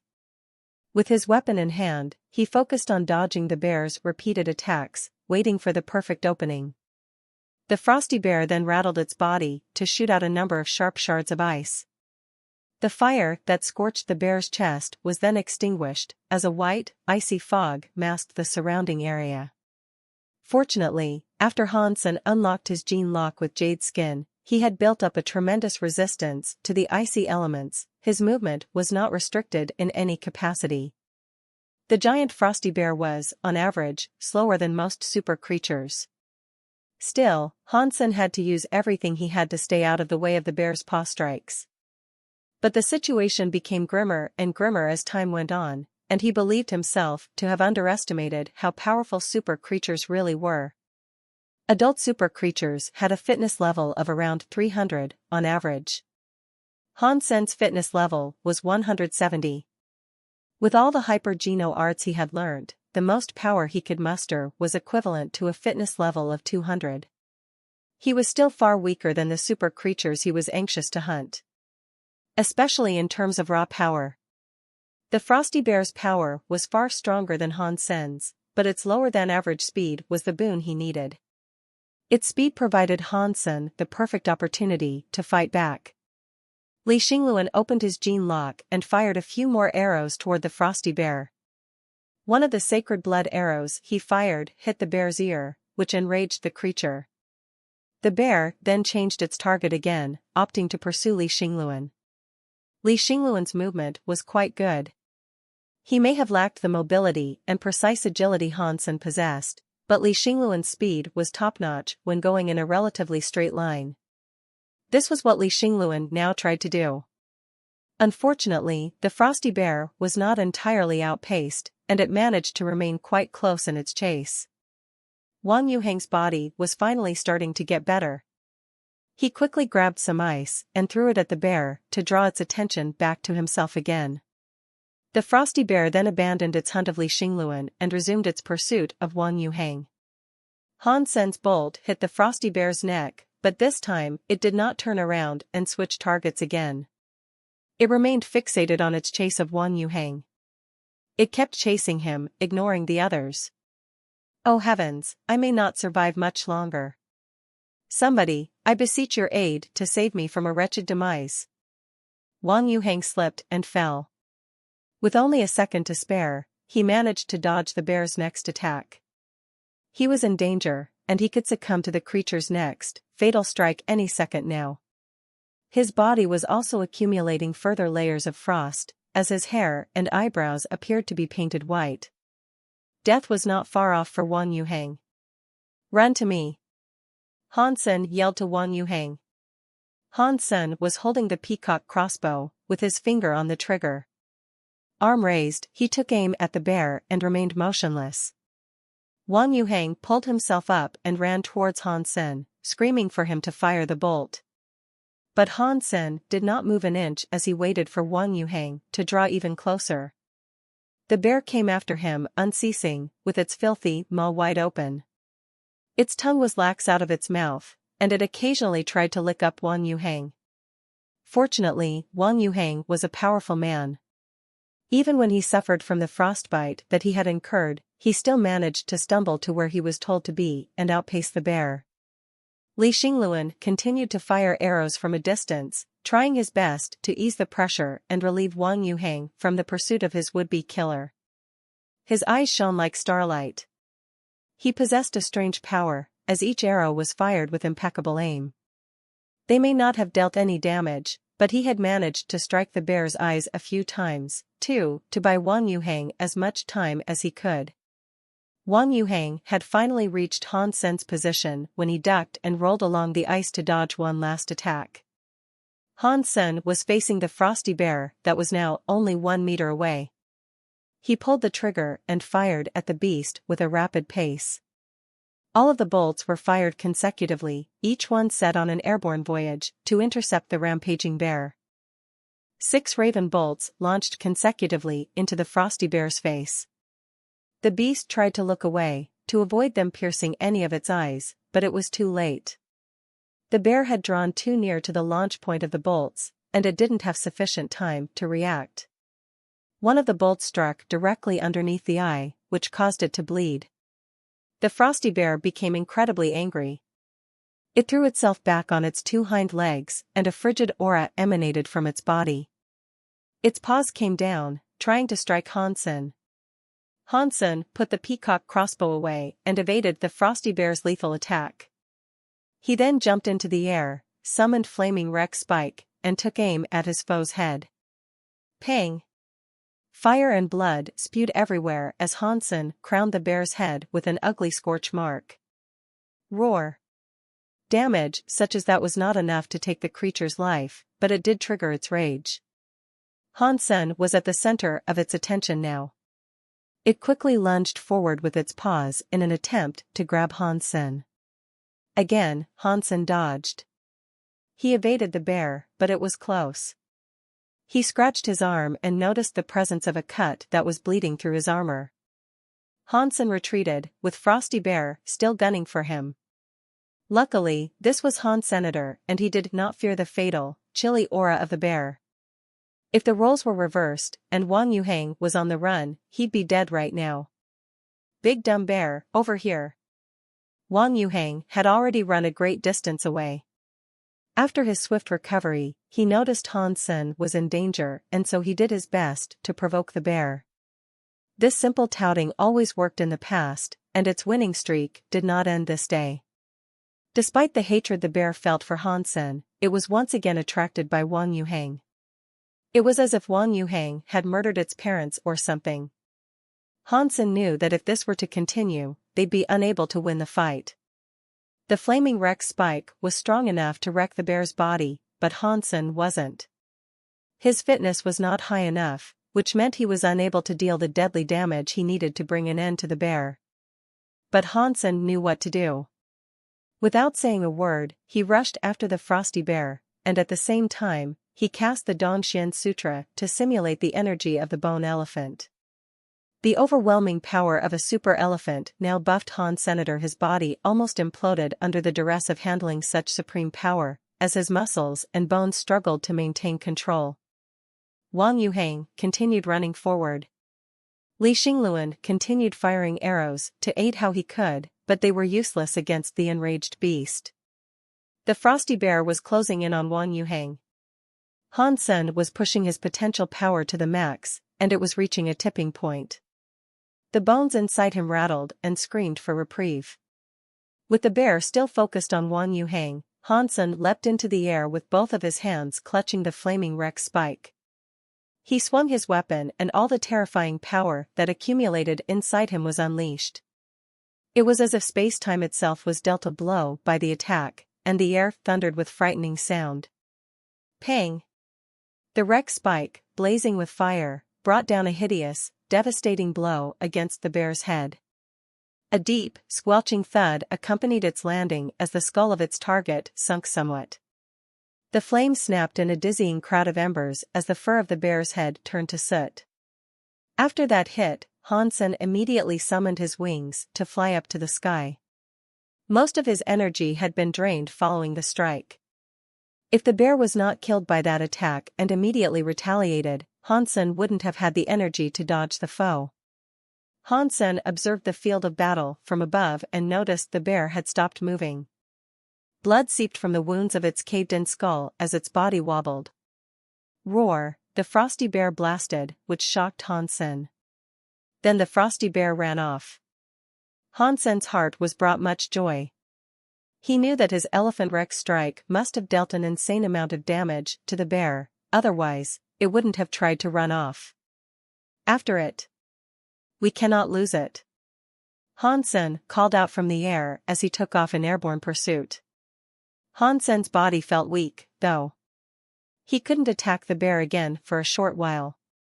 It was lucky that the flying beast soul did not draw from an individual's strength. If it did, he wouldn't have been able to keep up with the fleeing creature. Wang Yuhang and Li Xingluan obeyed the command and also went after it. They tried to cut off and surround the escaping bear, but their attempts failed. They did not have super beast soul weapons, so they could not even deal damage to the bear's pelt. But the frosty bear's brain must have been heavily damaged, as its judgment and movement made little sense. It did not try to jump into the sea for a quicker escape, instead, it ran off towards the ice field. It still had speed, but its movements were shaky. Strike the wound on its head. Li Xingluan fired an arrow at the wound created by Han Sen's elephant Rex strike. This caused the wound to gush out more blood, and the beast to cry out in pain. Wang Yuhang wanted to rush ahead, but he only had a single ancient sword, and thus could not get close. The frosty bear was managing to pick up its pace, despite the pain it was enduring. The three of them were in tight pursuit, but they eventually lagged behind and felt themselves losing it. Fortunately, the damage dealt to the brain was severe, and it wasn't working well as a result. The bear did not change direction once, maintaining its course the entire time. As a result, the trio didn't lose its tracks. The frosty bear ran deeper and deeper into the ice field. Eventually, its speed did slow down, despite its desire to run. Move! Move! Li Xingluan rode a mount to catch up. He shouted at people on the ice field, telling them to move out of the way and not intercept the fleeing bear, lest they get grievously injured. Most people did avoid the bear, but one group didn't. Instead, they ran towards it, wanting a piece of the action. Pa! Why do we have to step aside? Whoever kills it, owns it, plain and simple. I don't see your name on the bear, so why can't we kill it, huh? The man leading the group said. Li Xingluan looked at the people and realized it was Qi Shouwen's men from the Black God Army. Although they belonged to the goddess shelter, the four armies were individual and Li Xingluan didn't have the authority to tell them to stand down. After the people rushed towards the bear, others who were nearby noticed the possibility of nabbing an easy kill, too. They also sought to join the fray. But everyone thought Li Xingluan was only hunting a sacred blood creature, one that looked heavily damaged. The possibility of earning an easy beast soul was all too enticing. It was too late for Han Sen to stop them, however. He watched many people descend on the bear, to which the creature they were pursuing had a wretched reaction. It summoned its frosty aura and unleashed a hail of ice chips to pelt the fresh attackers, freezing the majority of them. The strongest of those who sought to join in were most likely of a fitness level of about 100. They had not even unlocked their gene locks, and as a result, they had no chance of withstanding such an attack. The bear then pummeled the ground, which led to a cascade of blood. A few people were crushed, and none of their bodies were left complete. Severed limbs were strewn about, and organs were left exposed. One person was crushed into mincemeat. After the bear's manic slaughter of evolvers, bodies and blood lay strewn across the snow. Those who joined the fray looking for an easy kill, and had been left alive, were green in their faces. They wished they could grow an additional 2 legs to run off faster. There was something wrong with the bear's head. It didn't care for much of anything, and it sought to kill anyone and anything that crossed its path indiscriminately. With the bodies disfigured and slumped across each other on the icy drifts, heaven knew how many it had happily killed. Even though Han Sen wanted to stop it, he didn't have the strength right now. His energy had yet to recover from his first usage of Elephant Rex strike, so he couldn't use it again just yet. And ordinary strikes were useless against the rampaging behemoth. Han Sen could only hope his energy would recover soon. If he could wallop the bear with one more Elephant Rex strike, it would surely perish. Oh no! The frosty bear is headed towards one of my night-class shelters. Li Xingluan's face changed. He called out to Wang Yuhang, saying, "Little uncle, you have to draw it away." Wang Yuhang, with a depressed look on his face, said, "I assure you, I am trying. But the fiend is no longer right in the head. It won't pay me heed as it once did." Li Xingluan's eyes turned red. He rushed ahead, attempting to evacuate the shelter that the bear was approaching. When the frosty bear saw it, the beast made no delay in targeting it. The people inside would not have enough time to escape. It was a shelter oriented around business, so most of the people inside didn't even know how to fight.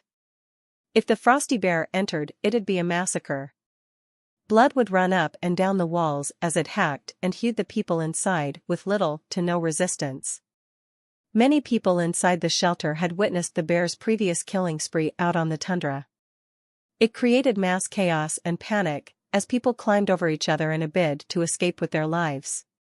The halls were clogged with people as they rushed out in disheveled unison. The gates were congested with the maddened people, which made evacuation efforts even slower. Li Xingluan kept firing arrows at the frosty bear's wounds, but that only enraged it further. Its violence was only increasing, perhaps in response to its near-death state. It wanted to lash out in one last blaze of blood and terror before it succumbed to its wounds. Hansen looked and frowned. Although the shelter belonged to Li Xingluan, every shelter across the icefield paid taxes, which helped to line Hansen's pockets with cash. This shelter in particular was amongst the highest-paying shelters when it came to taxes. Hansen didn't want his income reduced, and neither did he want to see people slain. His energy had yet to recover, so he couldn't use Elephant Rex strike again. The frosty bear drew near the shelter and threw its weight against the wall, as if it were trying to claw its way over. Its front paws created deep scratch marks on the surface of the wall. With its frosty air, it tried to climb the wall. The people in the shelter, beyond those walls, screamed in fear. The wall was all that separated them from the frosty bear. They could see it, though, all murderous and mad-looking. The caved-in skull and bloody face only made it look even more fearsome. It was like a scary giant that ate people, and any second now, it'd be over the wall and ready to dine on the buffet of helpless residents. Hansen saw the frosty bear perched up against the wall of the shelter. He gritted his teeth, flapped his wings to pick up speed, and soared down towards his enemy.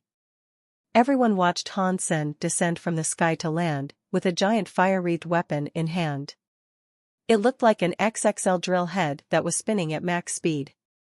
It looked terribly powerful. Go to hell, bear. Eat my flaming asshole cracker. Hansen leapt into the air, his war cry emboldening his spirit. The fiery Rex spike was aimed at the butthole of the frosty bear, which was still up against the wall. With a tremendous thrust, Hansen rammed his weapon up its anus. Fire blazed and blood gushed as the 2-meter-long drill ground inside the bear's posterior. Hansen's heart was skipping like mad, and his bones groaned under the thundering power he had summoned. Hansen had once again pushed his strength to the max, and with both hands clutching the weapon, he shoved it as deep as it could go. Half of the spinning Rex spike had been pushed in, streams of blood squirting into the wind like petals on the breeze. Everyone who watched this scene was frozen in place, without motion. The strike they had just witnessed made them extremely happy, though the muscles in their buttocks clenched tighter. Roar! The frosty bear let out a painful cry. It attempted to turn around and grab Hansen. But Hansen let go of the flaming Rex spike to dodge, and when he was clear, he kicked the handle of the protruding Rex spike 7 times. Every kick was like a hammer, malleting a peg deeper and deeper into the brown earth. After the 7th kick, Hansen shouted to the sky. He drew what remained of his power to his fists and punched the handle of the Rex spike, the only part that had not been driven inside the bear. After that, the entire flaming Rex spike was inside its body. Blood cascaded from its behind as the bear cried out. But its yelp was cut short as the body slumped down to the ground heavily. It resulted in a quake that vibrated the entire shelter.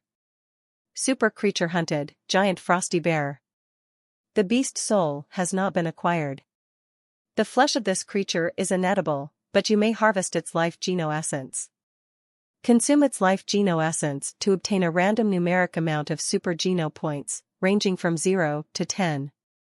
Han Sen heard the familiar voice but was disappointed not to receive the beast soul, despite the incredible difficulty he had in slaying the super creature. But Han Sen had to expect it sometime. Still, he did have a high drop rate of beast souls when it came to super creatures. Of course, no one would mind an extra goodie for performing a trying task, and the same applied to Han Senator. Therefore, he had been hopeful that he'd be able to procure the Frosty Bear's beast soul. Everyone's eyes opened wide in bewilderment, watching Han Sen return to the skies like a god. No one spoke a word, and the area was deathly quiet. But then, after a period of silence had passed, the evolvers inside the shelter began to celebrate his triumph. Someone shouted, "Hail to the leader!" The others who had just escaped death joined in, chanting, "Hail to the leader! Hail to the asshole cracker god!"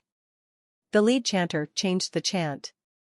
Countless others followed suit once again, shouting, "Hail to the asshole cracker god!" The voices rumbled to the sky and Han Sen almost plummeted back down after hearing the joyous cries. He actually felt kind of awkward. If he still had the strength, he'd go back down, find out who started such a ridiculous chant, and kill him. The Frosty Bear's body disappeared. Han Sen grabbed the fist-sized ice crystal from where the corpse once lay and flew away. The news of Han Sen's triumph over the Frosty Bear spread far and wide across the ice field, but the news of Ji Qing's own slaying of a super creature had yet to be announced. Ordinary people did not know about the existence of super creatures, and so it was believed that Han Sen had only slain an extra strong sacred blood creature. No one knew it was a super creature. But the people who witnessed the fight that transpired on that day recounted the tale of Han Sen cracking open a giant Frosty Bear's anus many times. And this story is what earned Han Sen the title Asshole Cracker God. When people heard this story, they wanted to know more about it. Han Sen, Wang Yuhang, and Li Xingluan sat in a triangular formation in an ice cave. They placed the fist-sized life Geno essence in the middle. Wang Yuhang gulped, asking, "Is this really a life Geno essence?"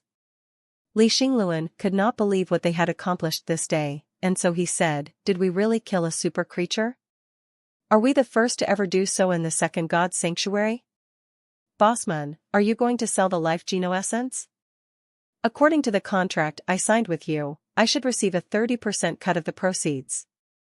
If you want, I'll pay you the additional 70% and purchase it off you entirely," Wang Yuhang asked, looking at Han Sen. From the contract that they had signed, it stated that Han Sen was to receive 50%, Wang Yuhang was to receive 30%, and Li Xingluan was to receive 20%. If Han Sen decided that he didn't want it, what happened with the life Geno essence next fell to Wang Yuhang. "Of course I want it, I want super Geno points," Han Sen replied succinctly.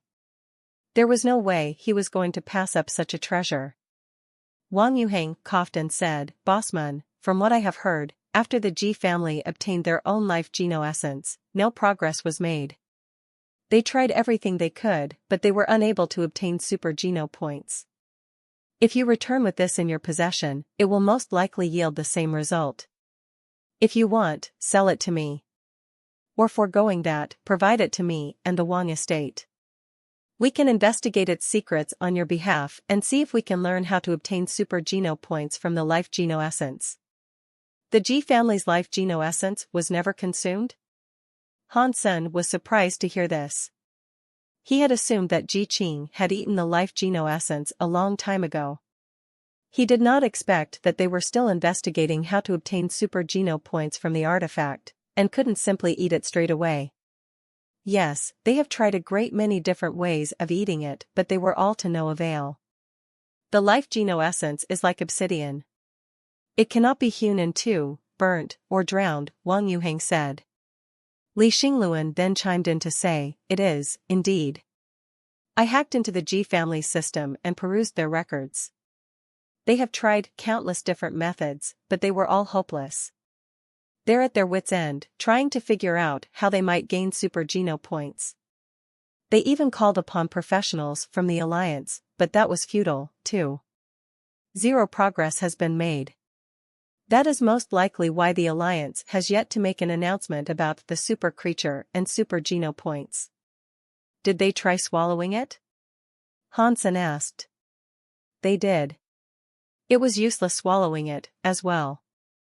It came out whole and was not digested in the slightest, Li Xingluan said. Hansen frowned when he heard this. This was different than what he knew about super geno points. He had just licked it and swallowed it whole. Why was Ji Qing's different? But it was not impossible. After all, the other two he had managed to collect here in the second god's sanctuary were inedible, too. They were different than the one he managed to get in the first god's sanctuary. If the Ji family's life geno essence is unedible, then that is quite interesting, Hansen thought to himself. He believed there had to be a problem somewhere. Bossman, consider it. Lend it to me and the Wang family will do their best to investigate it. I promise you, the moment a discovery is made, you will be the first to know. Wang Yuheng said. This is my first time getting a life geno essence, as well. How about you let me investigate it first? The share you deserve, do you want it now or next time? Hansen did not want to give it to the Wang family for research. But, if he really couldn't figure out how to consume the item, then he might have to reconsider. Save it for next time, Wang Yuheng and Li Xingluan replied, simultaneously.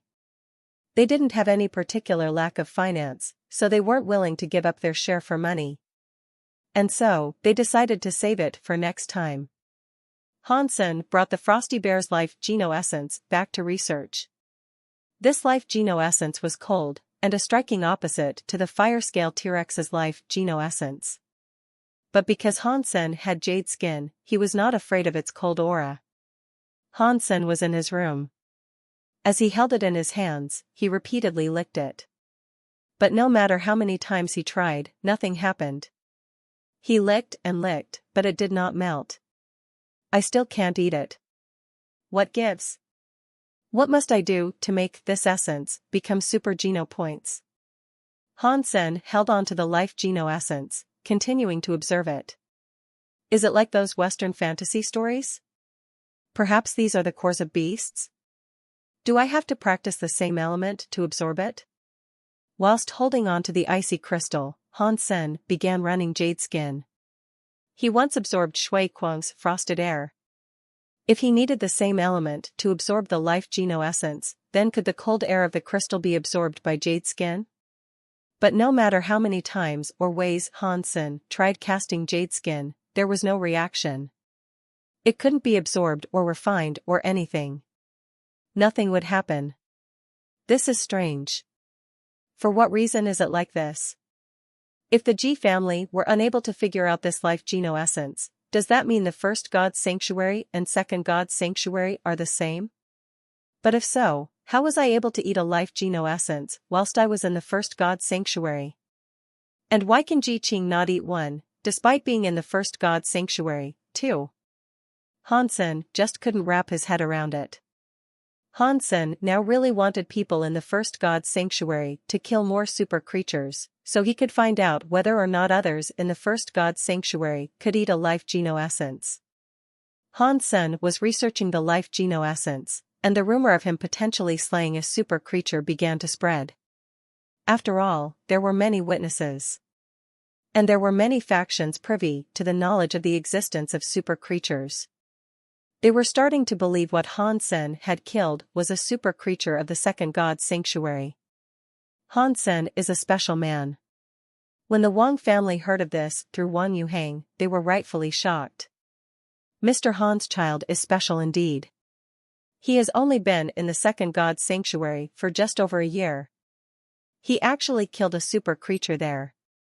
The Ning family heard this news, too. And they immediately took it as fact that Hansen was the child of Han Jingji. The Ji family came forward first, damn it. The Ji family's competitors heard the news, believing Hansen belonged to the Ji family. And the Ji family members were confused.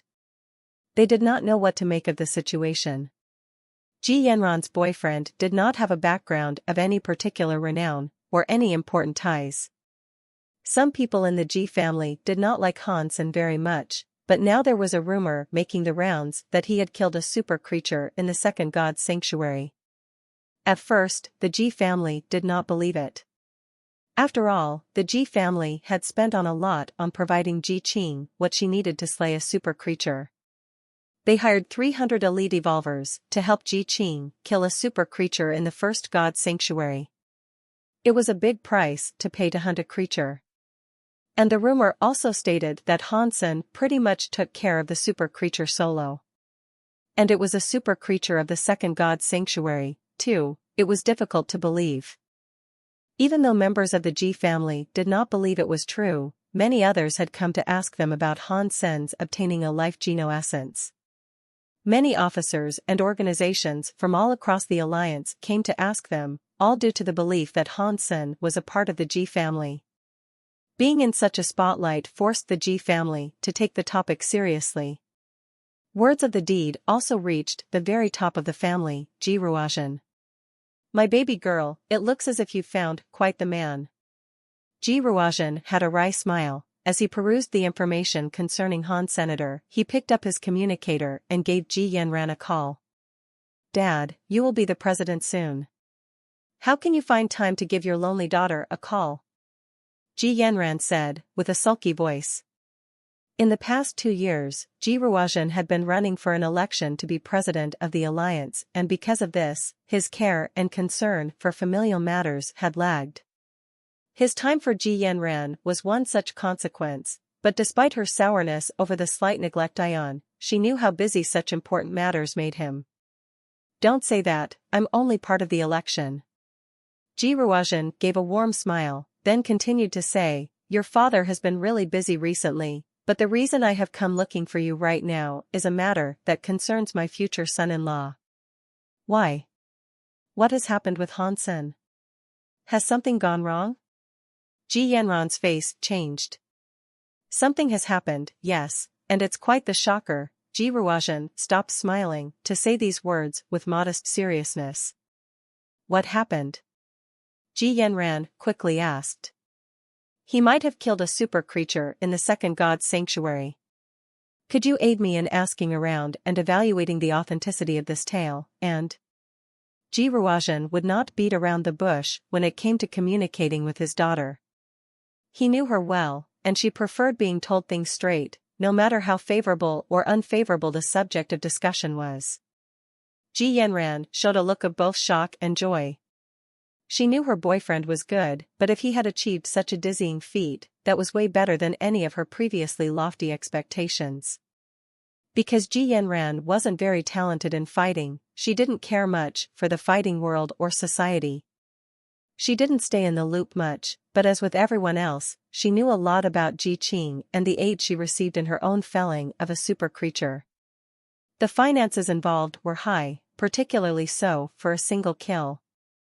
But for Hansen to silently slay a super creature of his own volition, with little to no support, was remarkable and shocking. The second god's sanctuary's super creatures were much harder than the ones that populated the first god's sanctuary, so it was difficult for others to wrap their heads around how Hansen could have accomplished such a task.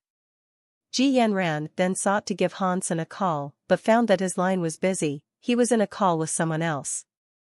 Ji Yanran hung up her communicator and did not push further. She knew it was only a matter of time before Hansen would come looking for her. She was sure of it.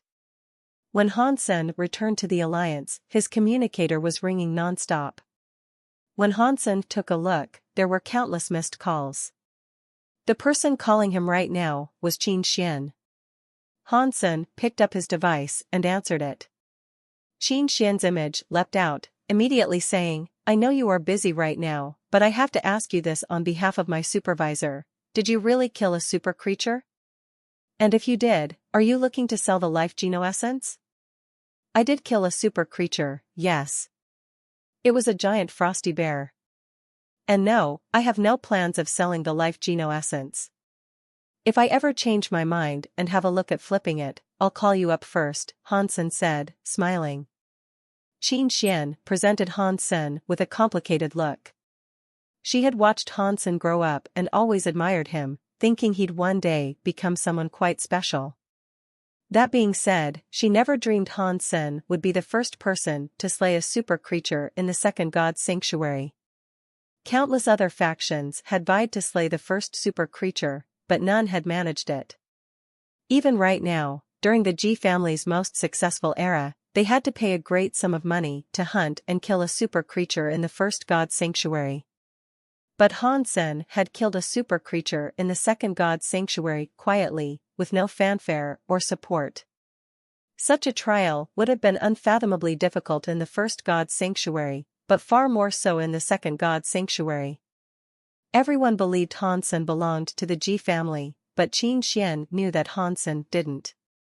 She didn't think the Ji family gave him much help, if at all. He most likely slew the beast through the power of his own strength and abilities. It reminded her of the little boy who entered the shelter, back in the day. Right now, that little boy had ascended the social ladder and performed wondrous deeds that even the most financially superfluous nobles could not dream of achieving. This thought made Qin Xian feel strange, which was why she had a complicated expression. Sure. Contact me if you change your mind, then. You must be busy right now, so I shan't bother you further, Qin Xian told Han Sen, with a smile. Goodbye, Captain. Talk again soon, Han Sen said. Han Sen hung up the communicator and then turned it off completely. There were too many people trying to get in touch with him. Half of these were people he did not even know, so he couldn't be bothered to answer the communicator every time it rang. Han Sen left his room to visit Ji Yanran's office. Now that the whole world seemed to know what he had done, he felt she deserved a more thorough explanation. As he was standing near her office's door, Han Sen saw Annie. The way she looked at him this day was not the same as it used to be. It was not cold, and it looked as if there was something on her mind that she wished to tell him. Annie was much stronger than Han Sen, as the two were not of the same level. But now, Annie did not dare underestimate Han Sen. She had heard the news of Han Sen's achievement, in which he had killed a super creature. Anyone who had performed a task as great as that should be respected. Han Sen did what he did without the support of other factions, yet people believed he had the backing of the Ji family. Annie knew the truth. She knew that the Ji family had not helped him in any way and that he had never asked for any help either. The only help Han Sen had ever received from the Ji family was when Ji Yanran exerted the influence of her position to obtain Daphne for him. It was because of this that Annie had always believed Han Sen to be a loser, leeching on the Ji family. But ever since that one time, Han Sen had not used Ji Yanran or her position as a way to receive anything. He killed a super creature solo, which was staggering. Annie knew how difficult it was to achieve half of what he had done, and that was with support. Han Sen had achieved this all without support and done something she had believed to be impossible. He shocked not only her, but everyone else in the alliance as well. Now Annie could no longer deem the name Han Sen synonymous with the word loser. Han Sen was always so relaxed, calm, and gentle with Ji Yanran. She thought it was just an act to attract Ji Yanran, but all of her perceptions on his personality had been altered. She felt as if she did not understand him anymore. You really killed a super creature in the second god's sanctuary? Ji Yanran asked, with her mouth wide open in shock as she looked at Han Senator. Even though Han Sen had explained the details of what transpired, she found it difficult to believe. So, she had to ask the question again. I said I killed it, didn't I? That means I killed it. Is it really that difficult for you to believe? Han Sen sat on Ji Yanran's office chair, holding her as she sat on his lap. Will you die if you don't bluff me? Ji Yanran jested, as she looked at Han Sen's boisterous and cocky face. She couldn't help but squeeze his waist in response. What did the family say? Han Sen smiled and asked. My dad told me to ask if you really did kill a super creature. He asked if you received the beast soul and life geno essence, and whether or not you'd be willing to sell them, Ji Yanran explained to Han Sen, without dilly-dallying. I killed it, yes. But I didn't receive the beast soul. I did get the life geno essence, however. If you need it, I will give it to you. Hansen smiled. Hansen understood Ji Yanran, so that was why he said that.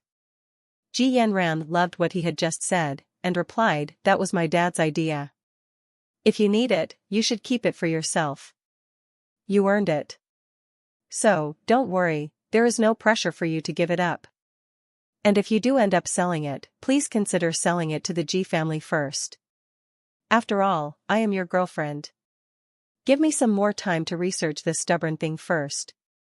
If I am still unable to consume it, I'll allow my wife to handle it, Hansen said, smiling.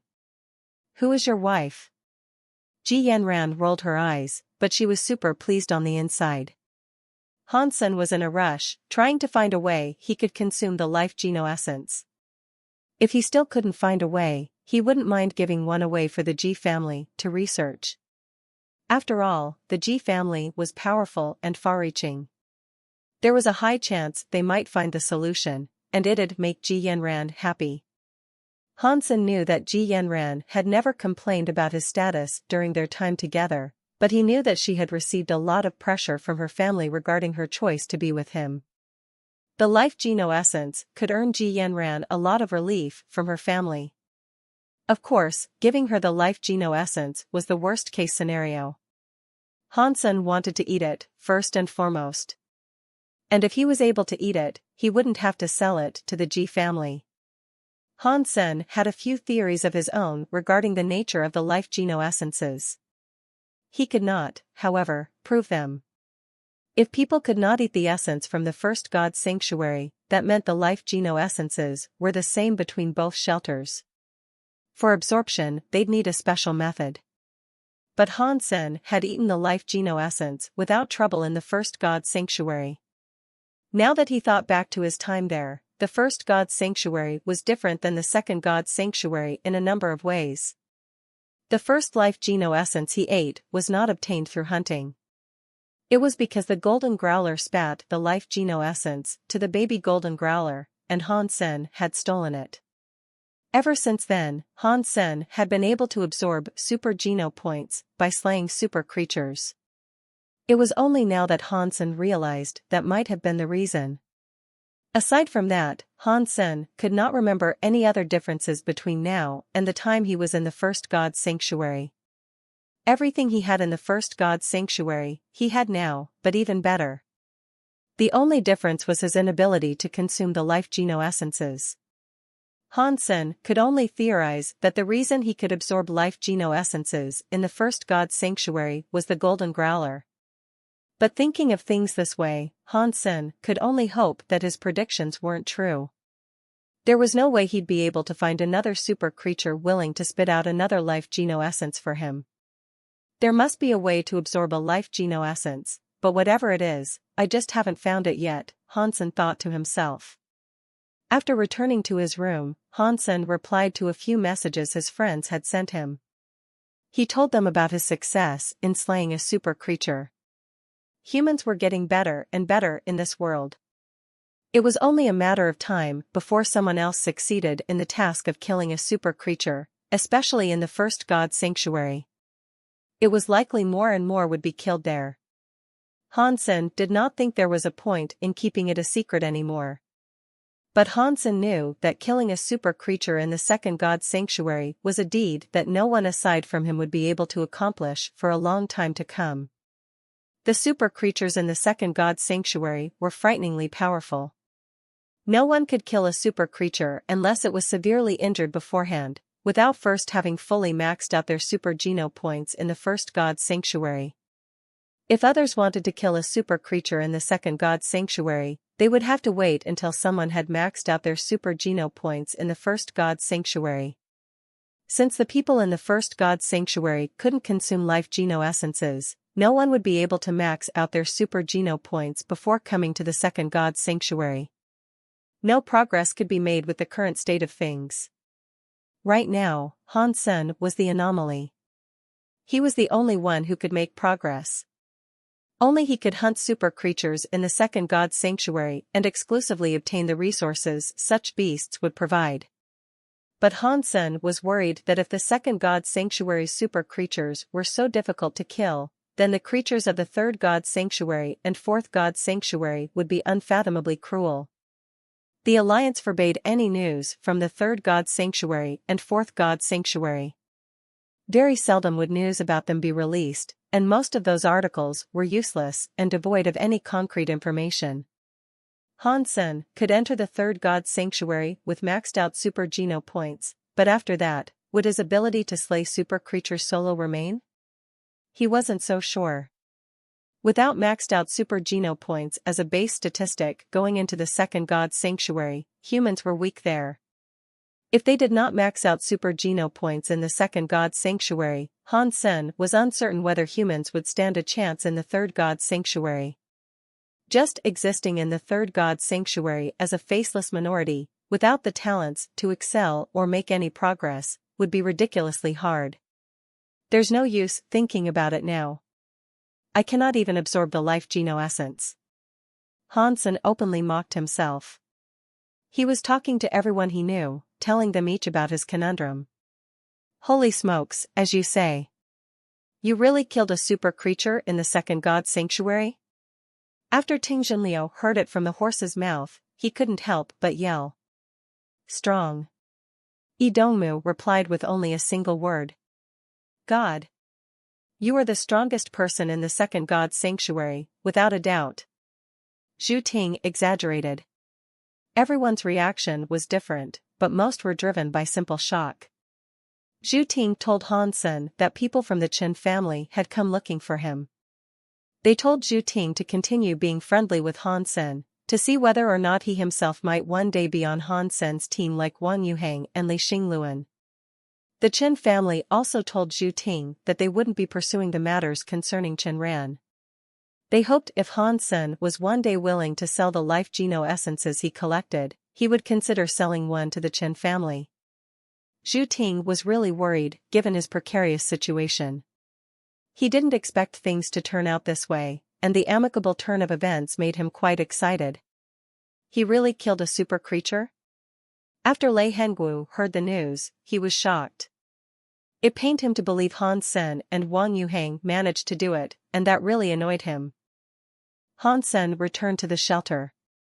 Near the Devil's Mountain, Lu Hui and the Northern Master Huang Yunlong sent someone over, hoping to cooperate with Hansen to hunt another super creature. Hansen neither accepted nor refused. He merely said, maybe one day. Even Philip had taken the trip over to see what it took to join Hansen's team. Although Qi Shouwen did not want to bow his head to Hansen, the person in Donglin ordered him to visit Hansen and request the opportunity to cooperate with him, also. Yang Manli was the busiest person around, as a result. Hansen was a vacant leader, deflecting all tasks and leadership responsibilities onto her, so she was the one who had to attend to every request. In addition to that, she had to take care of the Special Forces business. This left no time to herself. It does not matter if you are the leader of the shelter or just the leader of the Special Forces, you should do something. It was difficult for Yang Manli to attend and finish all the work she had for the day, but when it was done, she had to pay Hansen a visit. This was something important to discuss, but when she walked in, she saw Hansen sitting on a chair, one hand holding a golden gourd and his other hand busy stroking his silver fox. There was a silver-haired lady behind him, also. She was busy massaging his shoulders as another blonde-haired lady tended to his feet. She thought it wasn't fair on her, having to work so hard every day while Hansen reclined in his chair, getting waited on, hand and foot. I am satisfied with the quality of your work, Hansen said, smiling. Yang Manli had been busy, doing a lot of stuff at all times. She was practically in charge of the ice field. You should at least write your own reports. Yang Manli could not cope with Hansen's current attitude. She did not understand why a person who made so much money was so carefree and casual about all things. She also wondered why he let her be in charge of everything, as well. With the position she was in, it wouldn't take much for her to bring down Hansen's empire if she chose to. Lining her own pockets by skimming the books would have been easy enough, too. But Yang Manli found that Hansen didn't care about the business, at all. Being a leader of the ice field might have been a great boon of wealth for somebody else, but to a person who had just killed a super creature, the ice field were nothing. He actually became the first person to kill a super creature in the second god's sanctuary. Although Yang Monli was frequently surprised by Han Sen's deeds, this one took the cake. There was a 200-year history of humans occupying shelters, and yet in all that time, Han Sen was the first. Yang Monli struggled to believe it. Thinking back to how Han Sen used to be, she never thought he'd develop so far as to become the person who now sat in front of her. What reports? I thought you always took care of my reports. Han Sen looked at Yang Monli with a fair look of surprise. When Yang Monli heard his words, she lifted up her lips to say, "How am I supposed to know how you killed the super creature? How am I supposed to know and write about that?" "Ah. In that case, I will relay to you the details." Han Sen had no problem with writing reports, but he believed them to be a waste of time. And the last thing he wanted was ending up like someone famous in the force. As a result, everything came through Yang Monli's hands. Han Sen now had a problem. With Yang Monli helping him the way she was, he was free to do as he pleased. But if someone stole her away someday, where would he find another person like her? Someone who could do everything and love her job at the same time. Should I give Yang Monli a raise? Give her a higher percentage? Han Sen thought to himself. I can help you write the report, but there is a mission you must attend to yourself, Yang Monli told Han Sen. What mission would that be? Han Sen looked at Yang Monli as he asked. A young man has just arrived at the second god's sanctuary, born on the ice field. He requests that you protect him, Yang Monli said. Han Sen furrowed his eyebrows and asked, where will I find the time to do such a thing? Let one of the other groups bring him into the fold. I won't stand for that. Yang Monli lifted a smile. Of course you will. Even if it was the son of God himself, he'd get the same treatment as everyone else, Han Sen proudly proclaimed. He's not the son of God, but his surname is Qin. So, you go attend to that. I am unable to help you in such a task. Yang Monli shrugged. Qin? Han Sen looked puzzled and asked, what is his relation to Captain Qin? He is Captain Qin's nephew. Yang Monli smiled at Han Sen again. Ah, I see. Then have him come find me. Han Sen's tone changed at the drop of a hat. The Qin family owned the special squad, and they had taken care of Han Sen's family a lot. For his relationship with Qin Xian, he had to accept this task. While he was waiting for Qin Wenjiao, someone followed him. This was a person that Han Sen was familiar with. Su Xiaoqiao? Han Sen looked at the person with surprise, not expecting that he too had become an evolver and arrived at the ice field. Brother Sen, I have finally found the organization. Su Xiaoqiao excitedly grabbed Han Sen, looking as if he wanted to cry. Han Sen chatted with Su Xiaoqiao for a bit, and then asked Yang Monli to give him a position in the goddess army. After that, he went on to see Qin Wenjiao. He looked barely 20 years old, and he exuded the image of a gentle, young man. He had a soft baby face, one that Han Sen thought women loved. Greetings, Uncle Senator, I am Qin Wenjiao. The young man was polite in greeting Han Senator, but in Han Sen's heart, he was taken aback, thinking, Uncle? Am I old enough to be considered so? I'm only in my 20s, a few years older than you. It seemed like Qin Wenjiao understood what discomforting thoughts now plagued Han Sen's mind. He said, my auntie told me to respect you. And since you both are of a similar age, I thought I'd call you uncle. If I didn't call you uncle, my auntie would think I was being disrespectful. I suppose that is okay, Han Sen responded, caring little for the intricacies of formalities, overall. He looked at Qin Wenjiao and asked, why do you want me to be your guardian? Qin Wenjiao replied, my auntie has always told me that you are a good and powerful man. It is my hope that one day, I can become like you. It was fortunate that I was sent to the ice field, so I came here hoping to learn from you. And do not fret, I won't be a burden or cause you unnecessary trouble. I will work and train around your schedule. Really? Your auntie really said that about me? Hansen Hart was happy to hear that, and so he had to ask. Yes, she talks about you often. She frequently uses you as a role model in our teachings, someone we should strive to be like.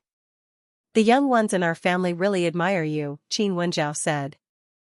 Can you give me an example of how Qin Xian usually compliments me? Hansen shamelessly asked. Qin Wenjiao was a young man who was polite and knew his place, so Hansen had no problem with becoming his guardian. What surprised Hansen the most, though, was how talented Qin Wenjiao looked. Now that super creatures had been found, Hansen wondered why the Qin family allowed him to become an evolver so soon. He could have waited another few years to see if he could collect super geno points. Recently, Hansen's schedule had been quite liberating. He couldn't find appropriate super creatures to slay, so most of his time was spent on practicing the Dongxian Sutra or in researching the life geno essence. But there had been no progress on either front. For the latter activity, being unable to achieve results on the life geno essence himself, Hansen decided to lend it to the Ji family. For the entire time it had been in his hands, he'd had countless eyes watching him like hawks, willing to bend over backward to secure the life geno essence for themselves. Giving it away to the Ji family would prompt others to stop pestering him, and Hansen could go about doing his stuff freely. It would be best if they could find out how to absorb the life geno essence. If they figured it out, Hansen could focus on hunting super creatures. Of course, if they did not find out how, then there was no loss. Seeing as he had absolutely nothing to do, Hansen prepared to take Qin Wenjiao and Su Xiaoqiao out on an adventure and let them take in the glory of the second god's sanctuary. But in truth, Hansen had a destination in mind, the Peach Forest. He had yet to achieve a breakthrough with his Dongxian Sutra, and he had no way of gauging how long it might take if he had to stick with it all by himself. If he managed to eat one of the mystic peaches from the giant tree, perhaps he could achieve the breakthrough he had been looking for and unlock the gene lock. He brought Qin Wenjiao and Su Xiaoqiao with him, and everything went swimmingly. Along their journey towards the Peach Forest, they managed to kill a good number of creatures. When they reached the eaves of the Peach Forest, Hansen did not dare bring them inside. He took a quick look himself, though, and noticed that all the flowers had wilted. Beneath the green leaves, however, he could spot green fruit that was as small as beans. It seemed it would be a while longer before they were ripe enough for collection and consumption. Hansen only peered at them from the outskirts of the forest, and following that, made preparations to depart with the two disciples. After all, the Peach Forest was a dangerous place, and there was no telling how many super creatures might have continued to reside beneath its darkened boughs. Even if Hansen was on his own, he wouldn't have dared enter. As they got ready to leave, they heard a monster roar from within the forest. It came from very far away, so the noise was faint. But Hansen, panning the surroundings with his ears like radar dishes, felt his face drop. The noise sounded like it came from the black bear that he encountered at the giant tree. The roar was a mixture of sadness and anger, and he couldn't imagine what might have spurred its cry. Although Hansen greatly desired to find out what had happened, he wanted to take Qin Wenjiao and Su Xiaoqiao to the nearest shelter first. When he took them there, he bid that they should wait for him. Then he returned to the forest borders. Standing outside the Peach Forest, Hansen could still faintly hear the cries of the black bear. The continued noise eased his worry that the creature might be dead, and taking great care, he stepped into the forest and treaded lightly as he followed the sound of the cries. Because he hadn't brought the silver fox with him, he made sure to take the utmost care along the way. It was far more difficult for him to make progress beneath the boughs this time, as he encountered many creatures along the way. There were snakes everywhere. Hansen summoned his golden armor and gargoyle glyph to avoid the bevies of snakes and continued his venture to where the cries of the black bear originated. Suddenly, Hansen saw a pink little snake slithering. Had he never visited this forest before, he would have continued on his way. But the pink snake looked a little inconspicuous. It was only 1 foot long, and it was very thin. With its pink body, it looked practically harmless. It gave the impression that it was the sort of creature you could simply squish underfoot. But Hansen remembered this snake. This pink little snake was under the giant tree, practicing with all the other creatures. It was a scary snake. Hansen suddenly stopped moving and put away all the powers in his body. He only wanted to take a look at what was happening with the black bear and did not want conflict with the pink snake. But the pink snake looked as if it had not even noticed Hansen's presence. It just carried on slithering in another direction. It was going so slowly, as if it was taking a stroll through the park. After a while, it managed to reach a peach tree, where it decided to climb up. Hansen felt as if something was wrong, so he opened his jean lock and planned to run off. But that was when he noticed a group of snakes surrounding him. There were red, green, black, white, and patterned snakes.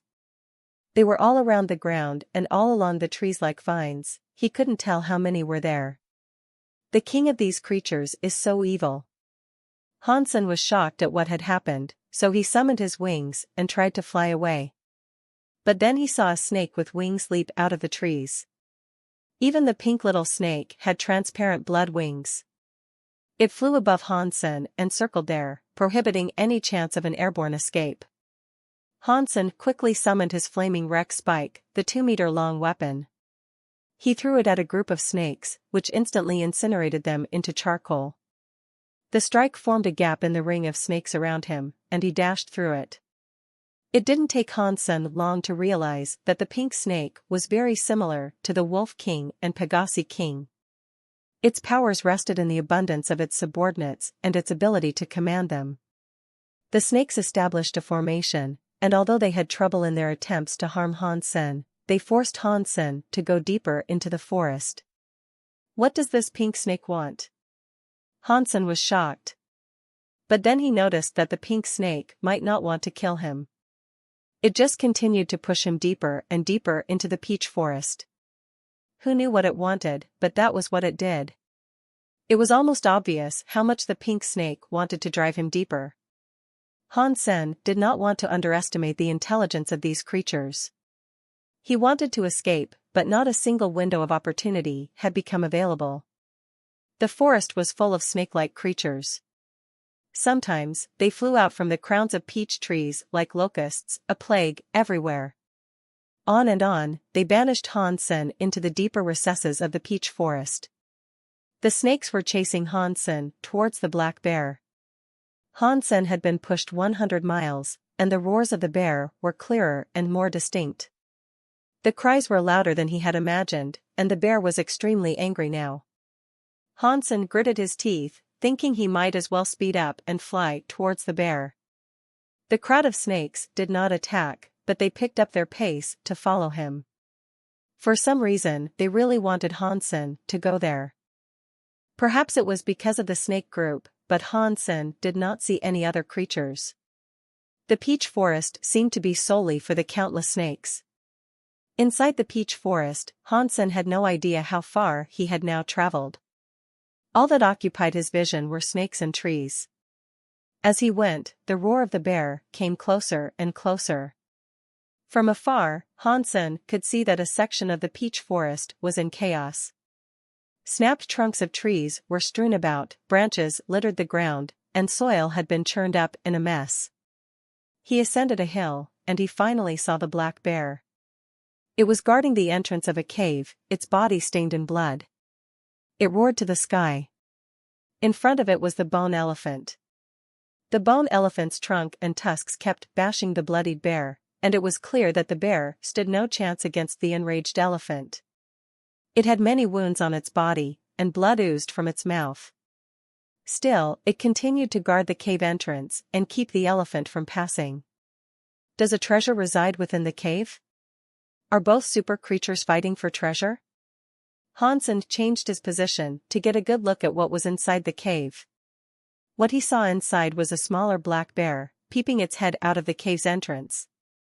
Now Hansen understood why, despite its inferior strength, the black bear insisted on guarding the cave. It was protecting its child.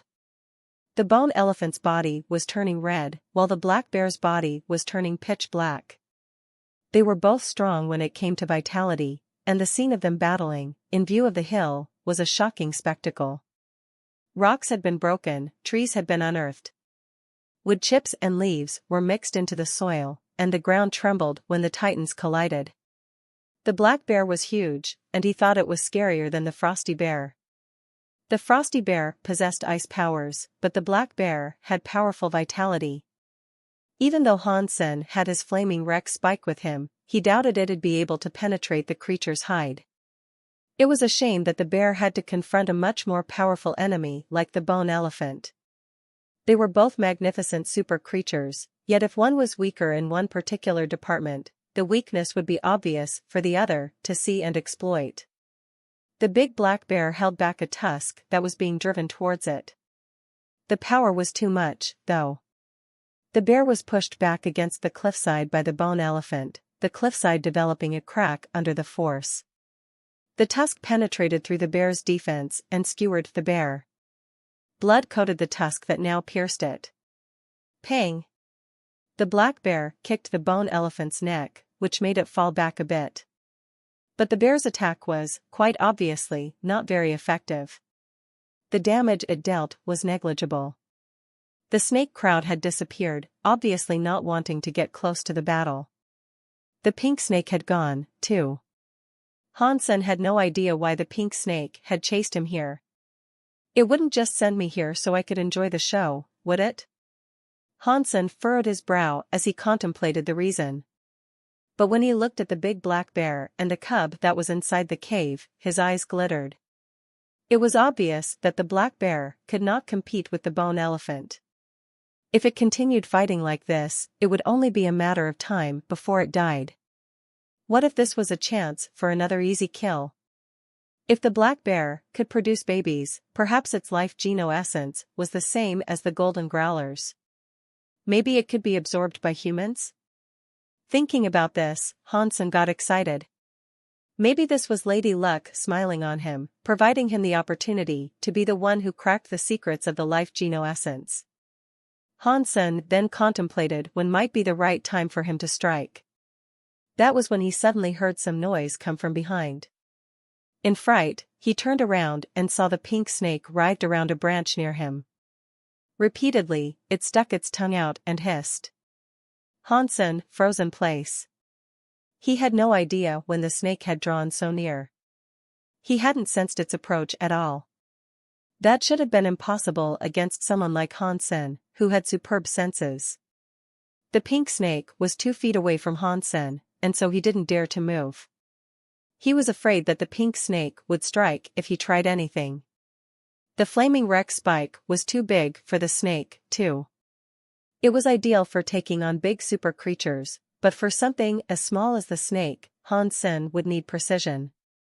The Rex spike was too cumbersome and large to effectively target the snake.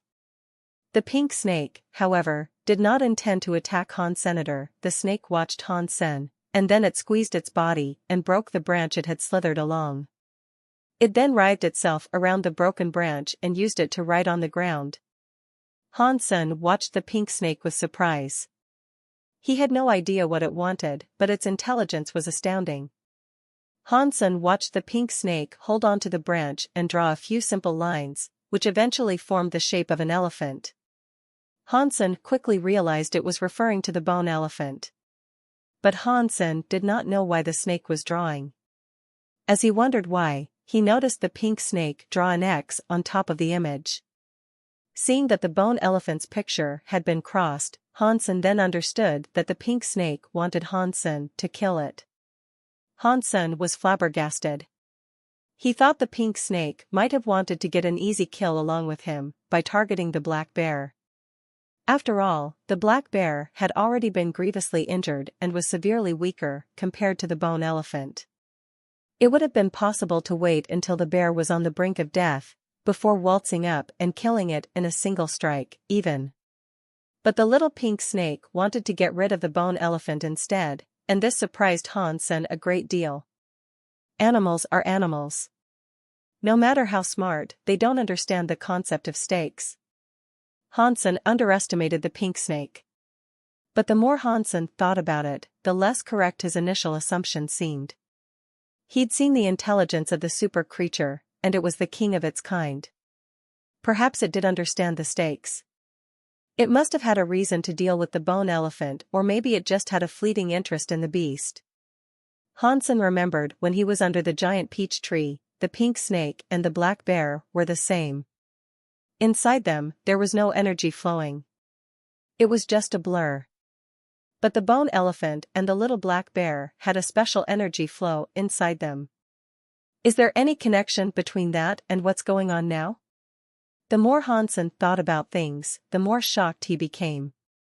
If the little pink snake's target were the creatures that had energy inside them, its desire to deal with the bone elephant seemed normal. But now that the big black bear was heavily injured, if the little pink snake got rid of the bone elephant, the cub would have lost its protection. The cub might end up as another target of the pink snake. After all, this forest did seem to be the pink snake's territory. With its army of snakes, the other creatures could be considered outsiders.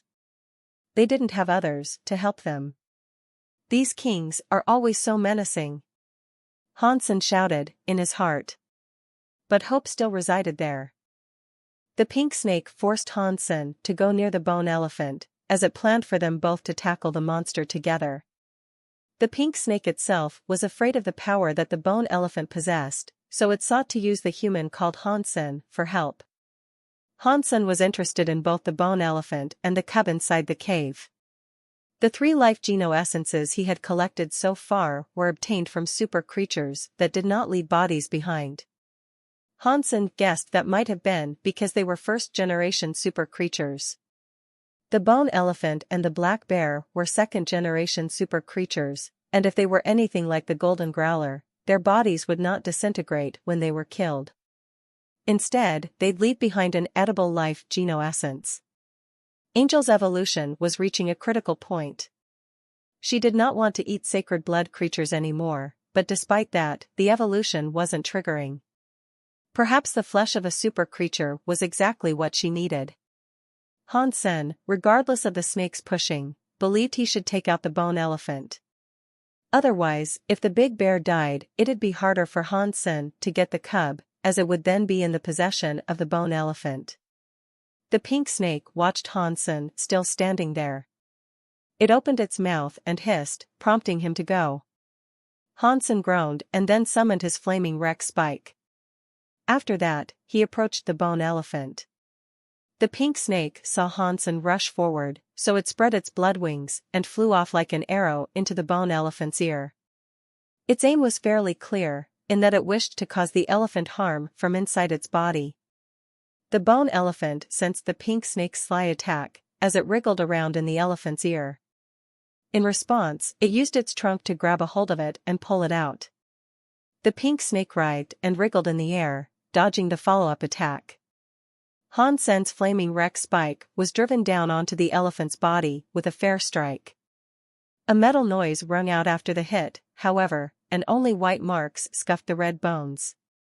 Hansen's hands were numbed by the strike, he almost couldn't hold the weapon anymore. It's tough, Hansen said to himself in surprise. The elephant reacted to the attack with added rage, despite not being injured very much. It attempted to turn around and rush towards Hansen, but the big bear's paws latched onto the elephant's tusks and prevented it from turning. That was the opportunity the pink snake needed to try to wriggle its way into the elephant's ear again. Hansen raised the flaming Rex spike again and brought himself closer to the bone elephant's body. The bone elephant's bones were totally red, and there were no apparent weaknesses. So, Hansen took aim at the thinnest bone he could find and gave it a good wallop. The bone elephant's tusks were still being grabbed by the bear, and it couldn't move. It trumpeted to the sky. With an enormous burst of strength, it picked up the bear as it clung onto the tusks and threw it towards the mountainside. There was a large crashing sound and much of the hill was ruined. The bone elephant then quickly retrieved the snake from its ear with its trunk again. It kicked its thick back legs, one of which had the flaming Rex spike bearing down on it. One foot hit Han Sen and sent him flying away. The bone elephant was so strong, it effortlessly battled 3 opponents and dominated them with ease. Han Sen's body was sent careering through several peach trees before he dropped to the ground. Although he had his golden armor and gargoyle glyph for protection, he still ended up spitting blood. His chest was on fire. Fudge! This bone elephant is so much harder than the frosty giant bear. Han Sen bit down on his teeth and pulled himself back up on 2 feet. Fortunately for him, his weapon absorbed most of the elephant's strike. Had he borne the brunt of the hit, he feared he would be half dead by now. The bone elephant trumpeted again and lowered its head, aligning its tusks with the immobile black bear. It took off sprinting towards the bear, looking like a mountain falling from the sky. If the bear was hit, it'd be very dead. The big bear had already been significantly injured, on top of the situation it had just been thrown into. It couldn't get itself free from the rubble, and a finishing strike from the tusks seemed likely. Roar!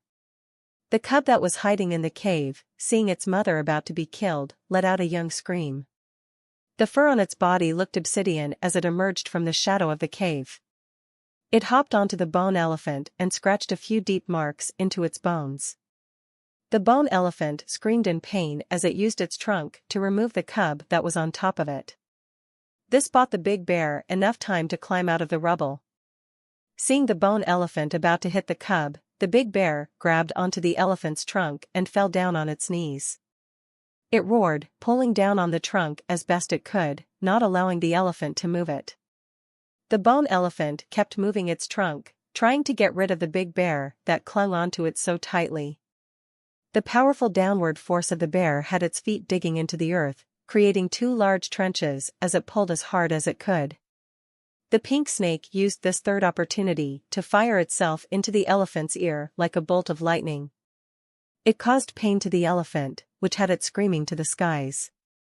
In its sudden madness, it managed to toss the bear and the cub away. Han Sen was behind the bone elephant's back. He performed Toxic Dragon Drill and once again took aim at his foe's backside. He wanted to replicate the results of his battle against the giant frosty bear and break his enemy's butthole. The strong spin dug hard into the elephant's clenched anus, which caused a terrific firework of sparks. But it didn't drill for long, and soon after, it stopped. The bone elephant's body was built from steel, and Han Sen lacked the power to drive it further. If the powerful flaming Rex spike could not break its bones, drilling as far as he wanted was out of the question. Seeing the mad bone elephant kick with ferocity, Han Sen managed to dodge it this time. His focus was now at its best, and he detected another kick coming his way. He evaded that one, too. The pink snake had dug itself deep into the canals of the elephant's ears, which fueled its anger and madness even further. Han Sen and the bear then attacked the bone elephant at the same time, but it still wouldn't go down. The big bear was the tank that absorbed damage. If the bear had not been there to sustain most of the bone elephant's attacks, Han Sen and the cub would have died many times over. Han Sen gave it everything he had, trying to draw its attention while the bone elephant dealt with the big bear. Although the cub was not as strong as the bone elephant or its mother, it had obsidian claws. It was still better than Han Sen's flaming Rex spike. Every scratch from the cub left deep marks in the bone elephant, even if it didn't do much lasting damage. The pink snake that drilled into the bone elephant's ears seemed to be dealing the most damage to the bone elephant. It was driven mad, screaming constantly. Pang! The cub was whacked by the trunk and sent flying. Its little body knocked down a few peach trees. What surprised Han Sen the most about this, however, was the way it leapt right back onto its feet and went running back into battle. The children of super creatures are incredibly OP. Han Sen was in shock as he watched it. The black cub was very young, yet it was already that resilient. When it grew up, it was sure to be as strong as the bone elephant. The mountains shook and the ground was torn asunder. A few scary creatures were battling to the death, and in their midst was Han Senator. He was like a pawn, only doing minor things. He did not dare to use Elephant Rex Strike, no matter how much he wanted to. He was too weak to fight the bone elephant, and he knew he was little more than a distraction in the grander scale of this fight. Han Sen would become weak after a single use of Elephant Rex strike, so it was not a skill he dared to use on a whim. The power the skill required was massive, and even with Long Live and Jade Sun force, it'd take an hour for him to regenerate the energy it used. The situation had become complicated. Han Sen did not want to use Elephant Rex strike because, if he was drained of all energy, he'd be unable to steal the winnings of the battle and escape. But Han Sen's presence in the fight was not unwanted or unneeded. He and the cub were able to aid the big bear by restricting the elephant. With the bone elephant unable to focus all its strength on the big black bear, the playing field became more level. The bear was able to keep going. The bone elephant was screaming louder and louder, however. It stomped and rattled the earth with rage, perhaps even panic. If this carries on, the pink snake will be the one to earn the kill. Han Sen was now in a rush. Han Sen and the bear battled for their lives against the rampaging elephant. The pink snake might have been nibbling the interior organs of the elephant by now, and if it killed the elephant, Han Sen's struggle would have been for nothing. But Han Sen had no way to kill it himself. Even if he used Elephant Rex strike, he had no idea if it'd be effective enough to snap one of the creature's bones. Han Sen's chances of securing the kill seemed non-existent. Han Sen's heart sank. Without a solution for his predicament, all he could do was keep on fighting. Pang! The bone elephant unleashed a horrible power, blasting the big bear away. The elephant shook its head and ran towards the hill while yelping in pain. The cub ran towards the big bear, and they didn't look like they wanted to give it chase. Han Sen looked at them both disapprovingly, then he gritted his teeth and went after the bone elephant by himself. Although the big bear was heavily injured, it could still fight. Furthermore, there was a cub guarding its side. Han Sen was still at a huge disadvantage, even if the fight was to proceed with 2 versus 1. Han Sen ran across the mountains, following the bone elephant. He wondered what the pink snake might have done inside its body to drive it to such insanity. Han Sen saw that the bone elephant was bleeding from all 7 orifices. It was quite frightening, and Han Sen imagined what a terrifying enemy the pink snake would be. If it drilled into his own ear, he couldn't imagine the wretched pain that would follow. Just thinking about it made him shudder in phantom pain, as a chill ran down his spine. Earlier, the pink snake had appeared behind Han Sen out of nowhere. Just thinking about that, Han Sen broke out in a cold sweat. From the 7 orifices, more and more blood gushed out. The wailing of the elephant was becoming gradually louder, as well. The trail they followed was blocked by a cliffside wall, but the bone elephant did not stop. Boom! The cliffside wall started to collapse as the elephant charged against it ceaselessly. Broken rocks fell atop the elephant, but it did not care. Over and over, it kept bashing the wall with its head. It looked as if it was ready to shatter its brain against the stone. The bone elephant brought up its trunk, and it punched its own head repeatedly. The skull of the elephant almost looked ready to break open. Han Sen was getting goosebumps just watching the scene. He swore he would never again let a snake get close to him, small snakes, in particular. For this wretched demise to be dished out to a super creature of such Goliath power was incredible, and Han Sen didn't think his own body would have lasted half as long. The bone elephant continued carving a new valley through the cliffside, and as the lands around shook, the elephant looked almost pitiful. Han Sen kept his distance while he watched the scene unfold. The bone elephant was too strong, and he imagined that the pink snake was still biting a critical organ, fueling its madness further and further. There was not much Han Sen could do, even if he decided to use the Rex spike somehow.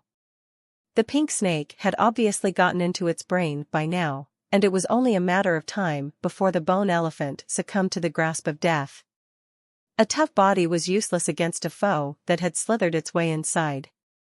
Its flesh was super creature class, so there was no reason for Han Sen to try to drill into the ear and attempt the same. But for the super creature pink snake, it was no problem. If biting once did not work, biting a few more times would. The pink snake was most likely venomous, as well. And those toxins must have done their fair share of torturous work. The bone elephant was far stronger than humans thought it was. A mountain cliffside a few hundred meters high was being brought down by the tusked monster. But now, it stopped. It fell down to the ground, whimpering. It sounded strained, getting weaker and weaker. It looked as if its demise was near.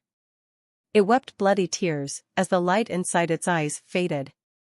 Its brain had now most likely been ravaged by the pink snake. Blood cascaded from its mouth and ears with little restraint, like a tap. It was sure to die any second now, in the hopeless, twitching mound it had collapsed into. Hansen's heart then began to beat with speed. The bone elephant had driven its head into the cliffside many times, but its skull didn't shatter, after all. This most likely meant that Hansen could not get an easy kill, but he had to do something. Even if he used Elephant Rex Strike, there was no guarantee he could split the skull in two. This made the final hit seem pretty much secured by the pink snake. Hansen gritted his teeth and leapt down beside the nearly lifeless head of the elephant. It had almost no reaction, in its final moments before death. Hansen cast his senses to scan the bone elephant, its head, in particular. His hands gleamed as he gathered frightening strength. The Dongxian Sutra simulated the bone elephant's flow of energy. His whole body was replicating the bone elephant's persona, thrumming with power like a living scream. His hands were illuminated with a most terrifying power. Hansen did not summon the flaming Rex Strike, however. It would have been useless for him to try to crack the skull now. He only had one chance, and he had to secure a one-hit kill on the elephant. If the Elephant Rex Strike did not work, there would be no second chance. Hansen chose to use his hands to cast the Elephant Rex Strike, because he was opting to use his yin-yang blast and drive that power directly into the elephant's brain. He wasn't going to rush this, however. He couldn't afford to screw up his one chance. He needed to watch carefully and unleash his attack in the final second before the creature's death. At the same time, Hansen sensed the pink snake's location in the elephant's brain. He hoped that this hit could also deal significant damage, or perhaps even death, to the pink snake at the same time. If great damage was dealt, it would at least buy Hansen some time to escape with the goodies. If he couldn't strike both creatures at the same time, Hansen was certain the snake would not let him go. Plus, he'd be weak. After using Jade Skin to unlock his gene lock, Hansen had achieved super senses. For the bone elephant in particular, it allowed him to see through its head. He could faintly watch and trace the movements of the pink snake that swam around in its brain. Hansen could feel the bone elephant's life force, and with this ability, he gauged the precise time he should cast his powerful attack. Suddenly, Hansen's pupils shrunk. His body burst with power, like a raging scream. He struck the bone elephant's head with his fiery palms. Pang! The powerful Elephant Rex Strike was sent directly into the elephant's brain. It was like a torpedo in the deep sea, detonating the brain from the inside. Super creature hunted, Saint Bone Elephant. The beast's soul has not been acquired. Consume its flesh to obtain a random numeric amount of super geno points, ranging from 0 to 10. You may also collect the life geno essence.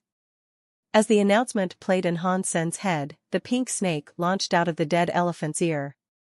It was like a star, falling into the forest. It disappeared. Hansen saw traces of pink blood sprayed across the floor, so it looked like his palm had dealt it some decent damage. He was overjoyed. Because his fitness was not as high as it could be, the Elephant Rex Strike was only enough to mop up an easy kill.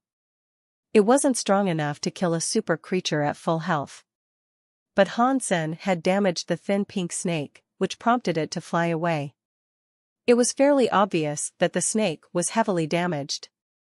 Perhaps it had already been injured during the scramble to get into the elephant's brain, or being in there the entire time. Regardless, it seemed to have run off for good. After all, the bone elephant was a second-generation super creature. Even if it did drill inside its body, the pink snake must have exhausted a lot of effort and strength to do so. Han-sen was just glad that the pink snake was spooked. The snake must have had no idea such a strike was coming. Only being able to perform such a strike once, it was fortunate the hit was as effective as it was. Otherwise, Han-sen might have had trouble making his escape. Han-sen quickly summoned his angel. He wanted to see if she'd eat the bone elephant, for perhaps this would be what it needed to evolve. Han-sen did not take the retrieval of beast souls as seriously as he used to. Obtaining them was no longer as important to him. His biggest priority lately was figuring out how he could consume the life geno-essences. Angel saw the body of the Saint Bone Elephant, and when she saw it, her eyes glowed red. With a ravenous appetite, she leapt onto it. She grabbed its bones and began munching on them with a rabid hunger, the sounds of snapping cartilage ringing through the air. Snap, snap, snap, she broke the bones, sucked on the marrow, and crunched on the tusks like glass. Han-sen was frozen. He thought that the angel's teeth were a bit too hard. Watching her nibble her way through a mound of super creature bones was a little frightening. Han-sen summoned his flaming Rex spike and hit the elephant's skull with it, hoping to crack it open and obtain the life geno-essence. That was all he personally needed, nothing else mattered to him. But surprisingly for Han-sen, the bones were not as hard as he expected. It seemed that after the bone elephant's death, the bones softened somewhat. The Rex spike broke the top of the skull open like a piñata, letting out the run of white, creamy brain juice. Han-sen was rather shocked, but at least he understood how the angel was able to eat it so ferociously. After death, the elephant's bones really weren't all that hard. Han-sen drilled inside the brain for a while and rummaged through the muculent brain juice. After a fair amount of time, he managed to find the bone-like life geno-essence he had been looking for. Han-sen was so happy. But during this happiness, he heard a sound from all around him. A sea of snakes were slithering towards him. It looked like the pink snake was not too fond of Han-sen's theft, and it seemed as if it had rallied its brethren to kill him. The pink snake was riding the back of another snake. This mount snake was a large Titan boa. The pink snake was hissing at Han-sen with obvious anger and frustration. Han-sen felt bad, seeing the angel munch upon the bone elephant. It would probably take a long time for her to eat it all. But with Han-sen's current weakness, if the snakes attacked, he'd have no hope of repelling them all. He considered whether or not he should quickly grab the angel and escape, leaving behind the bone elephant's flesh in the process. But suddenly, he heard a bear roar. Looking to the top of the hill, he saw two bears, one big and one small, roaring in his direction. They rushed down the hill towards him, tearing up the legions of snakes in the process. Nothing could withstand their rabid claws. They stopped near the body of the bone elephant. Not entirely sure what was going on, Han-sen thought he should summon his wings and fly away. But the big black bear seemed really human. It nodded to Han-senator, and then the bear turned around and roared at the pink snake. The pink snake hissed in response. They both groaned and made noises to each other, staring one another down. After a while of this, the pink snake gave Han-sen one last jealous look before turning around and leaving alongside the rest of its snakes. The tide of snakes washed away. The big bear then roared to Han-senator. It picked up the cub, put it back on its back, and returned to the woods. Han-sen was shocked, not entirely sure what had just happened. How and why would the two bears come all the way over here just to repel the snakes that had threatened him? Did they think the reason I fought the bone elephant was because I wanted to help them? Was this them returning the favor? Han-sen didn't know for sure, but this was what he hypothesized. But regardless of why it had happened, it was a good thing. He had already decided to fly away with the angel and escape. This unexpected turn of events allowed the angel to munch on the elephant in its entirety. Han-sen sat on the floor and rested, observing the surrounding area. He wasn't simply taking in the view, though. He wanted to make sure the snake was gone for good and didn't plan on backstabbing Hansen by coming back once the bear had left.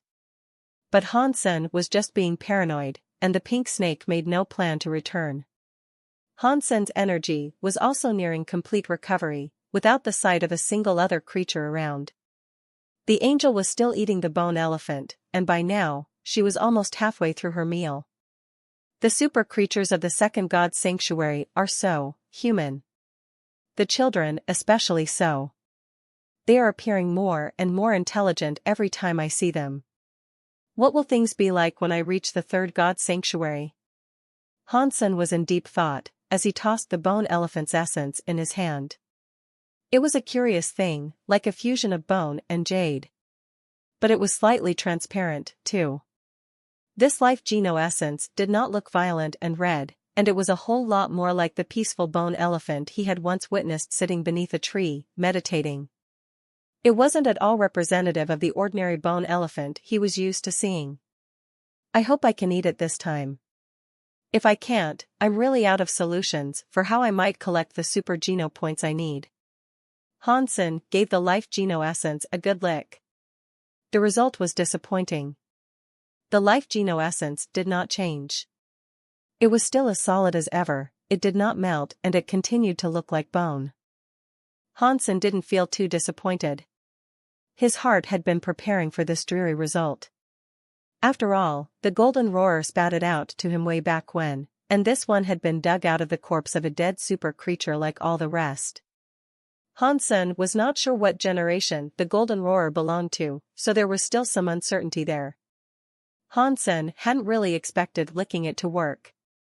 He was just trying his luck. If it worked, that would have been great. But if it didn't, it was half expected anyway. Hansen held on to the bone life geno essence and then used the Dongxian Sutra to simulate the bone elephant's flow.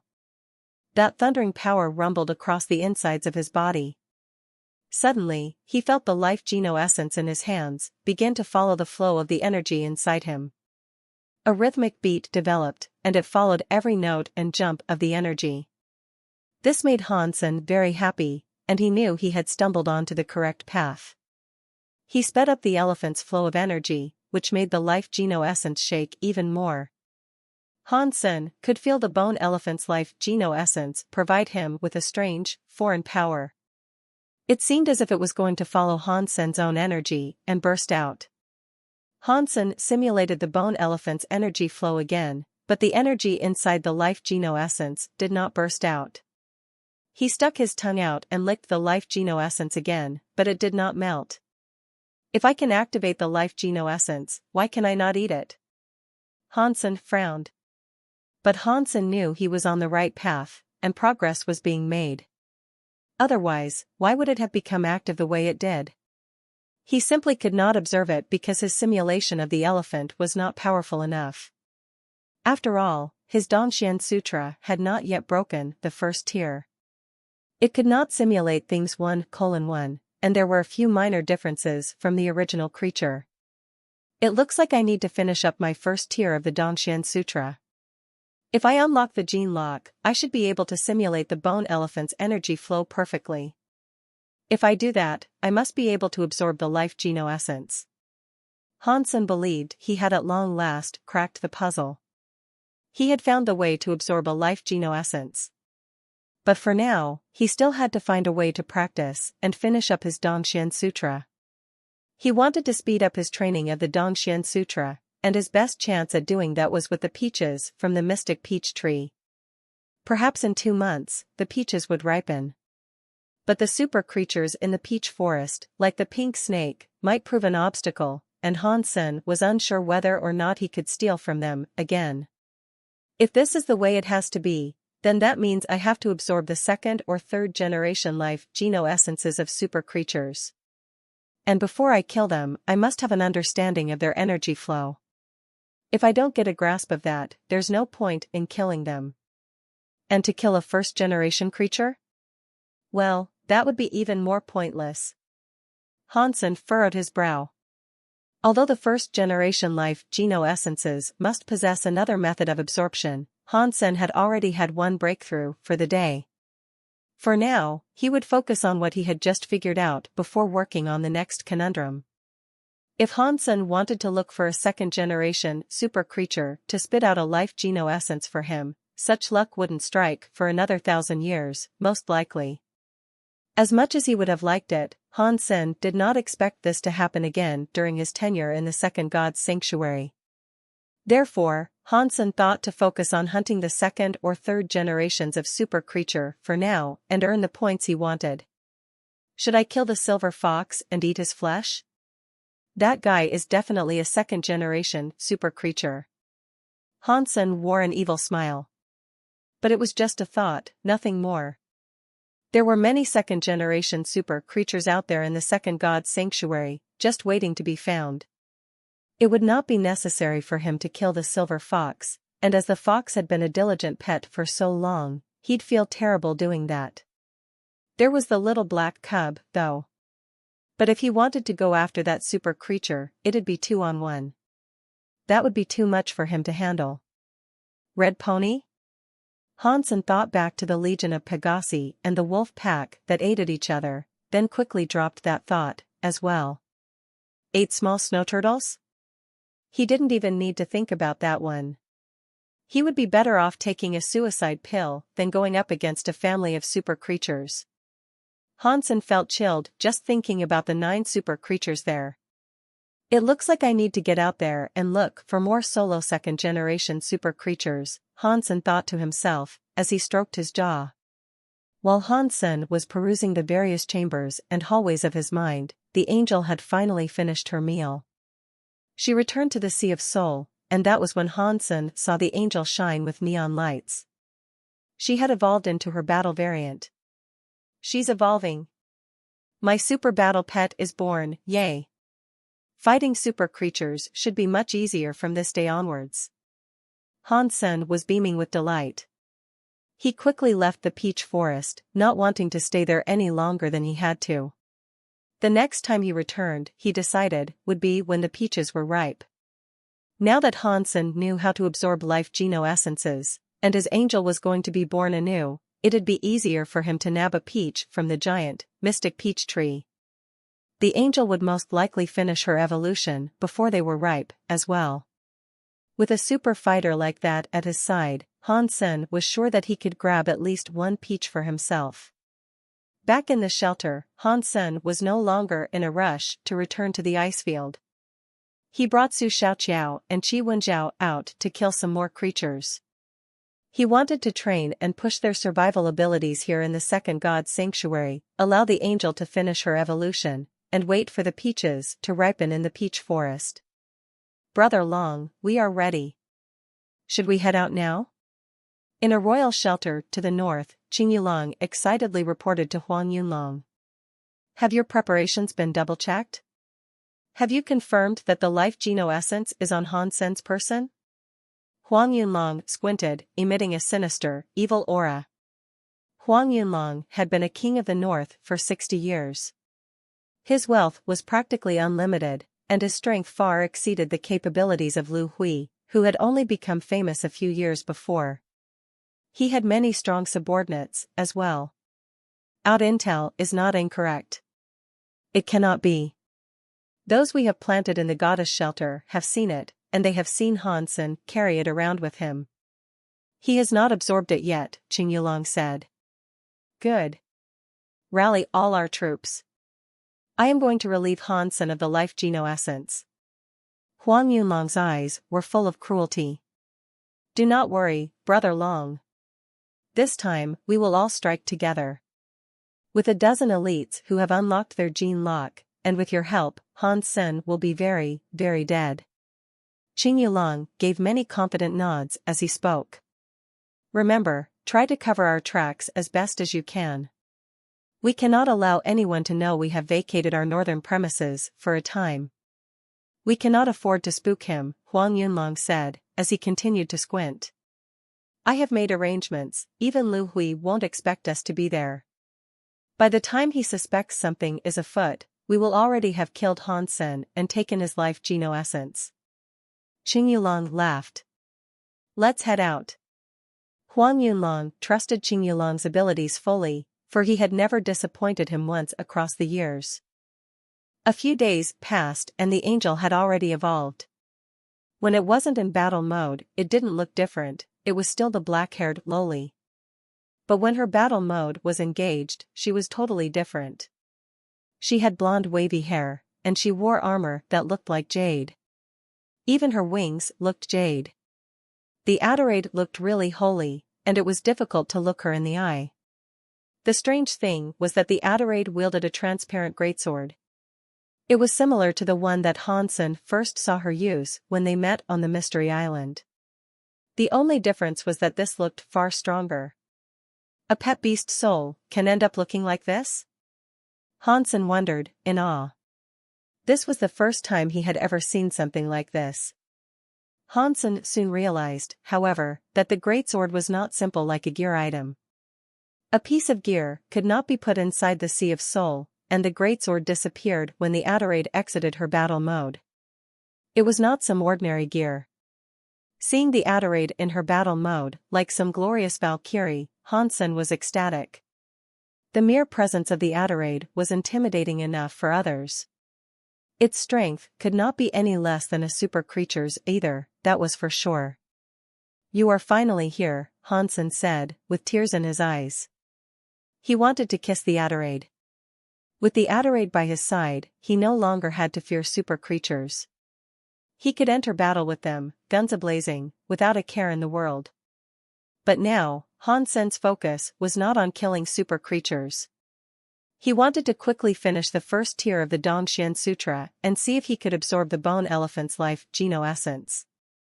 If things were how he had guessed, Hansen would have to be selective of the super creatures he chose to do battle with in the future, otherwise, there'd be no point in fighting them.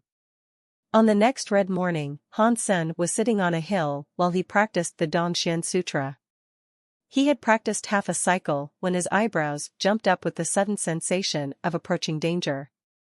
But Hansen did not panic, so he maintained his practice of the Dongxian Sutra, even as 12 people encircled him.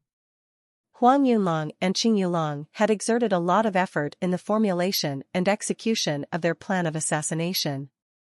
They thought they'd need to commit to a big fight if they were going to surround Han Senator, but they were able to walk right up to him, all while he remained sitting and basking in the red morning light. Huang Yunlong and Qing Yulong were almost unable to believe how smoothly their operation seemed to be going. They thought an elite like Hansen would detect them from 100 meters away. And the fact that he did not run away surprised them even more. "Hansen, we meet at last." With everything going so smoothly, Huang Yunlong was pleased. Hansen ignored him. He was finishing his big cycle of the Dongxian Sutra. When it was done, he opened his eyes to see a dozen people surrounding him, one of which was Huang Yunlong. "Who are you?" Hansen observed everyone and ended up on Huang Yunlong. He asked the question as he stood up. "I am from the Cloud Dragon shelter in the north, I am Huang Yunlong," Huang Yunlong proudly introduced himself. "What do the northern folks want from me, then?" Hansen asked calmly. "Oh, nothing big. I am just requesting that I purchase your life geno essence," Huang Yunlong said, smiling. "How much are you willing to pay?" Hansen responded. "How much?" Qing Yulong almost burst out laughing. He thought Hansen must have been retarded to ask such a question in the situation he was in. "That much." Qing Yulong pulled out his wallet and threw a small 10,000 note at Hansen's face, laughing. He would have liked to throw out an even smaller note, but as wealthy as he was, that was the smallest he had. "Nah, it's worth more than that," Hansen calmly replied, with no deviation in his emotion. He was not mad, at all. He didn't dare announce he had gotten super geno points before, because he knew others would come after him. Now that the cat was out of the bag, it hadn't been long before someone sought to bring him harm, all for retrieving the life geno essence he owned. The formation was fairly big.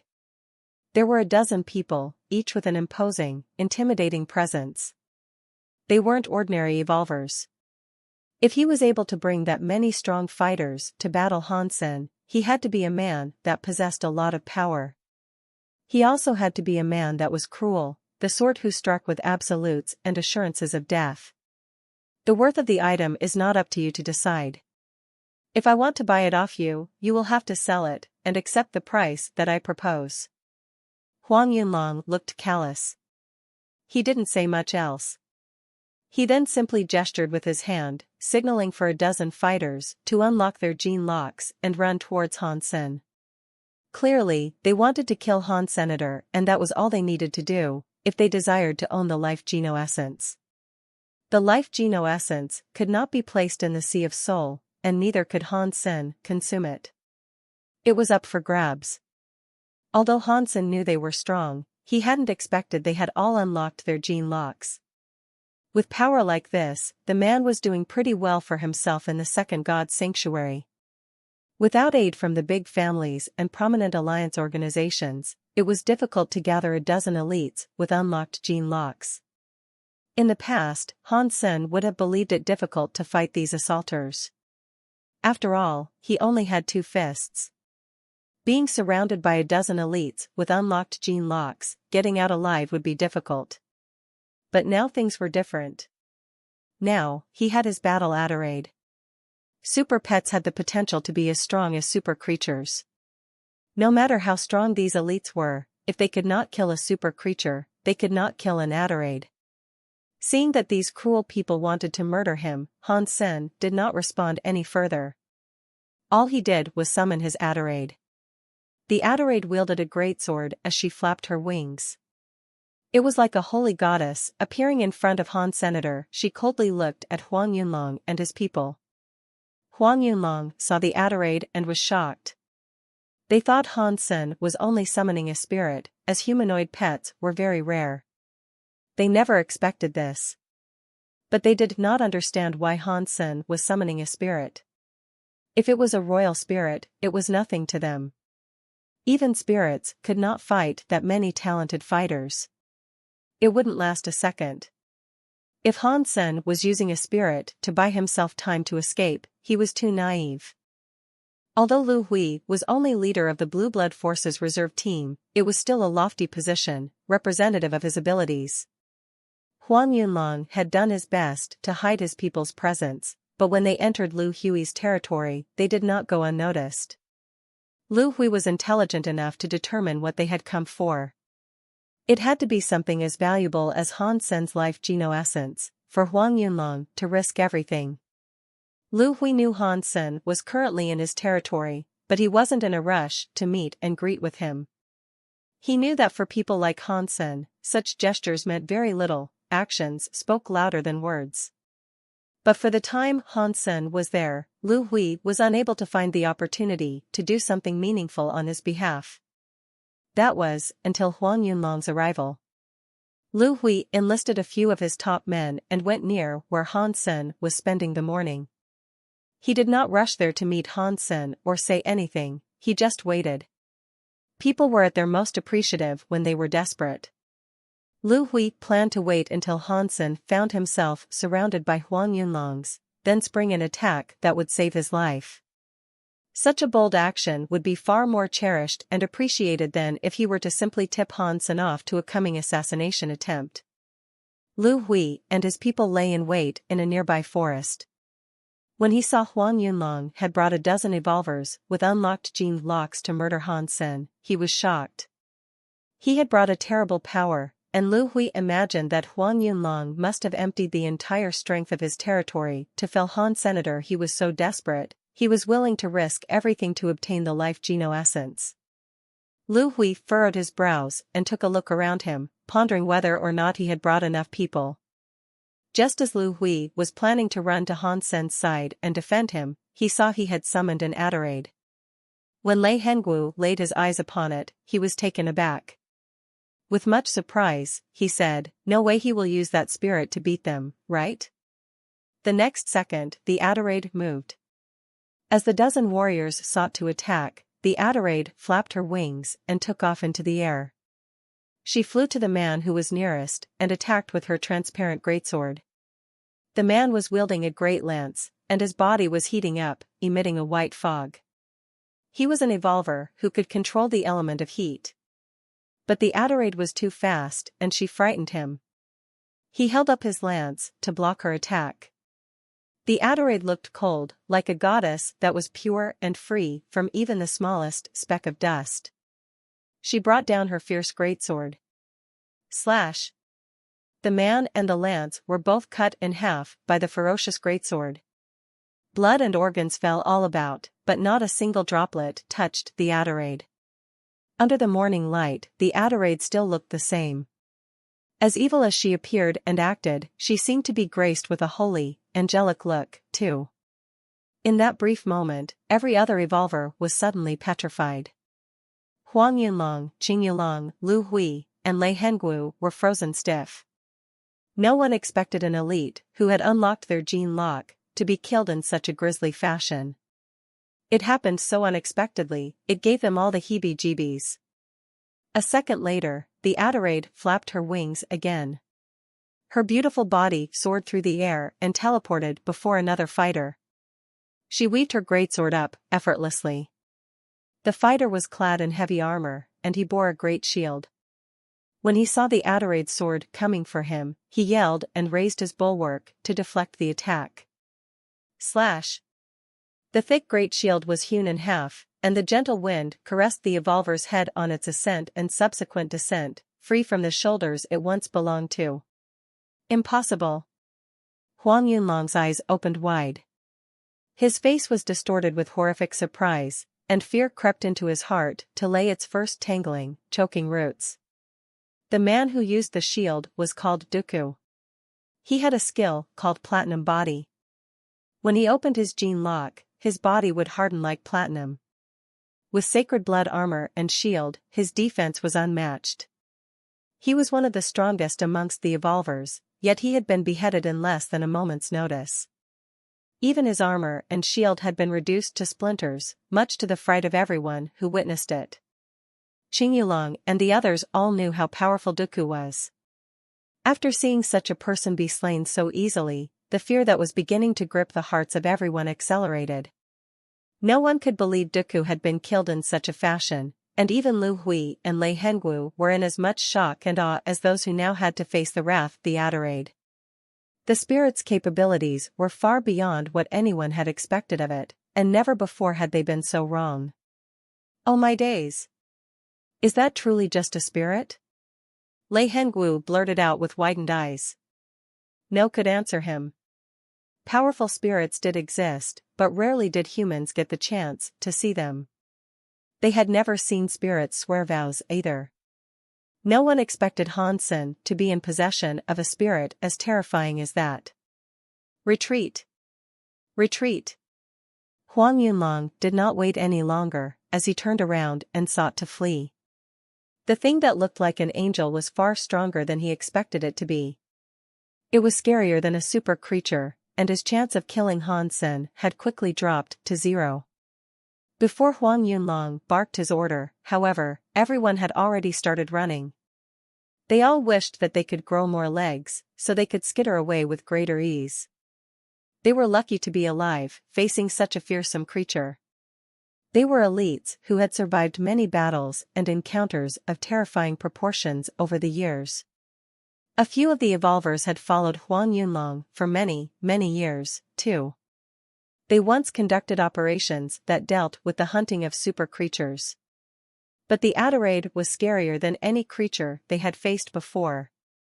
When they chased super creatures, they conducted and orchestrated the battles. Fights were selected because they were the hunters. But the angel-looking woman had human intelligence and skill, and this time they were the prey. They were frightened beyond belief. Now gutless, they did whatever they could to scramble away and free themselves from it. Han Sen could use his mind to control the Adelaide. She flapped her wings and caught up with Qing Yulong. His face drained of its color entirely, and he regretted the way he had mocked Senator Han Sen was getting him back for his spite, which was why he was the first to be chased down. Qing Yulong's body burst with power and he tried to evade the Adelaide's strike. It was to no avail, however. He was sliced in two. Before his death, all he could do was whimper. There was no death cry or final words. Han Sen had taken away those rights. The Adorade Angel did not stop there, however.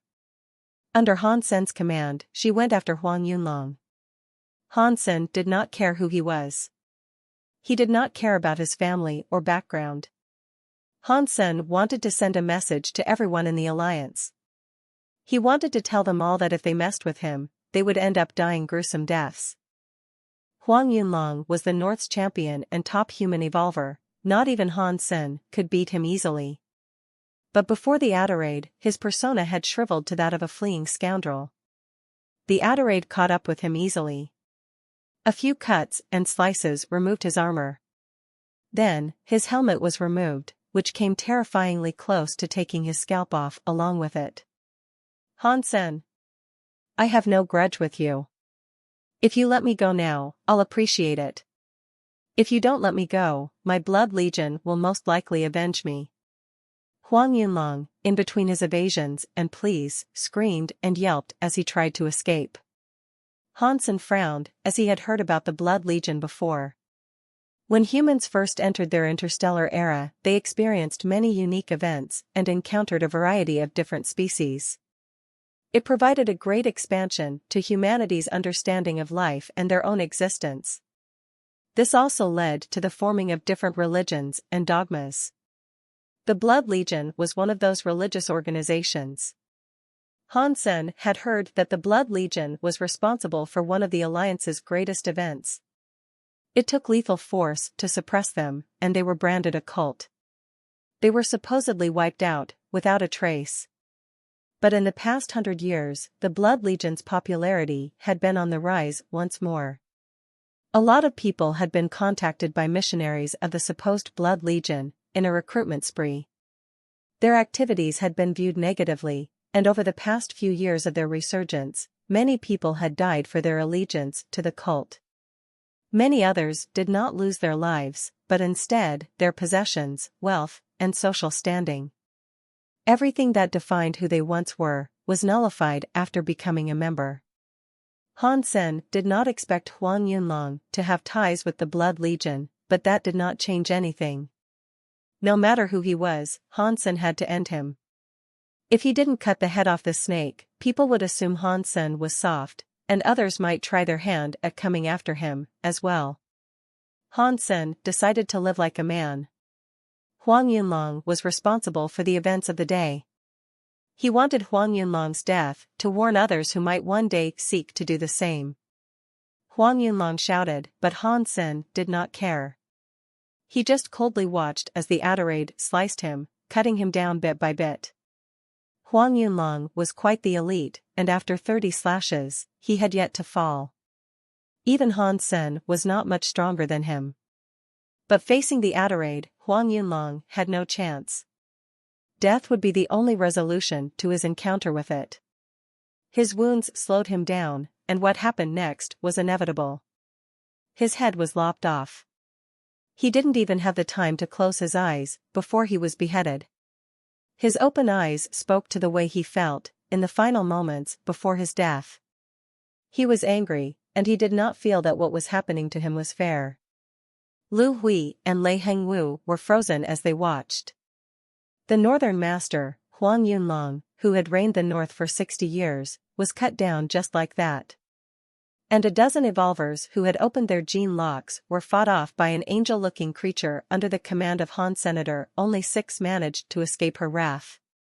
Han Sen did not even have to dirty his hands. The angel-looking creature had delivered the frightening results he desired on his behalf. What the hell is that thing? Lei Hengwu was flabbergasted. He was unable to determine whether or not the Adorade was indeed a spirit. Even if it was, he didn't believe it would follow the commands of any human. In the red morning light, the Adorade looked like a holy figure, tainted with an evil corruption. Let's go. Lu Hui commanded his people to leave. He was worried that if they remained there, Han Sen might misunderstand the meaning of their presence.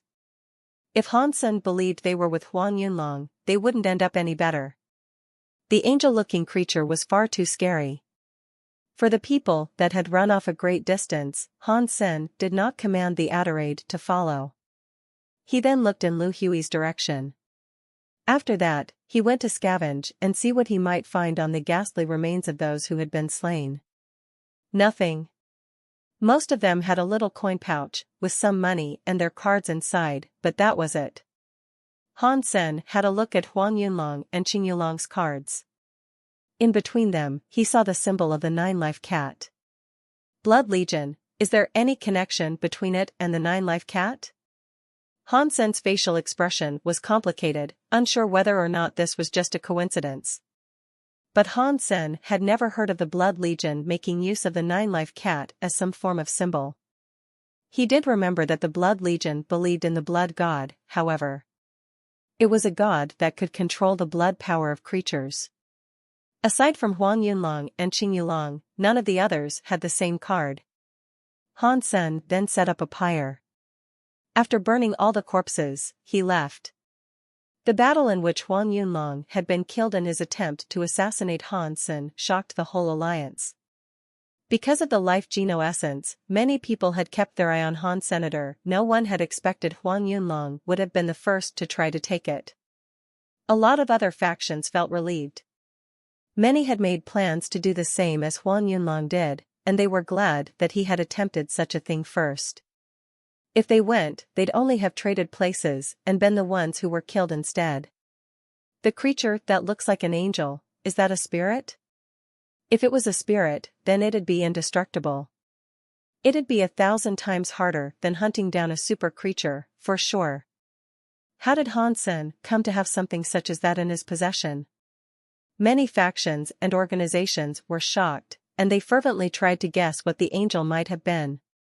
Most of them believed it was a beast soul, while a few continued thinking it was a spirit. No matter what it was, however, everyone knew that with such a creature by his side, Han Sen was invincible in the second god's sanctuary. Unless someone had the most flawless assassination plan, killing him would be impossible. What happened to Huang Yunlong alarmed everyone. A lot of people who were planning on assassinating Han Sen now realized that doing it in a shelter was impossible. Killing him in the alliance would be the only way. But to attack Han Sen in the alliance would be difficult. Everyone believed Han Sen to be from the Ji family. He was also with the Special Security Operation Team, which had deep ties to the Qin family. With a background like that, most attacks against him would be useless. After Han Sen returned, he contacted Ji Yanran. He told her she could be in charge of the Frosty Bear life Geno essence. He had been unable to absorb the life Geno essence so far, so it was pointless for him to keep it right now. Particularly since all it did was draw the jealousy and ire of others. If Han Sen gave it to the Ji family, people would know that he could not absorb the life Geno essence, and it would hopefully prevent them from bothering him. He wasn't afraid of fighting, but assassination attempts were difficult to avoid. In the alliance, he was not invincible. There was no point in being killed for an item that was worthless to him. Han Sen did want to know if there was any way to absorb the life Geno essence, however. With his own knowledge and wealth, his ability to perform tests and experiments was limited. Therefore, providing it to the Ji family was the best course of action. He thought about selling the first-generation life Geno essences he could not absorb to others. Such items would most likely be useless to them, as well, but at least he'd earn a lot of cash. Daddy, you sure have a lot of free time recently. Ji Yanran smiled at Ji Ruoxin's image on the video chat. I can't help it, my future son-in-law is far too talented. Ji Ruoxin looked like he was joking. What has he done now? Ji Yanran blinked to look as if she didn't know, despite the fact Han Sen had already told her. Didn't he tell you? He used a spirit to beat a dozen elites and Huang Yunlong, Ji Ruoxin said. I only heard he used a humanoid pet beast soul to kill a bunch of thieves that sought to rob him, Ji Yanran said, smiling. Thieves, huh? Ji Ruoxin smiled and asked her, baby daughter, did you ask him what level his beast soul is? Super beast soul, Ji Yanran replied with certainty. So, it is a super beast soul? Ji Ruozhen had already guessed that much, but he was still taken aback to hear it confirmed. For Han Sen to have a beast soul like that, he had to have killed at least one other super creature. It was hard not to be surprised by it. The Ji family spent a lot of wealth to fund the killing of just one super creature, and that was in the first god sanctuary. Han Sen had killed at least 2 super creatures in the second god sanctuary, all by himself. This was the sort of goal many families had been vying to achieve over the past few generations. Having a super pet and raising it to a battle mode was a far better investment than Ji Qing's super armor. The boon of power Han Sen had received would work exceptionally well when facing off against other super creatures in the future. With that super pet by his side, Han Sen was sure to kill many more super creatures from now on. And Ji Qing's super armor hadn't lent her much aid, overall. Did Han Sen tell you how many super creatures he has actually killed? Ji Ruozhen asked. He has killed 2 in total. Ji Yanran only told her father what Han Sen had told her. Han Sen had placed the kill of the Deadeye Peacock on the little angel. Ji Ruozhen sighed and said, I thought Ji Qing was lucky, but Han Sen's luck far exceeds hers. That super pet just evolved into battle mode, and Han Sen hasn't brought her to fight any other super creatures yet. Huang Yunlong's death came at what was practically her first trial run. Ji Yanran laughed. She continued by saying, oh, and Han Sen said he will provide us with the Frosty Bear's essence. And what are the conditions of such an offering? Ji Ruozhen asked. Dad, don't say that. Why would there be any conditions or strings attached? He only said that it was a gift for me and I can do whatever I want with it. Ji Yanran blinked. There really aren't any conditions? Ji Ruozhen asked again, with much surprise. There aren't. But because he's been so good to your daughter, you can't allow yourself to be in his debt, Ji Yanran slyly suggested, acting all cute. This Han Sen is a smart guy, I'll give him that. Giving it to you as a gift will undoubtedly benefit him more than if he were to sell it to us. Ji Ruozhen smiled and finished by saying, he has very good judgment to think this way. He is not someone who hankers for a little profit every chance he gets. I know, I'm not blind. You didn't think I'd pick a fool, did you?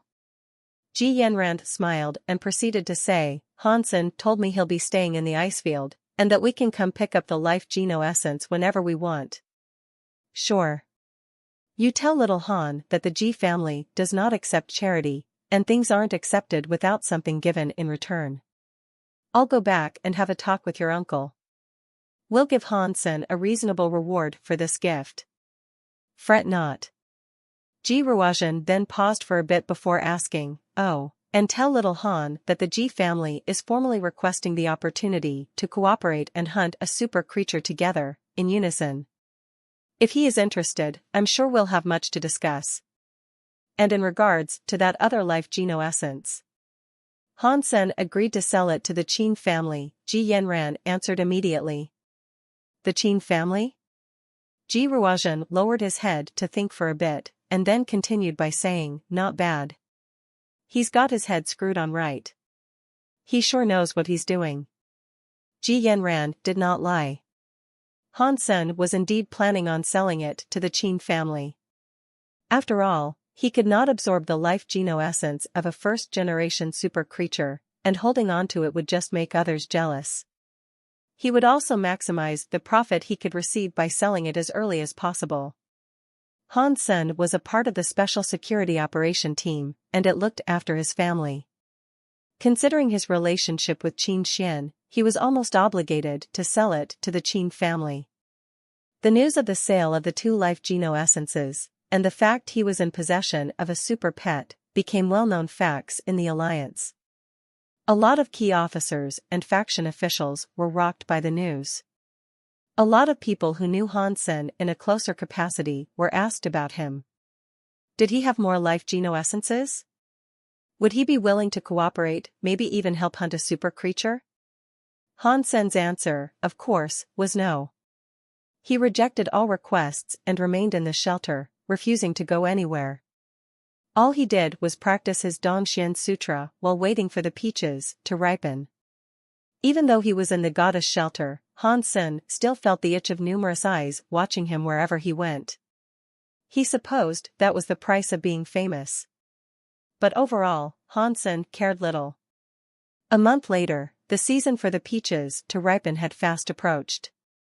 Han Sen summoned Beetle Knight to camouflage himself while he was in the shelter, so he could sneak out unseen. The whole world was paying heed to Han Sen's every movement. Having a super pet made him the focus of everyone. No one would miss a beat when it came to his wheeling and dealing, coming and going. This was especially true when it came to the fighting of super creatures. If Han Sen was seen hunting a super creature, countless people would visit him, using a flurry of stretched excuses for why he should sell a life geno essence to them. Han Sen did not mind selling them, but he did not want to sell them to just anyone. Regardless, this was primarily why he chose to sneak out without leaving a trace for others to follow. To get the mystic fruit from the giant peach tree in the peach forest, Han Sen brought the silver fox and the little angel. He wanted to grab a peach to see if he could unlock the first tier of the Dongxian Sutra. Entering the peach forest once more, Han Sen had far more courage. Even if the pink snake brought an army with him, he was confident he could slay them all, with the silver fox and little angel by his side. But nothing of the sort happened. The silver fox's presence shooed off any creatures along the way, which disappointed Han Senator. He was looking forward to the possibility of slaying a host of sacred blood snakes, so he could gobble them up and get closer to maxing out his sacred geno points. But for some reason, the pink snake and its legion of slithering serpents did not appear until he had arrived at the giant tree. The legion of snakes had gathered all around the mystic peach tree.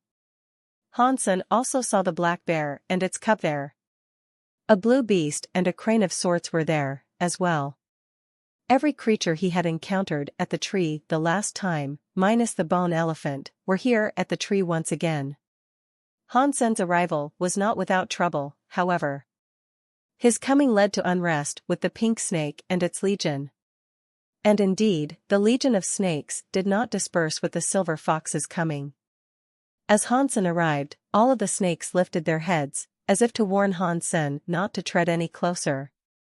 The pink snake was sat upon the Titan boa, as it once did. It stared at Han Sen with cold, poisonous eyes. It was evident it had not forgotten who he was. But for some reason, the pink snake avoided Han Sen and did not attack. This behavior surprised him. The black cub, on the other hand, looked delighted to see Han Senator in surprise. It ran out to Han Sen's feet, ignoring the legion of snakes. With a little observation, Han Sen noticed that the cub had grown in size since the last time it met. It had grown up fast. When the cub reached Han Sen, it ran in circles and sniffed around him. Then, it signaled for Han Sen to sit next to the big bear. Han Sen, taking a look at the peach tree, noticed that there weren't any peaches on it yet. He watched it for a while, but then, after some time, noticed two peaches manifest between the green leaves. They were about the size of ostrich eggs. The peaches were red on the bottom and pale on the top. They looked as if they were moments away from ripening. Such a giant tree only produced two peaches? Han Sen looked to his left and right, and indeed, the mystic peach tree had only produced two peaches. One was hanging at the tip of the twig and the other was a little further up. The super creatures that had gathered there all looked up at the peaches. The little angel and the silver fox were almost as powerful as the two bears, in comparison. Han Sen alone could almost equate to the power of the silver fox, and he wagered he could beat at least two super creatures to the punch of nabbing the peaches. Han Sen then took a look at his competition: pink snake, blue beast, crane, little bear and big bear. There were 5 super creatures, and against the legion of snakes there, it'd be difficult to take the peaches. Han Sen went near the big bear, which sat away from the peach tree. Strangely enough, none of the super creatures sought to go close to the tree. They circled it, almost as if there was a radius they had to be outside of. This confused Han Senator, seeing 2 peaches on the tree, with one at the end of the twig and the other a little above. They both shone like a fruit from heaven's very own orchard. They emitted a pleasant smell, a smell even nicer than the smell of the peach flowers. But despite the tantalizing prospect of the peaches being right there for the taking, no creature dared make a move. It was like they weren't in a rush to take them. The black bear was lying on the ground of the peach forest, but it looked up, seemingly focused on the two peaches. But look is all it did, and it most certainly did not appear ready to take them. The pink snake and the blue beast looked the same way. The crane was perched on a nearby peach tree, but still away from the mystic giant tree. The cub continued to circle Hansen but then stopped to stare at the silver fox that was resting on Hansen's shoulder. It seemed really interested in the creature, as it couldn't stop staring. Strange. Those peaches are going to ripen, so why are they keeping their distance? Shouldn't they each be vying for it right now? Aren't they afraid of someone else stealing it? Hansen stared at the mystic peach tree and began to feel as if something was wrong. He used jade skin to unlock his gene lock and heighten his senses. Although he did not have the eighth sense yet, his senses and perceptions still exceeded that of the super creatures. Hansen used his new sensory functions to inspect the peach tree and his face looked horrified. Through the use of his heightened senses, he noticed there was something wrong with the mystic peach tree. On the tree there was something really small, but it was something alive that moved around. In fact, there were many of them, and they were moving all over. When observing the twig that held the peaches, Hansen could see them crawling around like ants. Just seeing it made his head itch. Bugs? Why are there so many strange bugs on the tree? Hansen was shocked. The bugs were so small, yet the tree was huge. They dug underneath the bark of the tree and with average eyesight, you could not tell they were there through simple observation. If it wasn't for Hansen's sense, he wouldn't have noticed their presence even if he went to stand directly in front of the tree. What are those bugs? Even the super creatures are avoiding them. They don't even dare to go close. Hansen frowned. Hansen was positive the last time he was here at the tree, there were no bugs. Otherwise, he'd have known about them coming here. He was practicing Dongxian Sutra for a long time beneath the boughs of that great tree, so there was no way he had managed to avoid sensing them during that time. Strange. Where did all these bugs come from? There is no way they can be super creatures, can they? But why are the super creatures scared of them? And why do they avoid going near the tree? Hansen mulled the peculiar situation. Hansen then remembered the time he got Princess Yang. She informed Hansen about the nature of the sacred blood class silver beetle mother. Perhaps the bugs weren't all too different to the silver beetle. She explained that the smaller silver beetles were little more than weapons, created by the mother. They weren't actual living creatures. If these bugs were able to make the super creatures that scared, the mother of the bugs may have been a super creature, as well. If this is true, that's bad news. A super creature that can produce countless smaller insects will be a terrifying foe. I shudder at the thought.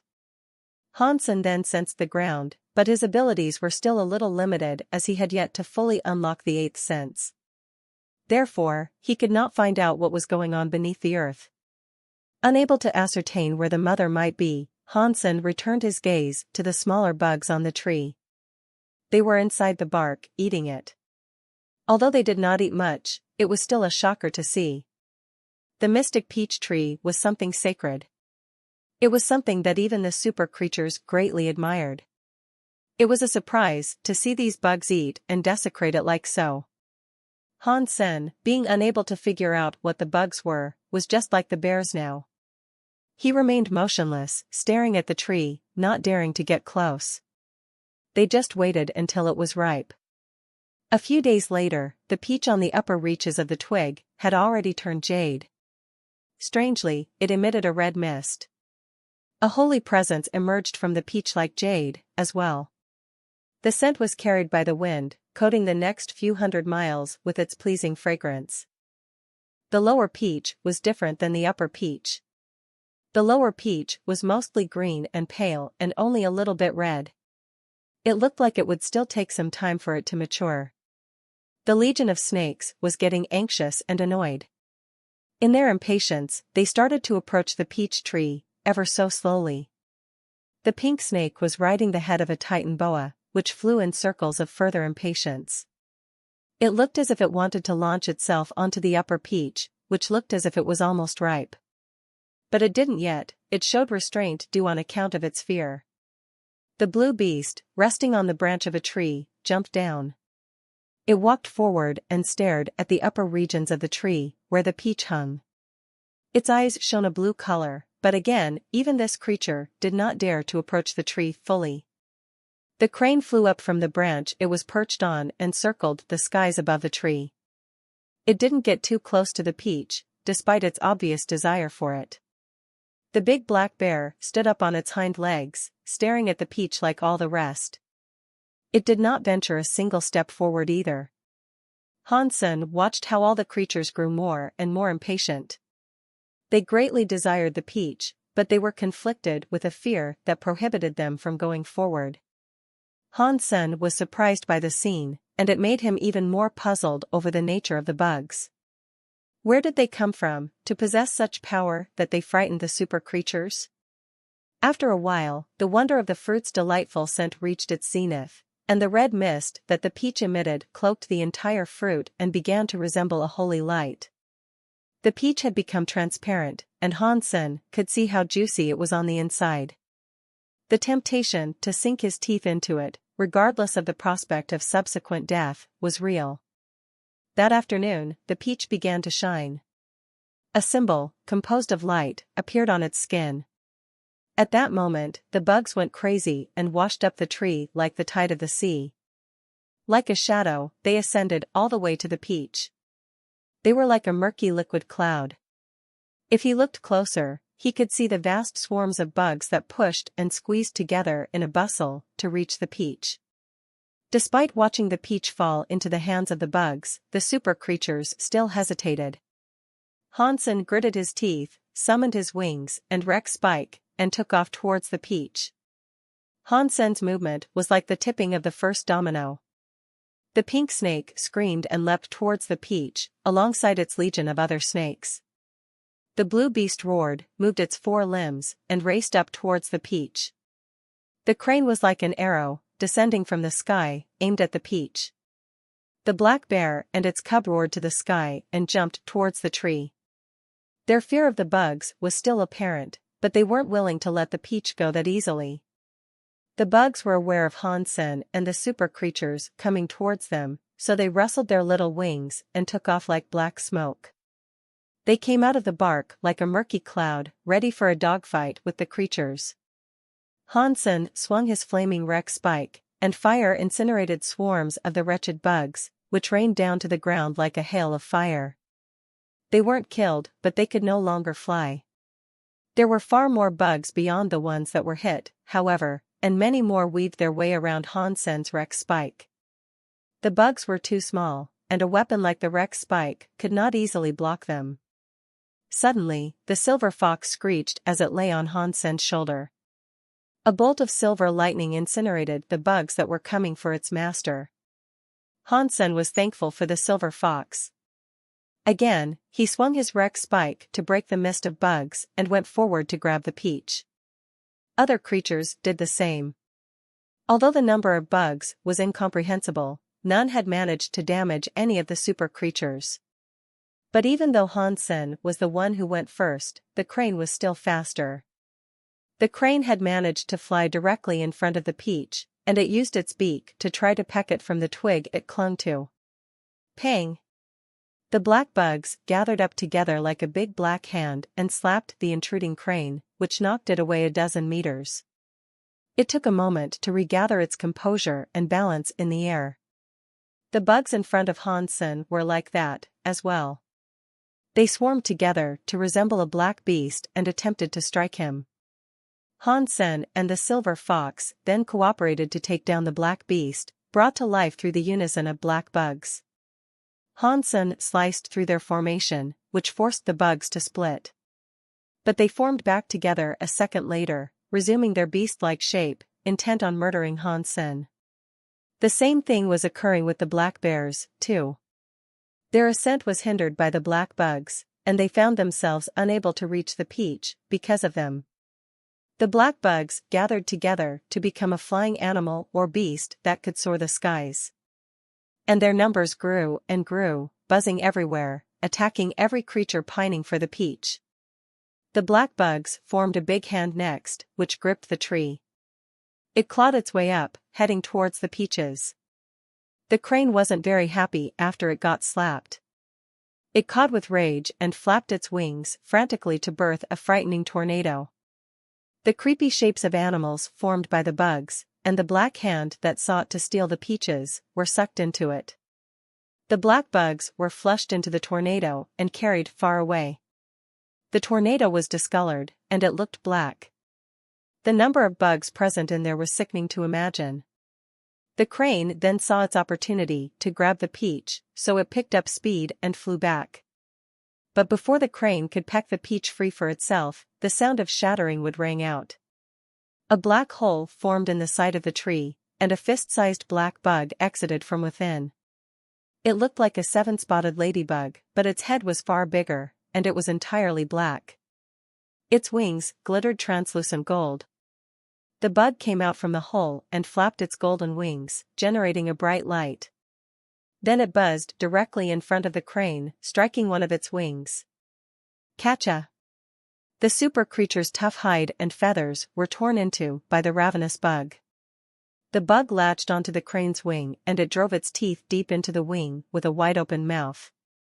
A chunk of the crane's wing was ripped off, exposing its bones beneath the fresh gush of blood. The crane let out an upset cry, and it flapped its wings the best it could to kick up a sharp blade-like wind. It couldn't do anything to the black bug, however. The wind struck the black bug with a sound like the ringing of a bell.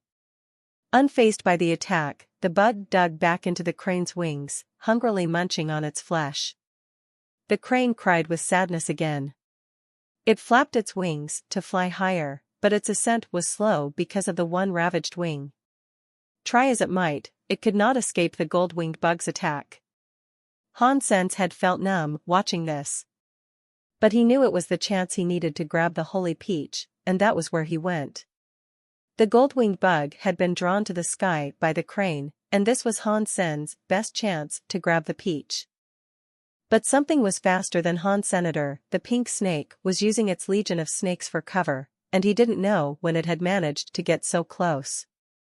The small snake was thin like a chopstick, yet when it opened its mouth, it was wide enough to swallow the entire peach. Seeing the peach about to be swallowed by the pink snake, another gold shadow emerged from the hole in the tree. In one smack, the pink snake was sent flying. It was another gold-winged ladybug. It grabbed a hold of the pink snake and bared its teeth, ready to sink them right into the slithering fiend. But the pink snake's body released some red mist like the peach. The bug let go and staggered away, looking dizzy. The pink snake used this opportunity to escape from the gold-winged bug.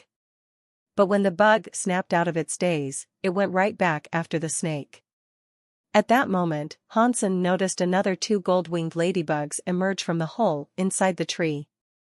This gave him quite the shock. There were more than 2 gold-winged ladybugs now, bugs that were almost as strong as the super creatures. 4 had exited the hole, and heaven knew how many more might still reside within. Of the 2 additional gold-winged ladybugs, one targeted the blue beast, whereas the other targeted Han Sen. Han Sen gritted his teeth, flapped his wings, and fell back a bit. He wasn't sure whether or not there were any more inside the hole, so he didn't dare attack. If he did, he might miss his chance at getting the peach. The gold-winged ladybug was coming towards Han Sen, and in response, Han Sen swung his Rex spike at the gold shadow. But the bug was too nimble, and it evaded the attack with ease. It continued onwards at full speed. The silver fox looked angry in response, as all the hair on its body stood up. Lightning cracked and sparkled across his coat of fur, which emitted a bolt of lightning that jumped towards the oncoming foe. The gold-winged ladybug flapped its wings to evade the silver fox's attack and continued its buzzing pursuit of Hansen. It was too late to lift the wrecked spike again, and his heart quickly jumped. The peacock crossbow appeared in his hand, and with it, he smacked the bug that was coming to devour him. Pang! The peacock crossbow and the gold-winged ladybug collided. A terrible force was transferred to Hansen's hand, however, and he was sent spiraling. He was knocked a few dozen meters away but managed to keep his balance. His hand was bleeding, and it felt numb. That is some scary power. That little creepy crawly isn't any weaker than the average super creature. Hansen was shocked, but he quickly took notice of the gold-winged ladybug resuming its pursuit of him. Hansen and the silver fox fought the ladybug together, but still, they were at a disadvantage. Hansen had to use his really good senses, powered by the Dongxian Sutra, but even with the silver fox's help, he was barely able to maintain his competition with it. It was difficult to see who was winning the battle that was raging between the other gold-winged ladybug and the blue beast. He could sometimes catch a glimpse of a blue flash that would follow the occasional roar. The big and small bear used this opportunity to break the black bug's barrier. They ascended the peach tree as best they could, and with their thick fur and hide, had no fear of the bugs biting them. When they arrived near the peach, their bodies were black, covered in the nibbling insects. But this time, the big bear had a plan. It stared at the hole in the tree while allowing the little bear to gather the peach. There was more movement from inside, and indeed, something else was ready to emerge. But this time it was not a gold-winged ladybug. It was a ladybug that was plated entirely in gold. Its head was twice the size of the other gold-winged ladybugs. It flapped its gold wings and shot out of the hole towards the bear cub like a gold shadow. The black bear roared and used its claws to try to grab the golden ladybug. But it was too fast, and with its rapid wings, it evaded the bear's paws and continued on to the cub. The big bear roared as if it was alerting the cub. But the cub, almost having reached the peach, didn't want to give up. It extended its paws and tried to grab it. Pang! The golden ladybug hit the cub and it fell off the tree. It created a big hole in the ground when it landed. From below, the cub cried out in pain. The big bear no longer cared about the peach, and so it jumped down from the tree, roaring with anger as it chased after the golden ladybug. It was going to save the cub from danger. Hansen was frozen. He wondered what the bug might have been, and it seemed to be of the same breed as the gold-winged ladybug. One thing was for certain, however, it was far stronger. The two bears were fighting against it, but they weren't winning. The bug's mouth was extremely sharp, and even the obsidian-strong fur of the bears could not withstand its bites. The cub was peppered with wounds from the insect assaulter, but fortunately, none were deadly. The black bear's claws smacked the golden ladybug's shell with a mighty slap, but nothing broke. Furthermore, it appeared entirely unfazed. The two bears were being ravaged as they did battle with the golden ladybug. And throughout this entire time, none had the free space or time to grab the peach. Now unopposed, the smaller black bugs resumed their shape as a hand and tried to grab the peach again. Excitement glistened in Hansen's eyes. He clenched his jaws and summoned the Adderade. A holy body cracked the air and perched itself atop the tree. It swung its transparent greatsword and severed the hand that had been formed by the black bugs. As she did this, she used her other hand to grab the peach. But when the Adderade tried to pull it, she could not get the peach free. Her eyes turned cold, and she swung her greatsword to detach the peach from the twig it stubbornly clung to. When she did this, the peach finally came free in her hand. Hansen was happy, seeing this. There were no other bugs coming out of the hole in the tree, so it looked like 5 was all of them. And now, the holy peach was in the Adderade's hand. Hansen's hand jumped, and he ordered the Adderade to leave the area. Otherwise, if she was noticed to be holding the peach, she'd become enemy number 1 for every super creature in the forest. Boom! The Adderade flapped its wings and shot off into the sky. Then the 5 ladybugs and the super creatures did indeed turn their attention to the Adderade. They all roared, screamed, and screeched with a desire to tear the Adderade apart. They went after her. Hansen saw this, so he gritted his teeth and pulled out his Rex spike. He traveled to the other peach, the one that hadn't fully ripened yet. He had never expected there to be 5 super creature ladybugs guarding the fruit. He was fortunate that the Adderade had managed to pluck the peach when it did. If he came back for this one when it was ripe, however, he was unsure whether or not he'd be able to get it. If they were aware the Adderade belonged to Hansen, and he was the one who had obtained it, the other creatures would be especially wary of him. The 5 golden ladybugs were too powerful for him to fight, and he didn't want to risk his life any further.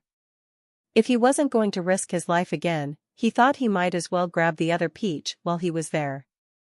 Even though it wasn't entirely ripe just yet, it had to be useful somehow. Perhaps it would be less efficient, but it was better than nothing.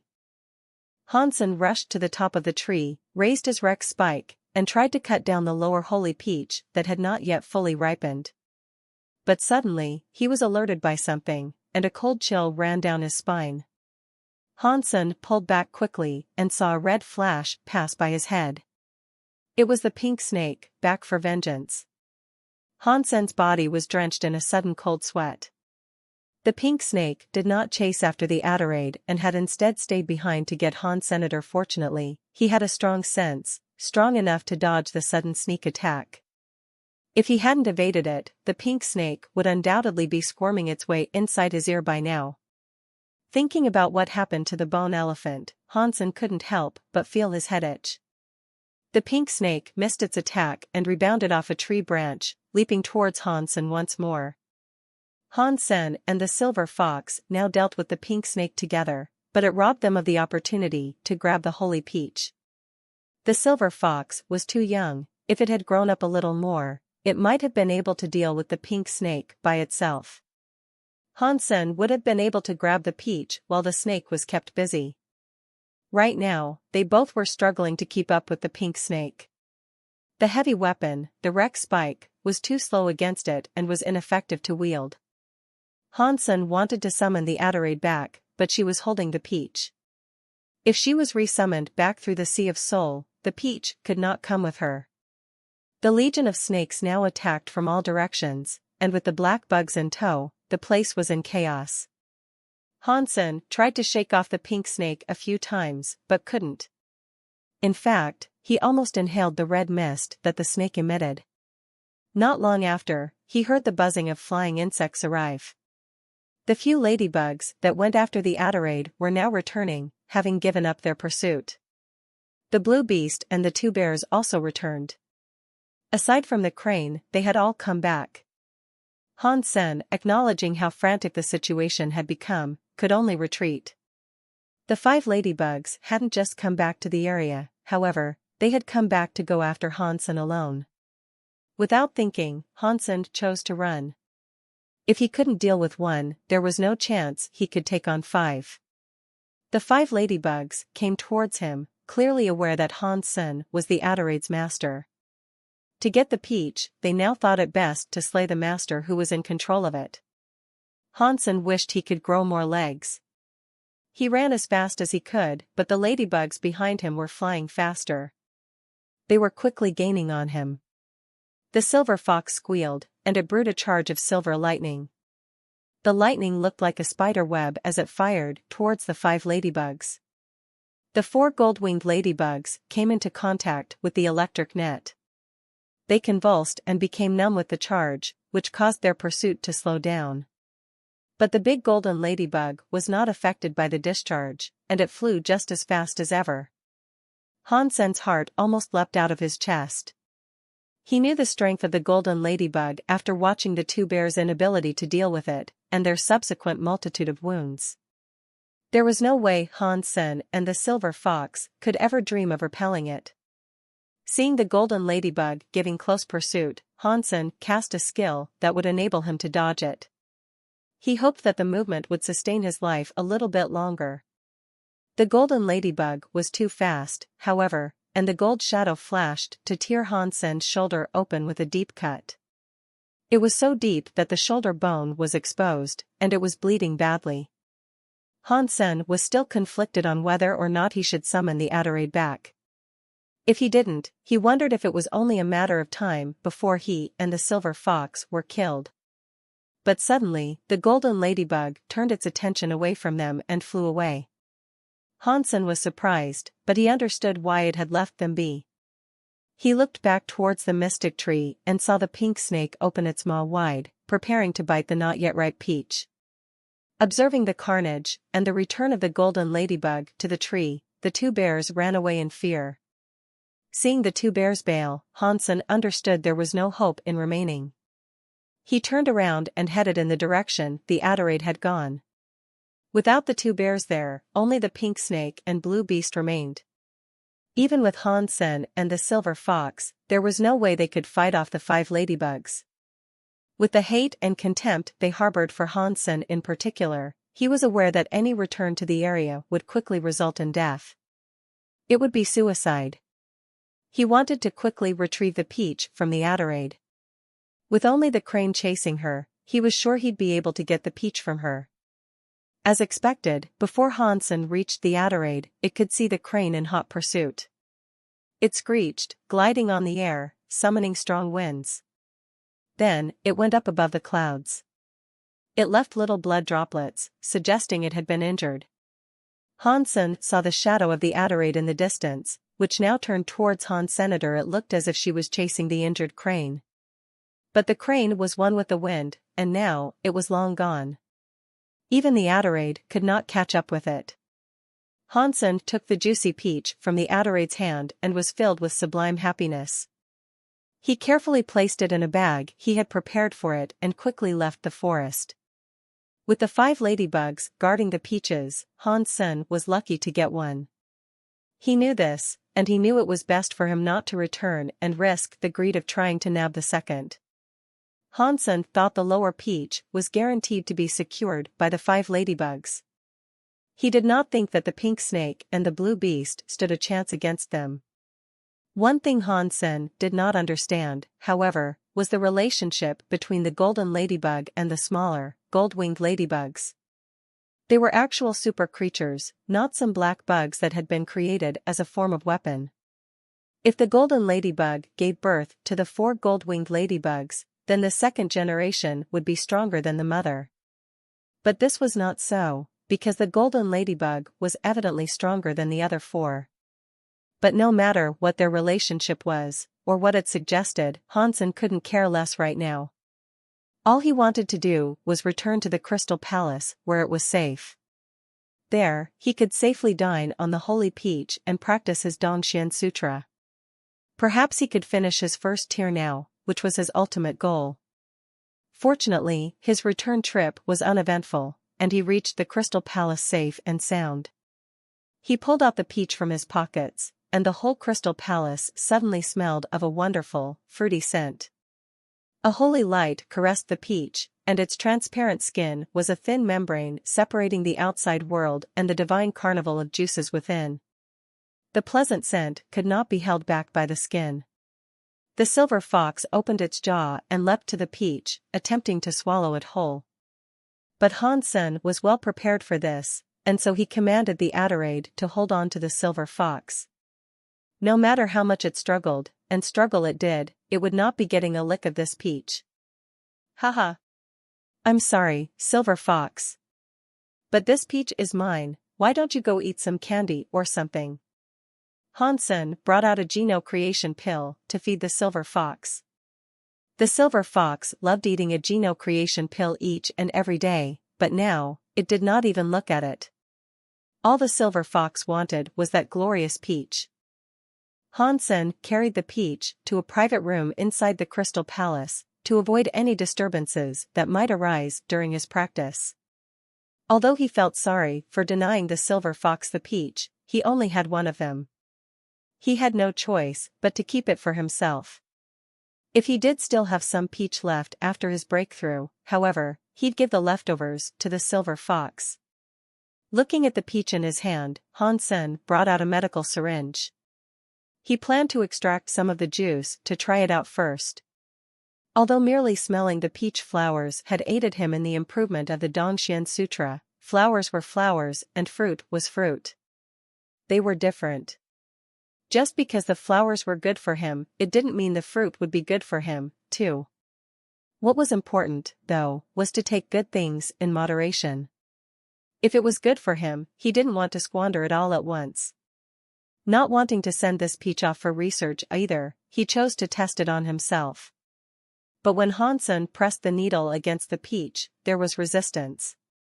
Pushing harder, the needle snapped and the skin remained unbroken. Hansen froze. Then, he pulled out a raven bolt. He tried using the feather to cut the piece, but that was to no avail, as well. The peach couldn't be cut. Driven to desperation, Hansen also tried smacking the peach with his flaming Rex spike, but no matter what he tried, the peach would not break. Hansen was very sweaty after his exercise in trying to open the peach. He was disappointed, also. What the hell is this? Is this peach just not meant to be eaten by humans? But for something this strong, I'm not so sure super creatures could eat and digest it, either. Hansen picked up the peach and tried to bite it with his mouth. But when he bit it, the sweet juices of the peach erupted all over his mouth like the opening of a floodgate. It was strange that no matter what he tried, nothing could break it. Only with the purpose of eating it could it be pierced. The peach juice was like a cascade of honey running into his mouth. The whole peach was so soft and succulent, Hansen now fully understood what it meant for food to melt inside your mouth. Hansen only wanted a little bit, but after taking that one bite, the entire peach began melting in his mouth. The sweet juice flowed into his belly, and even the peach skin seemed to evaporate. In no time at all, only the core remained in Hansen's hand. The core was clean, and it shone like dazzling jewelry. This is indeed a magical sort of peach. I can't destroy it with weaponry, but I can eat it with ease. That is very unique. Hansen then sighed. But before Hansen could finish sighing, a pleasant fragrance permeated the atmosphere of the room. It drifted through his nostrils and coated his insides. His limbs were warmed, and his blood almost felt livelier in its delivery to and from his heart. A pleasant sensation seemed to overwhelm his entire body. The cells in his body groaned with pleasure as they interacted with that scent. And his body vibrated without control, in sheer delight. Hansen quickly calmed himself down and began practicing the Dongxian Sutra, allowing the pleasant smell to formulate and settle down inside his cells to strengthen his fitness. The energy of the peach was more effective than Hansen thought it would be, but it was a very calm energy. It followed the guidance of the Dongxian Sutra and slowly blended into his limbs, without doing harm to his body. Hansen's heart was calmer as he focused on his practice of the Dongxian Sutra. More and more of the pleasant scent was being refined inside him. The refreshing smell that came from Hansen's body was growing stronger and stronger. Even the sealed-up room could not trap the wonder of that pleasant scent, and it now covered the entirety of the Crystal Palace. If the Crystal Palace did not reside beneath the sea, and the scent was not suppressed by the water outside, he wondered how far and wide the fragrance would travel. The pleasant scent was getting even stronger now, and it formed a faint haze throughout the interior of the Crystal Palace. The silver fox tried to be greedy and absorbed most of the smell, which made his fur shine like a coat of pure silver. The gourd also absorbed the smell, in its own way. Zero really enjoyed the scent, as well. When she sniffed it, she smiled. The little angel, Princess Yang, the mermaid princess, and the snow charmer each loved the smell, as well. And they basked in the mist of pleasure fondly. The pleasant scent was strongest at midnight. After midnight, it gradually weakened. But Hansen's body was totally opposite. The power inside his body felt ready to burst. The peach's pleasant smell had now been wholly refined, and the Dongxian Sutra's pleasant smell was stronger than ever. Hansen kept banging against the breakpoint of the first tier. All the cells in his body were making music with a rhythmic pulse. It was like the banging of a gong, and with every beat, his cells released another pulsation. After every hit, the pulses gathered together to sound like the ringing of a bell. It was like the melody of life. Every pulsation reduced the smell in his body, and after 7,749 times, the pleasant smell in Hansen's body was finally gone. The refreshing, pleasant smell inside him had totally evaporated. But Hansen felt his own life force reaching max capacity. It felt like he was going to overload and have the life force burst out from his cells. Boom, boom, boom. Every hit was like a wave, which made his entire body vibrate with moans and groans. Every finger, every hair, and even every cell felt like it was going to explode. Boom. Hansen could no longer remember how many pulsations he had felt, but suddenly, he felt as if his body had broken a chain that previously bound him.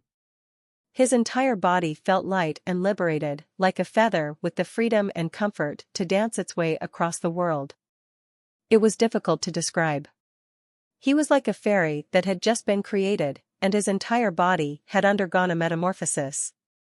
He was like someone entirely holy, without a single speck of anything ungraceful on him. Hansen stood in place, which gave others a charming feeling. Every part of his body was like the blossoming of a virgin flower. The life energy was bursting out, which made others want to get close to him. It was different than the Jadeskin gene lock. Although the body and its senses were increased, the Danshin Sutra was better than Jadeskin. It was far stronger. Now, Hansen wasn't emotionless as he was when he used Jadeskin. He could still feel his emotions, and his entire body pumped with the vibrancy and flame of youth, with its accompanying energy. It made others want to approach him. Outside Hansen's body, there was an invisible life force spreading. Whoever touched that invisible life force would be connected with his. In the past, Hansen had to run Danshin Sutra and allow others to absorb his pleasant smell so that he could see their energy. But now he did not have to do this. Hansen was only sitting in his room, yet he could watch the silver fox's energy flow from 100 meters away. With that transparent force spreading, Hansen could feel every element of the life that populated the Crystal Palace. It was like the force had become a part of Hansen's body, like it was an organ, except it could not be seen. This is amazing. Hansen was very happy. In the future, when he fought with a super creature or human, all he would have to do was unlock this gene lock to easily learn his opponent's flow of energy. He could totally learn their flow during a fight. He did not have to wait for his opponent to absorb his pleasant smell. Hansen tried simulating the Saint Bone elephant's flow. Suddenly, he felt his pulse consist of 100 elephant cries. An infinite cosmos of power brewed inside his body, filling his entirety like a mad flood. It was much stronger than before, when the gene lock hadn't been broken. Hansen picked up the bone elephant's essence. Under the strong energy flow of the bone elephant, the life geno essence vibrated in his hand. It suddenly flew out of his grasp and assimilated with his body. The essence melted into his body, and he didn't even need to eat it. The life geno essence simply entered, blending into his person. Essence absorbed, Saint Bone Elephant. You have gained 1 super geno point. Essence absorbed, Saint Bone Elephant. You have gained 1 super geno point. The familiar voice rang in his head. Hansen almost released tears of joy. After all his hard work, he had finally discovered how to absorb a life geno essence. After Hansen absorbed the entirety of the life geno essence, his bones immediately felt stronger. It was as if they glowed with a certain strength. In the end, Hansen's super geno points increased by 10. Finally, I can continue my evolution and ascension. Hansen wished he could just shout it out to the sky. In the past, Hansen worked as hard as he did to provide a better life, not just for himself, but for his family, also. He became stronger and stronger to uncover the truth behind his father's accident. This was his purpose. But being an evolver was almost like an addiction. If an athlete who trained tirelessly each and every day were to immediately quit training, they'd feel uncomfortable. Han Sen had grown used to getting stronger and earning new abilities. He was desperate to grow, and the reasons that may have fueled his ascension in the past didn't mean anything anymore. Strength was the only thing that mattered now. Han Sen's heart jumped, having simulated the silver fox's energy flow. The crackle of silver lightning sparked across his body. He smiled in happiness. Pang! Han Sen threw out his fist and a snap of lightning burst from his hand. It wasn't how the silver fox did it, however, it could cast lightning bolts as if they were magical arrows. But this was expected. The fitness of humans was limited in the second god's sanctuary. Even if a person opened their first gene lock, it wasn't truly opened in its entirety. Humans couldn't commandeer and utilize powers in the way super creatures did. To unleash such wondrous powers, he'd have to wait until he became a celestial being. Han Sen then simulated the bear cub's energy flow. When he did so, his body suddenly became stronger. His muscles hardened like a freshly inflated tire. His arms were bigger than his thighs, and his whole body became tougher than ever. His entire body and the organs within became as sturdy as steel. His strength increased by a substantial amount, but unfortunately, this came at the cost of speed and mobility. Han Sen was having fun with this. But he then recalled that the gourd had an energy flow of its own, too. He wondered what might happen if he simulated it. His heart jumped, and the Dongxian Sutra's energy began to change. It was following along with the gourd's energy flow. Suddenly, a peculiar power began to blossom inside him. Pang! Pang! Pang! Han Sen's body became magnetic. Everything inside the room was magnetized to Han Sen, and everything flew in his direction. He was unexpectedly battered. They were like homing missiles, and he had no chance of dodging the now dangerous furniture. Left and right he weaved, but to no avail. Everything in the room was now being glued to his person. The crystal chair, the lampstand, and even table was a threat. And they all piled against Han Senator. There was even a crystal bed, which was now looming over him, ready to fall on top of him. At the ghastly sight, Han Sen was utterly shocked. In haste, he ended the simulation of the gourd's energy flow. Crash! When Han Sen cut the energy flow, everything that was sticking to his body crashed down to the floor. It was like he had switched on some magnetism mode inside him. He was quite confused. What the heck is this energy flow? Did I just turn into a magnet that can pull everything towards me? What possible purpose could something like that serve? Han Sen did not understand and was not quite sure what to think. But that was fine. Han Sen did not need this energy flow. Right now, he had finished his first tier of the Dongxian Sutra, and now he could use it to secretly learn the energy flows of second-generation super creatures. Each qigong was like a different key, where different keys could unlock different chests, and each chest contained a different treasure.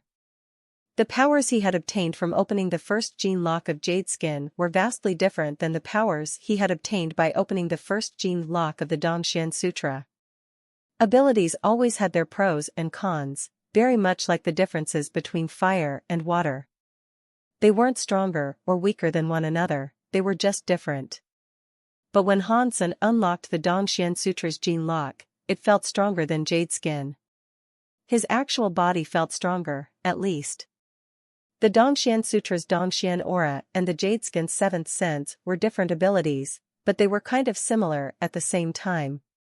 Neither was stronger than the other, it was just that his perception of the Dongxian Aura's nature was more substantial to him.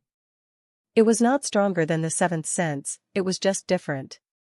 Han Sen tried to absorb the life geno-essence of a first-generation super creature, but with no success. He needed to learn the energy flow of a second-generation super creature, slay it, and absorb its essence. In the past, this task would have seemed insurmountable to Han Senator, but having now unlocked the Dongxian Sutra's first gene lock, he didn't think it would be a problem. He could steal the super creature's energy flow whilst they were in battle. If I cannot absorb the life geno-essence of a first-generation super creature, maybe it's best that I sell it to a big faction and earn some dosh.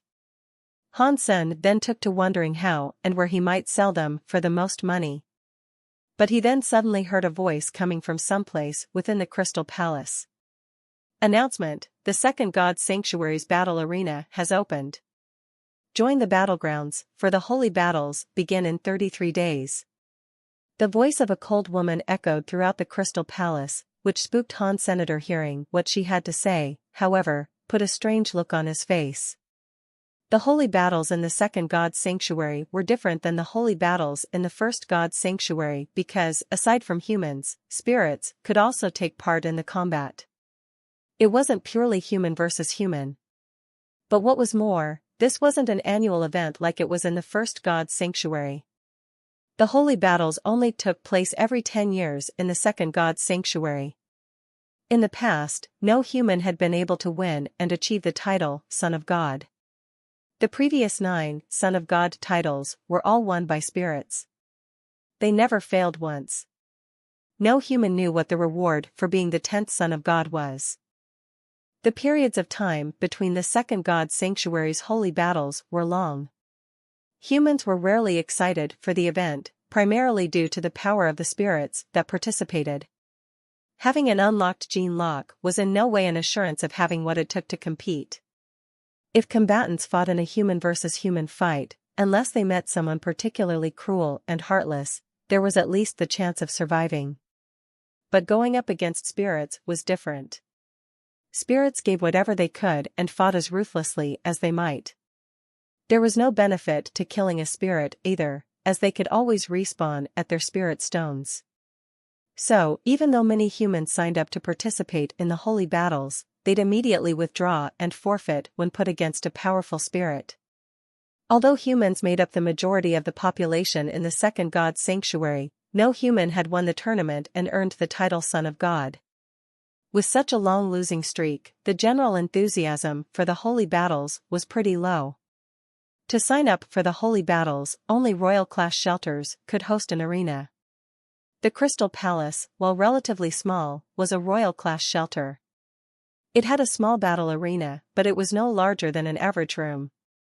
After signing up, you also had to match up and duel another person who had signed up in the same shelter.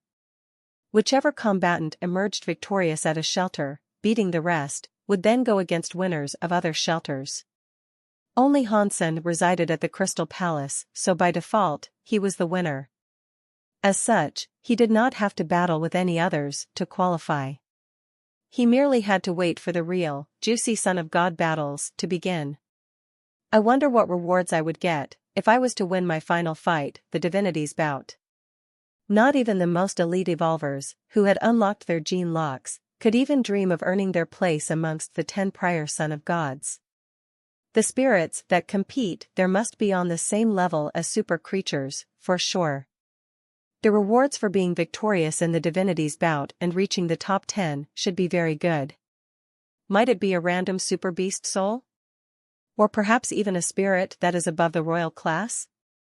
Han Sen, merely contemplating the prospects, began getting quite excited. If it was a spirit above royal class, Han Sen definitely wanted it.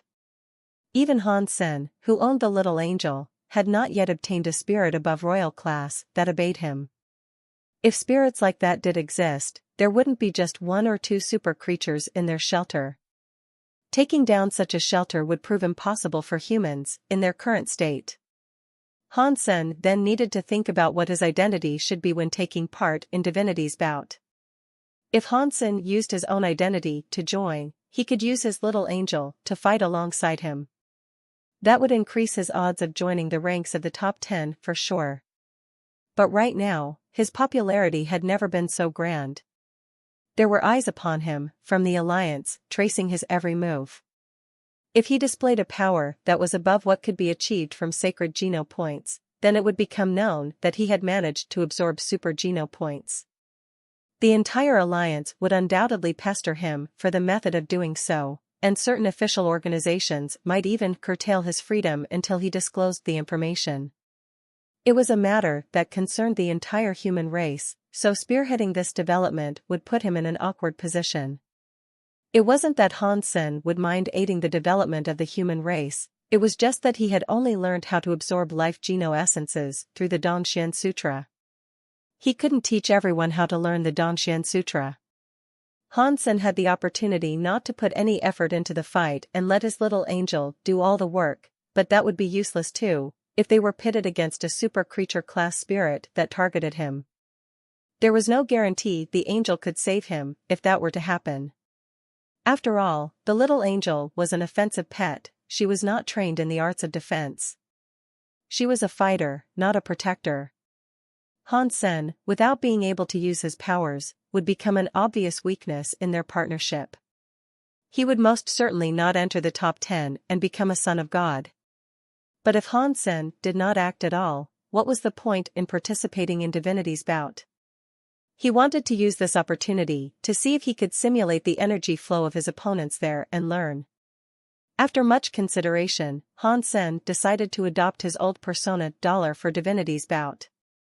Although it was difficult to beat super-class creatures, fighting this way only provided him benefits. He could learn the way in which they fought. Such knowledge could prove to be quite the boon in the future. There was still a month to go before Divinity's bout started. Han Sen was in no rush to prepare, however. What he wanted to do was locate a second-generation super creature. After Han Sen left his room, the silver fox looked at Han Sen angrily. Then, it quickly spun around and ignored him. It looked like it was still in a bad mood because Han Sen kept the entire peach for himself. Good boy. I ate the peach, yes, but I still have the core. See if you can eat it. Han Sen placed the jewel-like core of the peach behind the silver fox. The silver fox then turned around and bit the peach core without hesitation. Han Sen heard it break and the jewel-like peach core was crushed. Strangely, from out of the core came another core. This one was white. The silver fox then spit the crushed remains of the first layer of the core out of its mouth and quickly swallowed the white nut. You can actually eat that thing? Han Sen said, with wide-open eyes. All he was doing was trying to comfort the silver fox, he never expected there to be anything edible inside the core and that it could eat. The silver fox ate the peach nut and then yawned. It leapt onto Han Sen's shoulder and looked as if it was going to sleep. That's it? You eat my peach core and then go to sleep? Give me a reaction or something. Han Sen looked depressed. The silver fox ate so many good, valuable things each and every day. Yet despite that, it continued to grow so slowly. If the silver fox could grow up quicker, he'd have 2 super creature class powers to fight by his side. Fighting second-generation super creatures would be even easier, if that were so. After all, the second generation always seemed to have another super creature in tow. With the little angel's help, the probabilities of killing one still weren't in their favor. The search for a second-generation super creature could not be rushed, so Han Sen himself was not in a rush. What he wanted right now was to learn of what benefit he might receive from the Ji and Qin families. The Ji family provided Han Sen with a few separate choices, each of which pleased him. He decided to accept 5% of shares in Sky Technology. 5% might sound small, but Sky Technology was in the top 20 corporations of the alliance. Most of the Ji family didn't have a single share in it, as most of the important family members could only have a max share percentage of 1 or 2%. As such, 5 was a very good number. A few core members of the Ji family might have had above 10% of the shares, but for an outsider of the family to receive such shares was tremendous. It was also the first time such a thing had ever occurred. If Han Sen sold his 5% share, he could do nothing for the rest of his life. Of course, the Ji family's provision of a 5% share was not entirely down to Han Sen's gifting of the life geno-essence. It was to establish a deeper tie between them. After all, Han Sen was the only person who could kill a super creature in the second god's sanctuary. But what interested Hansen the most was what the Qin family was preparing to offer him. Hansen was given many different options of gifts to consider off the Qin family. Eventually, he settled on Z-steel raw stones. The Z-steel ore always had a lot of contaminants inside it. 1,000 grams of Z-steel ore could be refined to provide only 5 grams of pure Z-steel metal. The Z-steel that was refined was really hard but very brittle. Its fragility and stern rigidity rendered it almost unusable as a weapon or electrical component. Refined Z-steel was more akin to delicate porcelain than metal. It had to be combined with other metals to provide a decent weapon of fair toughness and hardness. But inside the Z-steel ore, there was a high concentration of rough Z-steel. It was unknown how these Z-steel raw stones were created, but they were a little bigger than a man's thumb.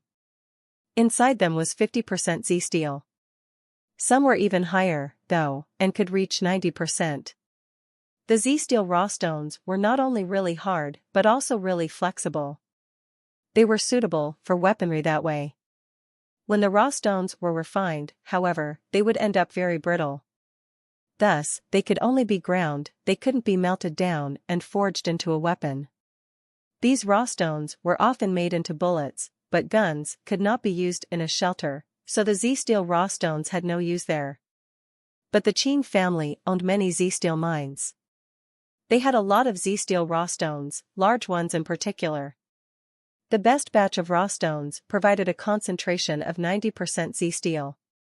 They were bigger than ordinary Z-steel raw stones, as well, and they could be ground into something simple. The moment Hansen saw the Z-steel raw stones, his mind turned to his peacock crossbow. The Z-steel was 1 foot long at the most, and they were as thick as a finger. They were too thin to be made into knives and too hard to be sharpened. Hansen thought he would only need to grind the raw stone to create many new, good bolts. As such, they would be a very useful gift for Hansen to receive. When Hansen chose the Z-steel raw stones, the Qin family also promised they would aid him in the creation of bolts, for grinding Z-steel raw stone was very complicated work. It would take a long time for the process to be completed, and as a result, it would be a while before Hansen received the bolts.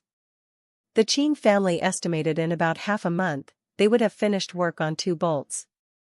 So, the Qin family would give him 2 bolts every month. Hansen understood that, since the Z-steel raw stone was so hard, it was non-reactive to heat, so it could not be melted down. It could only be ground down, slowly, over much time. Hansen highly anticipated the day he would receive his first Z-steel bolts. They had a 90% concentration of Z-steel, and their toughness would undoubtedly be better than the raven feathers. The most important distinction between the 2 different types of bolts he was about to own, however, was that he could not bring the raven bolts out of the shelter, whereas the Z-steel bolts could be taken everywhere. After this, Hansen quietly returned to the goddess shelter and put away the beetle knight. He then went to the Alliance to search for information. He wanted to catch a lead on where he might find a second-generation solo super creature. "Brother, did you sign up for Divinity's Bout?" Tang Jinliu said excitedly, after contacting Hansen. "No, it would be a waste of time." Hansen smiled. "Why not? You should give it a go, you have a kick-ass pet, after all. There's a chance you'll reach a rank in the 10 Son of Gods and make humanity proud," Tang Jinliu said. "My pet is strong, that much is true. But if I face an opponent stronger than I'll be killed. I'll be dead. Why should I bother?" Hansen shrugged. "I suppose you are correct. But if you don't go compete in Divinity's Bout, it is practically guaranteed that humanity once again will fail and not stand a chance of securing a single position. It has been a century, and across that entire time, the top 10 Son of Gods have been spirits. It's humiliating, at this point," Tang Jinliu said, with a depressed look. "That's just how it has to be. Unless we are able to somehow max out our super geno points, we will continue to be unable to compete with them," Hansen said, with a smile. "That is hard, you know? A life geno essence has been discovered in the first god sanctuary, but they have been unable to learn how to absorb it. The same thing has occurred here in the second God's sanctuary, as well. When we'll actually be able to start earning super geno points is very much still up in the air at the moment, Tang Jinliu said, with an even greater look of depression. Hopefully, it won't be too long. I want to become a surpasser as soon as I can, Hansen said, with another smile. You have the most amazing luck, to have a pet like that. The next time you fight a super creature, consider us. Whatever the Qin family gives you, we can provide just as much. Maybe even better, Tang Jinliu said. We'll talk about this when I am actually able to kill a super creature. And pets? You know pets. Pets are just pets. If the master is too weak, it would be dangerous to hunt a super creature, regardless of the pet's individual strength. Unless victory is 100% sure, I wouldn't risk it, Hansen said. After the call with Tang Jinliu, many others contacted him, wondering if he was going to participate in Divinity's bout. It looked as if many people wanted to see him compete there. A lot of people sincerely wanted Hansen to become a son of God to make humanity proud and have their race proudly displayed on the tablet. But Hansen told them he wouldn't take part in Divinity's bout. Many eyes watched Hansen, though, and he couldn't even though he wanted to. Many people didn't believe Hansen was willing to skip the affair, though. Hansen only spent time in the Alliance or Goddess shelter recently, it was believed. He hadn't left either place for a while now, so the people who spied on him would know whether or not he signed up when the registrations closed. So, in time, it was inevitable that people would come to accept Hansen really wasn't signing up. Hopefully, I really can become a son of God. It'd be a marvelous thing if I were to obtain a super spirit. Hansen used his Beetle Knight to create a doppelganger, while he sneaked out on his own. Signing up as Dollar, he would only need to show off his powers and others would believe Dollar was the only person with super geno points. That would most certainly take the heat off Hansen. But there was still a while to go before Divinity's bout began. And right now, they had to get through the preliminaries, where the best person from every shelter would be elected to move forward. Hansen did not need to sign up for this, as he was the first and only person in the Crystal Palace. So he opted to use this time to search for a second-generation super creature. Hansen looked for information regarding one's location and managed to get something. An evolver had made a post, which made Hansen believe they had encountered a second-generation super creature. That super creature resided someplace on Devil's Mountain. That wasn't too far from his current location, so Hansen decided to scope it out. If it was a solo second-generation super creature, now was his chance. Hansen left the silver fox by the Beetle Knight so his doppelganger would appear more authentic. Hansen was planning on traveling to Devil's Mountain alone. With the angel by his side, however, he wasn't afraid. He wanted to use this opportunity to slay sacred blood creatures and max out his sacred geno points. He hunted many sacred blood creatures in the sea, but because of their large size, eating a lot of them was a slow process. As a result, attempting to max out his sacred geno points this way was far too slow. Devil's Mountain was home to many different creatures. Not long after he began ascending the mountain, he caught sight of big gorillas, with a few mutants among them. But someone was already battling with the group of gorillas, which surprised him. He never expected he'd find someone else so bold as to hunt creatures on Devil's Mountain. Hansen took a closer look and noticed it was Philip. He had a girl nearby him as he fought. The black gorillas were unable to compete with Philip, as he quickly laid waste to each and every one of them. Even the mutant class variants could not withstand many attacks from him, and he looked to be a fiercely powerful warrior. Philip, you are so good. You are so strong and so handsome. The woman had her hands pressed against her chest as she praised Philip. The pupils of her eyes were almost shaped like hearts in adoration. The woman was rather pretty. She had big boobies, long legs, and looked quite young. Her words of encouragement were soft but high-pitched, and they worked like fuel on Philip, stoking the fire of his yearning to do combat. He now fought even harder. He ruled the sword in his hand like he ruled the world. Hansen watched the scene for a while, but then prepared to leave. As he walked away, he heard the woman say something else to Philip, who had slain all the gorillas.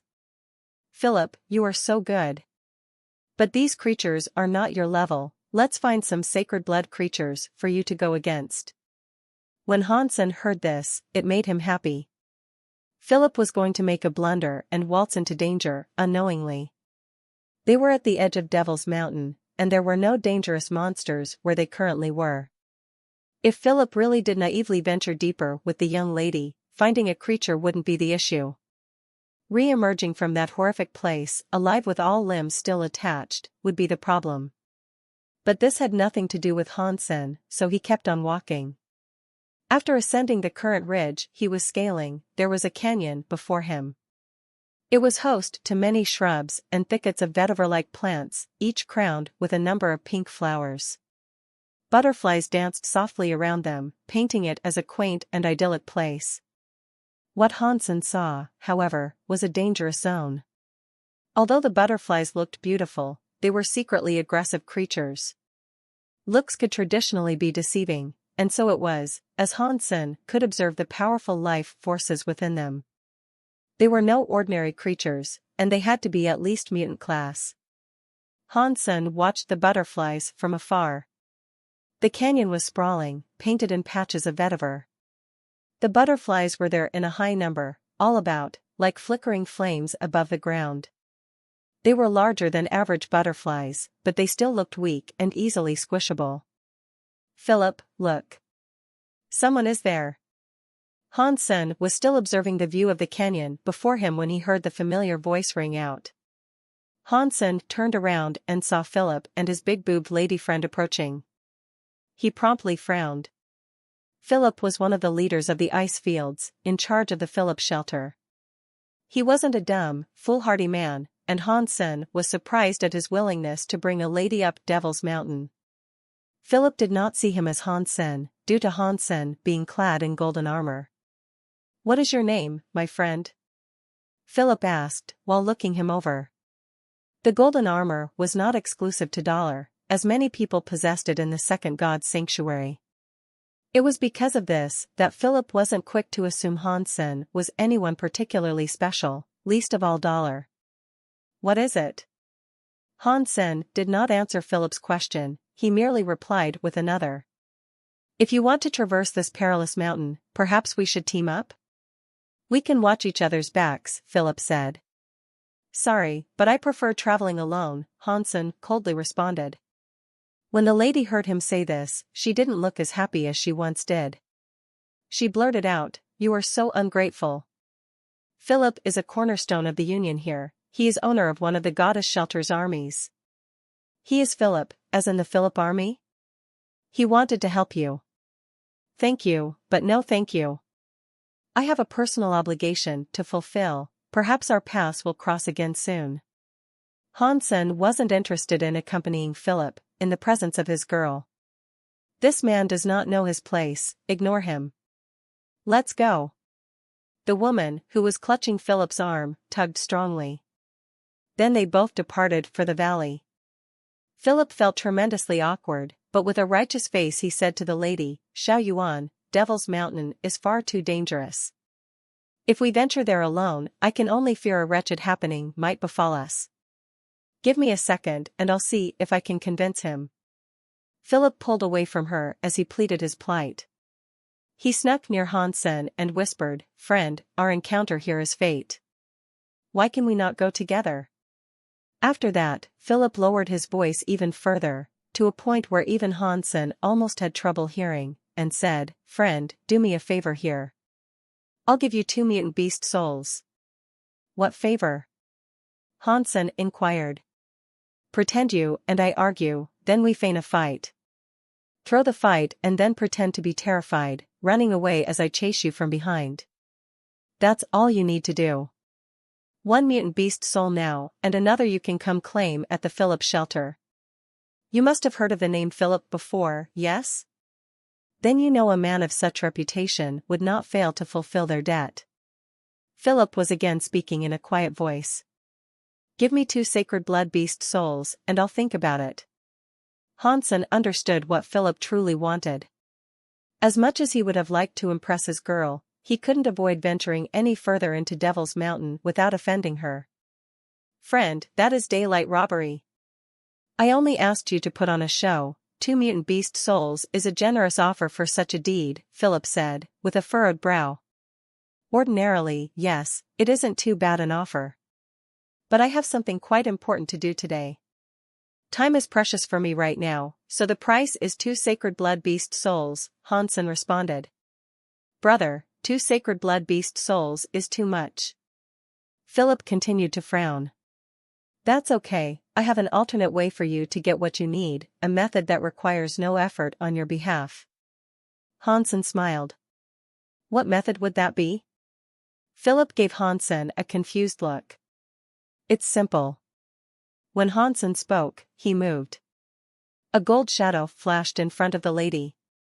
The woman was suddenly shocked, and she looked ready to scream, but before she could, Hansen slapped the back of her neck and she fainted. There you go. See? That'll cost you nothing. Now you can go pretend that you saved her.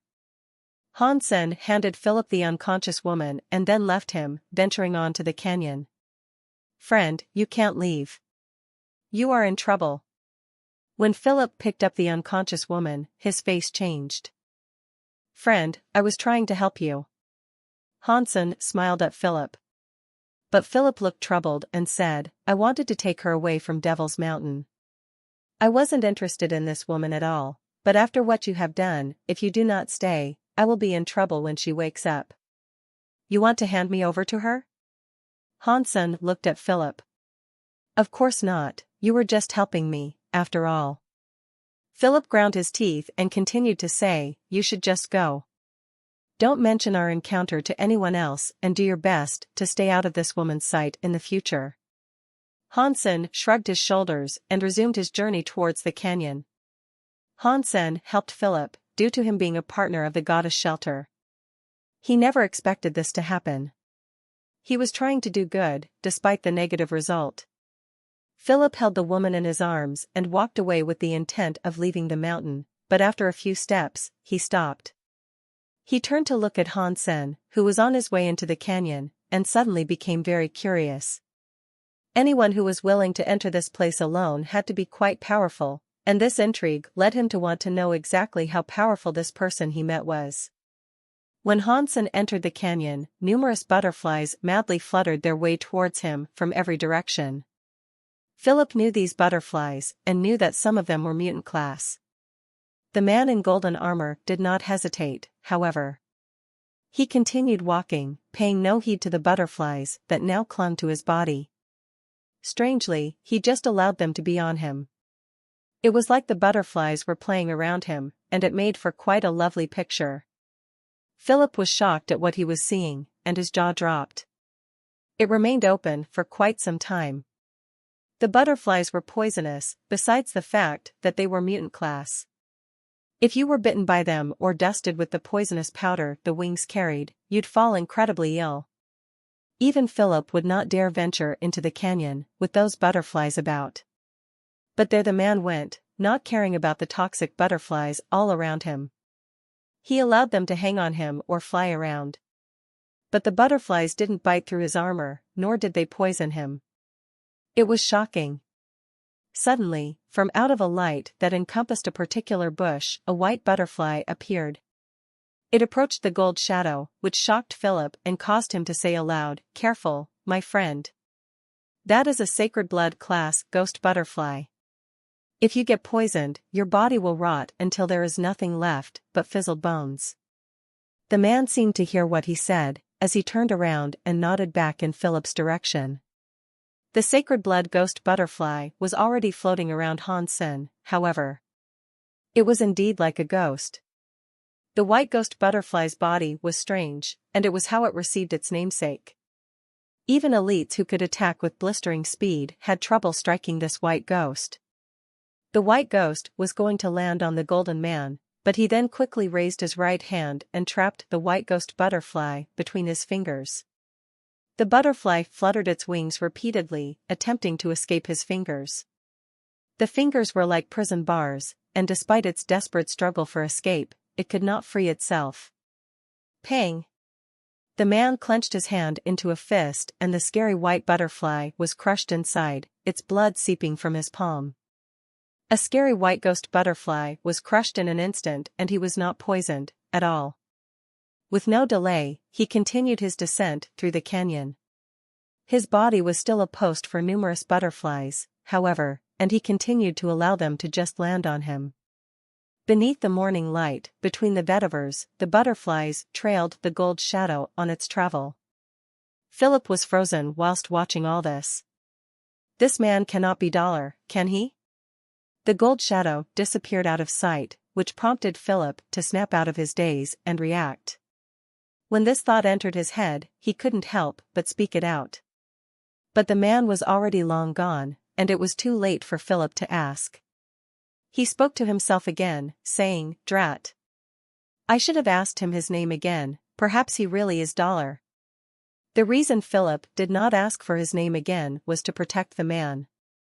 If Su Yuan asked about him when she awoke, he wouldn't be able to tell her anything about him, and that would be the truth. He didn't even see the person's face, so he had very little to go on. It would have been better that way, so that was why he did not ask again. But now Philip regretted his decision. He liked watching Dollar fight a lot, and he always dreamed of meeting him. He very well could have been Dollar, and if he had let the opportunity of meeting him pass him by, he'd be depressed. Although he wanted to go deeper into the canyon and ask the person whether or not he was Dollar, seeing Su Yuan unconscious in his arms, he gave up the idea. He couldn't venture in there while carrying a passed-out woman. Han Sen was very happy right now. He had managed to squeeze the white ghost to death in his hand and heard the charming, oh so familiar voice call out to him. Sacred blood creature hunted, white ghost butterfly. The beast soul has not been acquired.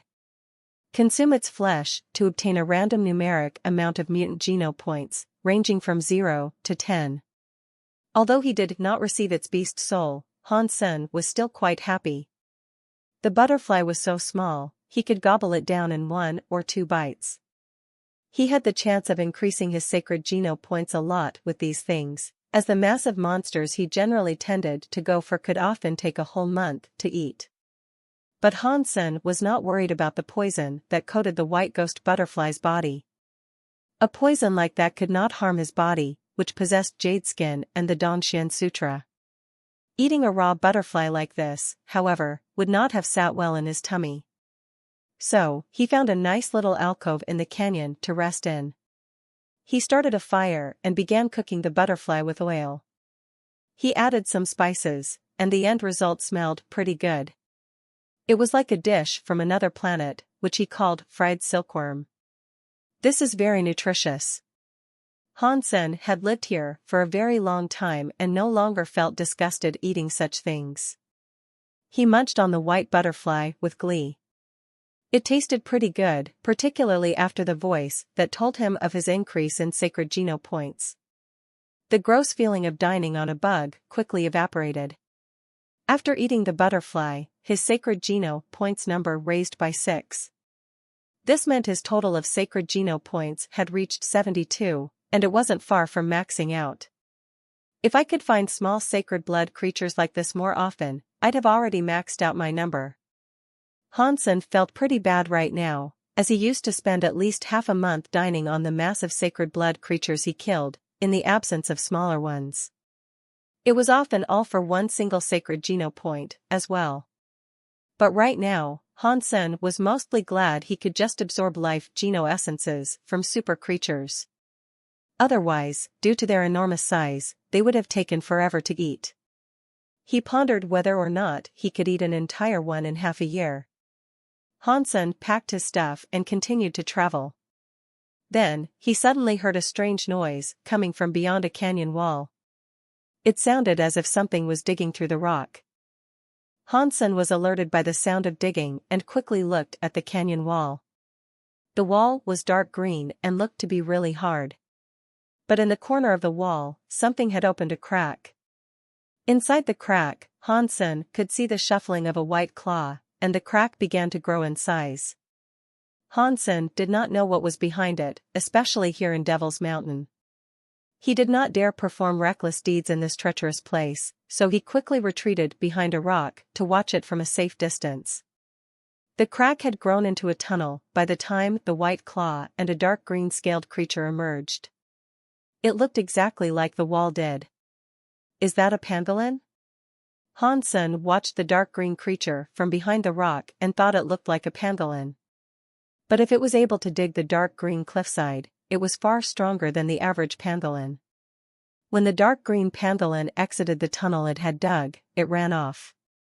Then, he noticed a purple ant, about the size of a fist, come trailing after it. There were a number of these ants, and their bodies looked like jade. There were about 20 of them, and they seemed to be giving chase to the pangolin.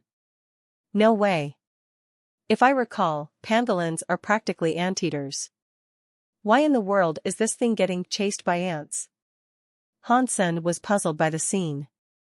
The purple ants did not chase the pangolin far, for it seemed as if they weren't very fond of sunlight. When they reached the edge of the shadows, they quit their pursuit and ran back to the hole they had emerged from. Hansen pulled out his peacock crossbow that was loaded with a raven feather, took aim, and fired at one of the purple ants. The bolt instantly pierced through its body. After all, it was a berserk super crossbow. With a super bolt, few creatures could ever hope to withstand its power. Sacred blood creature hunted, subterranean devil ant. The beast soul has not been acquired. Consume its flesh to obtain a random numeric amount of mutant geno points, ranging from 0 to 10. What? This is a sacred blood creature? Hansen almost jumped up. There were at least 20 ants that had emerged from the newly formed tunnel, yet he couldn't believe what he was hearing. After one of the devil ants was killed, the rest of them started going crazy, skittering around in search of the foe that had slain one of them. Because Hansen was quite far away from them, they did not become aware of his presence there. Going unnoticed was a rare opportunity, so he wasn't willing to let this chance pass him by. He brought up the peacock crossbow once more and fired repeatedly. Each bolt found a target, numbering another 5 kills. The sacred blood announcements continued to ring inside his head, one after another. It almost made Hansen squeal with excitement. It was true that by eating the same sacred blood creature multiple times, the amount of sacred geno points he'd get would decrease after each subsequent ant. That didn't really matter, though, due to the fact he only needed another 30 geno points. The raven bolts had all been used up, just in time for Hansen to be spotted by the ants. Frantically, they skittered in his direction. Seeing more than a dozen sacred blood ants rush towards him in such a manner was a frightening sight. The ants were indeed fast, but for a man like Hansen, they were nothing. He summoned his battle mode little angel. The little angel's hand swung her greatsword and diced an ant like a stroke of lightning. 14 foes to counter, but before the angel, they were nothing. It only took her a second to slay them all. I'm a handsome man and I collect ants. I hold a big bag and I got the biggest ants. Hansen began singing a favorite song of his, as he picked up the ants and stuffed them into a bag he had brought with him. Hansen felt awesome. With 20 sacred blood ants to dine on, his sacred geno points were sure to max out in no time at all.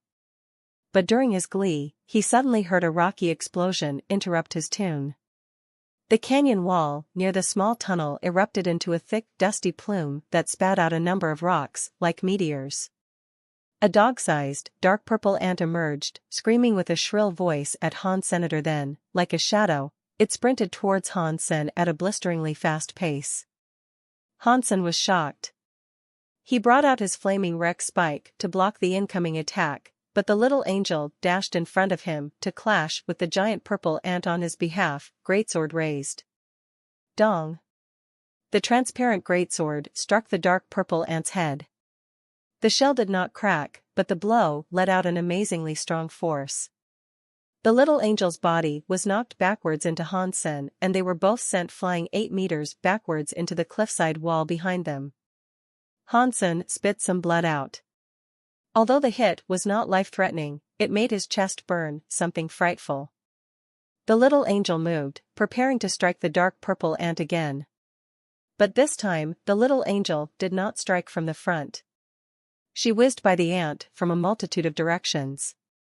Her greatsword was poised to strike, and every dash and direction she went, she hit the ant. The giant ant had formidable control of its claws, however, and it managed to block every attack.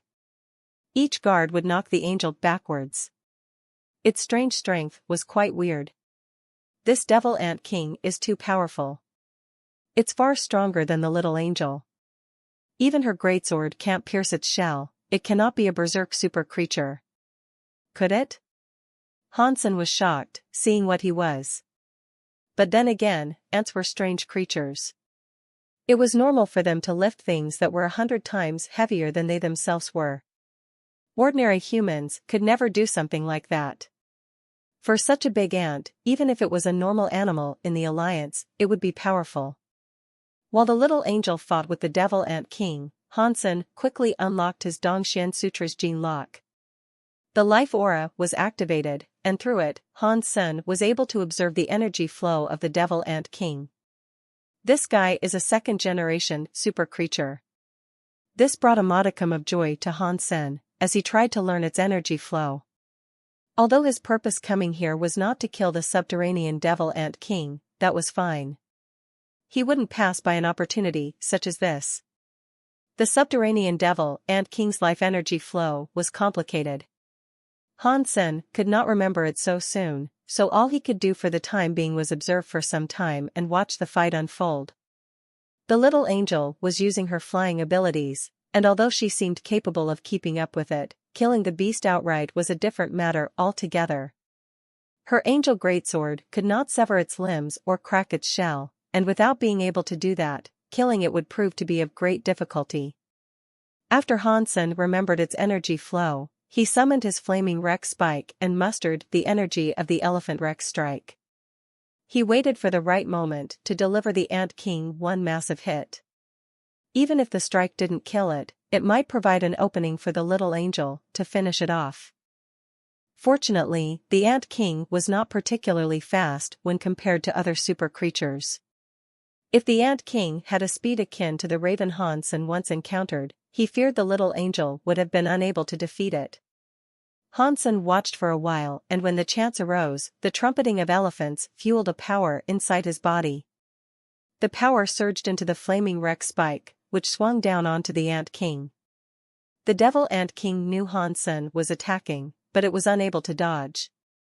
It was not because it was not fast enough, it was because it was recovering from blocking another attack that was delivered by the little angel. During its recovery, it didn't have the energy to deflect Hansen's hit. Hansen's power was far inferior to the devil ant king's. Normally, he wouldn't dare something like this, but he excelled in the realm of tactics, deduction and prediction, particularly. He had foreseen how the ant king would react, so he committed to this deadly strike the exact moment he knew the ant king would not be able to dodge, block, or even retaliate. Pang! The flaming Rex spike brutally struck the ant king's waist. Hansen thought this must have been its weak point. But all that sounded from the strike was the call of beaten metal, and that was exactly what it felt like when he hit the ant. The flaming Rex spike left his hand and spun through the air about 10 meters away. It hit the cliffside. With such force, Hansen's hands were left numb and his arms almost felt as if they were going to break. When the hit was delivered, though, the ant king squealed in agony.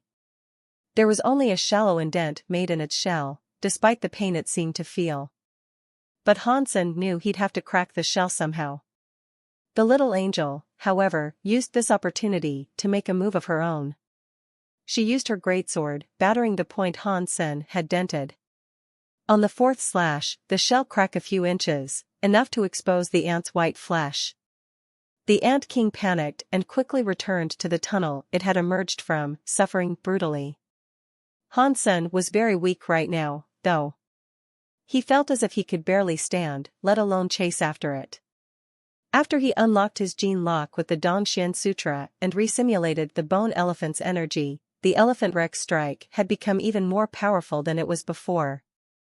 If it hadn't been boosted to the level it was currently at, he would have been unable to deal the damage he did to the ant. But the more powerful the attack was, the more energy it cost. After all, his fitness was limited and he couldn't dream of being like the bone elephant itself, repeatedly unleashing such foul, wretched amounts of power on a whim. Hansen estimated he had reached a fitness level of about 200 by now, but the energy costs of that skill were still too draining. Under Hansen's command, the little angel chased the Ant King down into the pit it had come from. But he also ordered her to return if the Ant King still proved to be too formidable. He didn't want her taking any unnecessary risks, and he wanted her to prioritize her own safety above all else. The Ant King had only been dealt a small amount of damage, and it still contained most of its power. It was still stronger than the little angel, without question. This was the great boon of being an ant.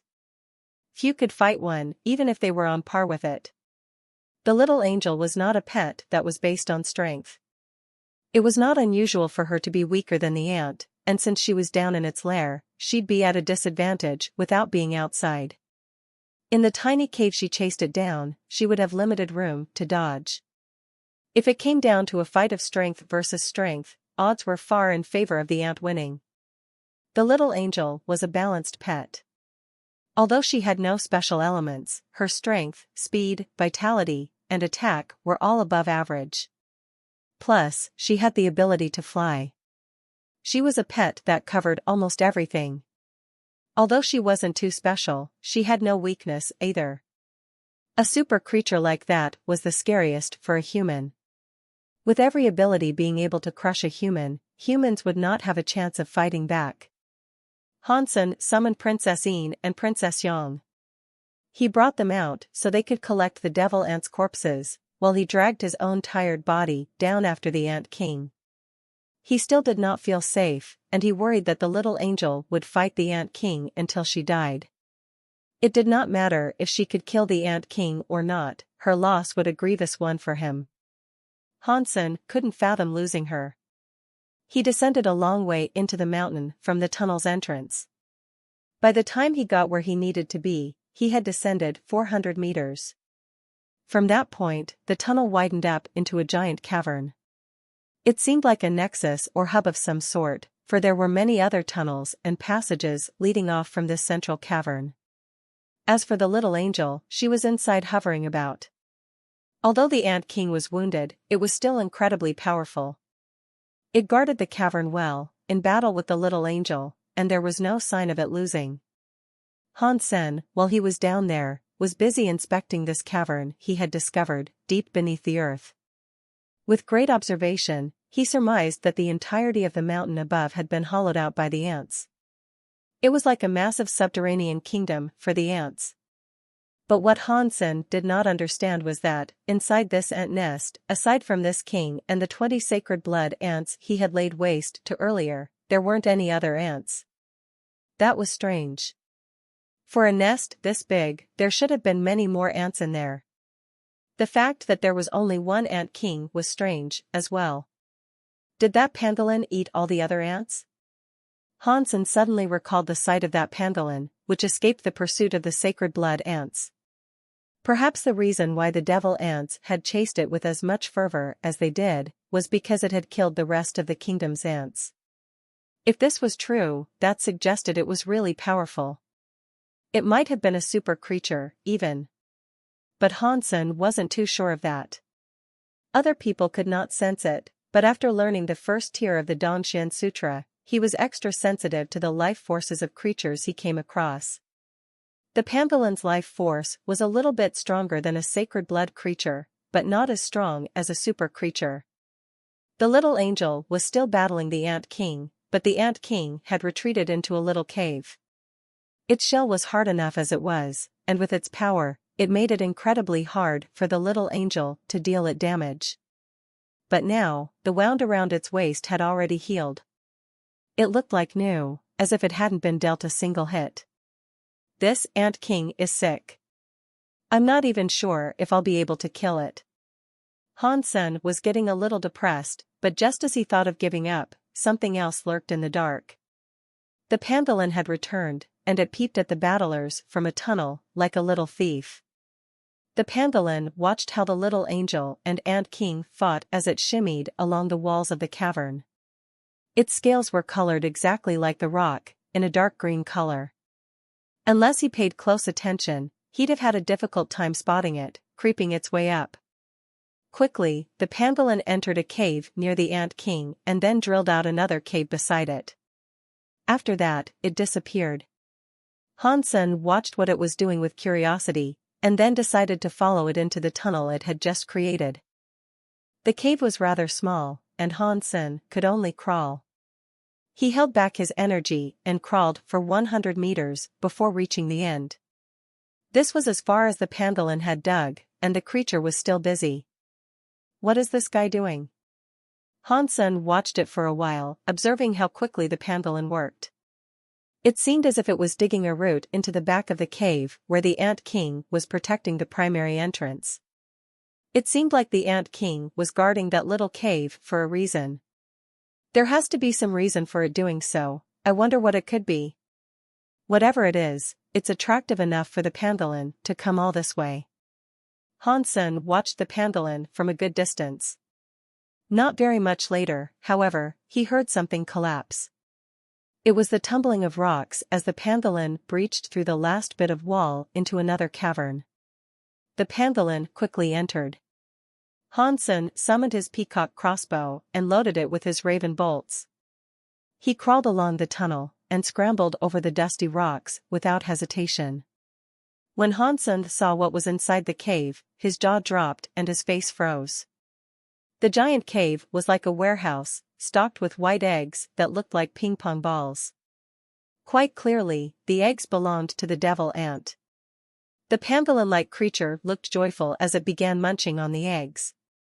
Han-sen climbed out of the tunnel that had been dug out by the pangolin, spooking it.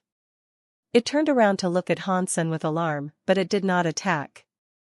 Han-sen took aim at the pangolin with the peacock crossbow as a precaution but felt conflicted. The pangolin was very strange, he did not know anything about it, and his own body was so weak that he didn't want to start a fight he might not be able to finish. They both froze, eyes locked. Neither of them knew what to think of the other. The pangolin rolled its beady eyes and then stood up on two legs like a human. Its claws pointed towards the entrance. Han-sen understood what it meant. The pangolin was pointing towards the ant king's location, and it did not want Han-sen to alert it to their presence.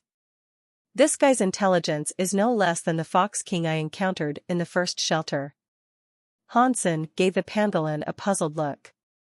The pangolin then pointed to the eggs on the floor. It pointed to Han-sen, and then pointed to itself. It was a funny little creature. But again, Han-sen understood what it was suggesting. It was telling Han-sen that there were many eggs for the both of them, and that they were free to eat as many as they desired, as long as they didn't disturb each other. Han-sen looked at the pangolin, then he released his draw of the peacock crossbow. The pangolin went down on the ground again and resumed its feast. Han-sen did not feel comfortable in the presence of the pangolin. He made sure to watch it, in between his observations of the cave and the eggs that populated it. The ant eggs were all identical. They were white, almost exactly like ping-pong balls, and mildly transparent, too. But Han-sen was aware that something was amiss. Traditionally, ant eggs were laid by ant queens, not ant kings. There had to be something quite different about these eggs. If they were the ant king's eggs, then they would all be super creatures. But there had to be at least 100,000 in the cave. If they were all super creatures, the devil ant would reign over the second god's sanctuary unopposed. If they were created by the ant king, they couldn't be super creatures. They had to be something else. Han-sen stepped on one of the eggs. Mutant creature hunted, subterranean devil ant baby. The beast soul has not been acquired. Consume its flesh to obtain a random numeric amount of mutant geno points, ranging from 0 to 10. Ah, so these aren't super creatures. Han Sen then stepped on a few more to check. He managed to squish a few more mutant variants, as well as ordinary variants. He could not find any sacred blood types, however. The pangolin must have been confused about this, as well. Sometimes it stopped eating, as if to taste test the quality of what it was consuming. The way it rummaged through the eggs suggested it was looking for super creature ones, too. Han Sen bent over and picked up an egg, observing it the best he could. There were so many ant eggs there that if he ate them willy-nilly like the pangolin was, he would never find what he was looking for. Han Sen needed to look for a signature, or a way to discern one type of egg from the others, to find the super creature eggs that he sought. The eggs were semi-transparent. When he held them in his hands, the eggs were quite elastic and felt like jelly, but even more gloopy. The ping-pong-shaped, circular balls did not smell bad. They were quite dry, as well. But when he looked inside, Han Sen could easily observe a creamy juice in there. There were no marks on the outside either, the eggs were flawless. Han Sen checked out a few more and noticed they were mostly identical, and their class could not be concerned by the naked eye. The ants were smart. By heaping so many similar eggs together, no one was able to tell where the most precious ones were hidden. But for Han Sen, things were different. Their appearances were all the same, yes. And the difference of their contents was something not even the pangolin could discern. Han Sen easily figured out its inability to determine which egg possessed which ant by the way it picked through them, one by one. Sometimes it put them in its mouth, as if taste testing. Han Sen had his Dongxian Sutra, with its first gene lock unlocked. He used it, and his Dongshui aura spread. The life force of the eggs were easily detectable to Han Sen. Although they were only eggs, their life forces weren't all that different than they would be after hatching. Super creatures were super creatures, too, so if they were out there somewhere amongst all the other eggs, their life forces were sure to shine like a beacon.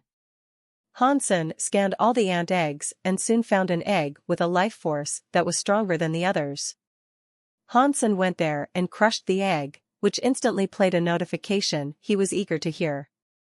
Sacred blood creature hunted, subterranean devil ant baby. The beast soul has not been acquired.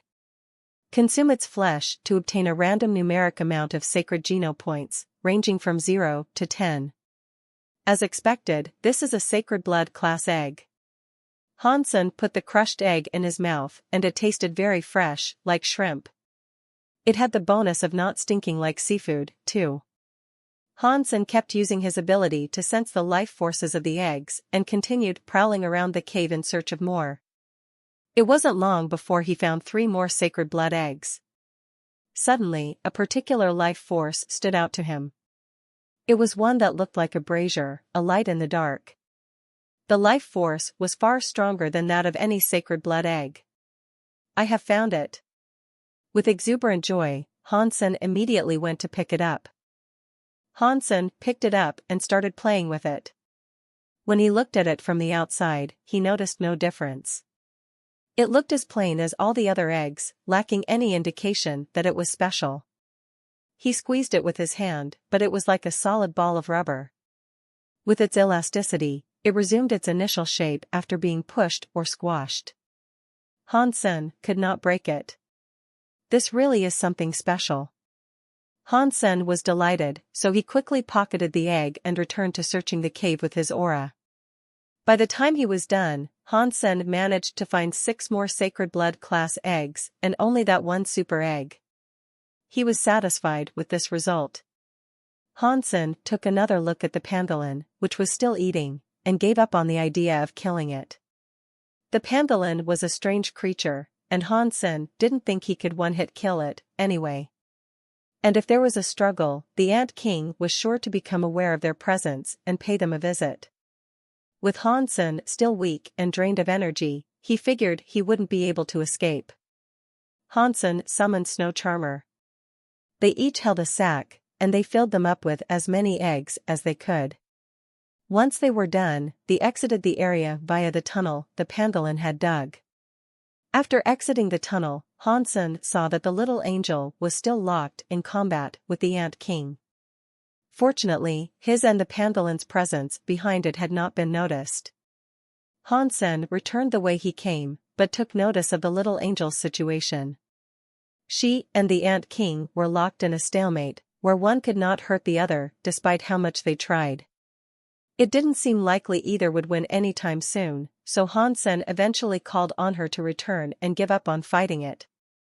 The Ant King was a powerful fiend, and it had the toughest shell. With its ability to recover being so quick, there was no point exerting any more effort or time on the faint hope of killing it. Besides, he had already received one of the Ant King's super eggs. Therefore, there was no point in hanging around trying to kill the fully grown creature. After he exited the cave from the tunnel, Hansen summoned his wings as quickly as he could. With his bounty of icky treasure in hand, he left the area.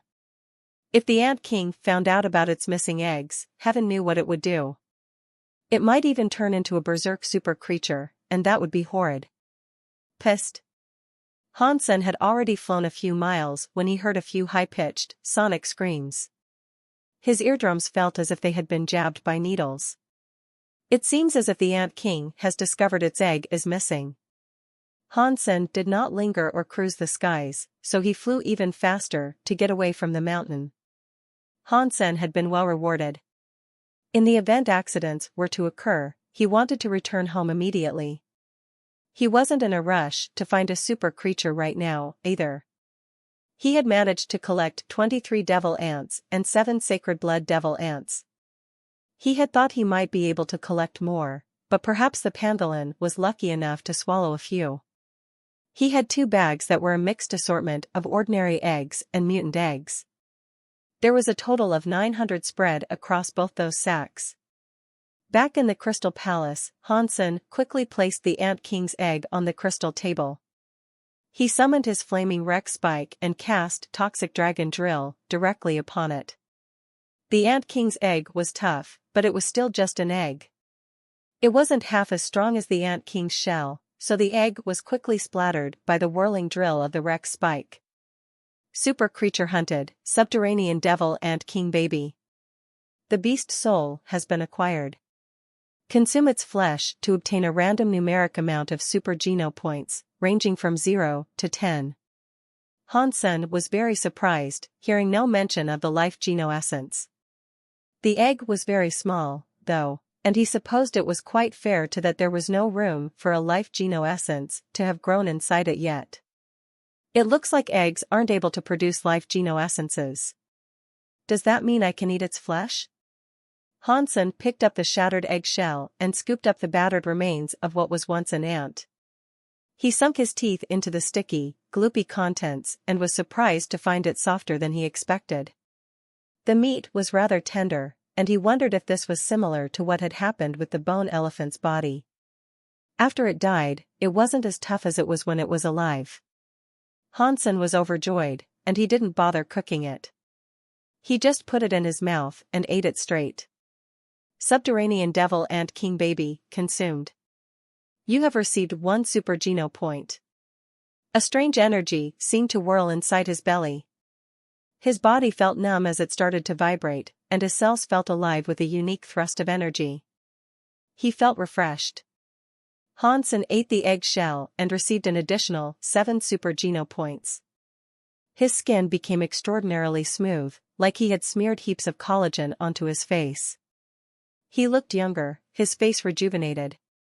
He didn't know when the eggs might hatch, so he let his companions dine on them. But he would be the one to eat the 7 sacred blood eggs, of course.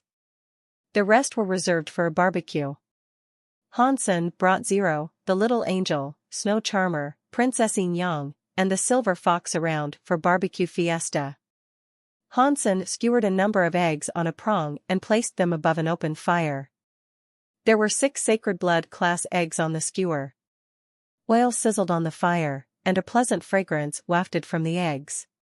Sacred blood creature hunted, subterranean devil ant baby. The beast soul has been acquired. Consume its flesh to obtain a random numeric amount of sacred geno points, ranging from 0 to 10. The notifications popped, one after each other. The only variance was in the fifth notification tone, which told him he had acquired a beast soul. Hansen happily sprinkled a few herbs and spices on the eggs that were being cooked, and sensational smell of flavors cloaked the room. In one stroke, Hansen gobbled every skewered egg at the same time. They tasted divine, and left a satisfying aftertaste in his mouth. Subterranean devil ant baby, consumed. You have received 1 sacred geno point. The notifications and slight upward ticks of his sacred geno amount increased, and then, Hansen squinted. Maxed out sacred geno points, here I come. Hansen said, as he continued to munch on the cooked eggs. After he ate all 6, he still needed 8 more points to max out the number. But that was fine, as Hansen brought out a few sacred geno ants to Dehel and cook. The silver fox and little angel came over to sit next to him. They were picky, and far more interested in dining on the sacred blood class creatures. Hansen decided to share. He gave some to both of them, and even gave some to Zero. The whole group was enjoying their barbecue feast, and the whole crystal palace smelled of sizzling food and jovial spirits. Subterranean devil ant flesh, consumed. You have received 1 sacred geno point. After Hansen ate his 4th cooked ant, he heard the final announcement ring. Finally, I have maxed out my sacred geno points. Hansen gave a long sigh, feeling super happy.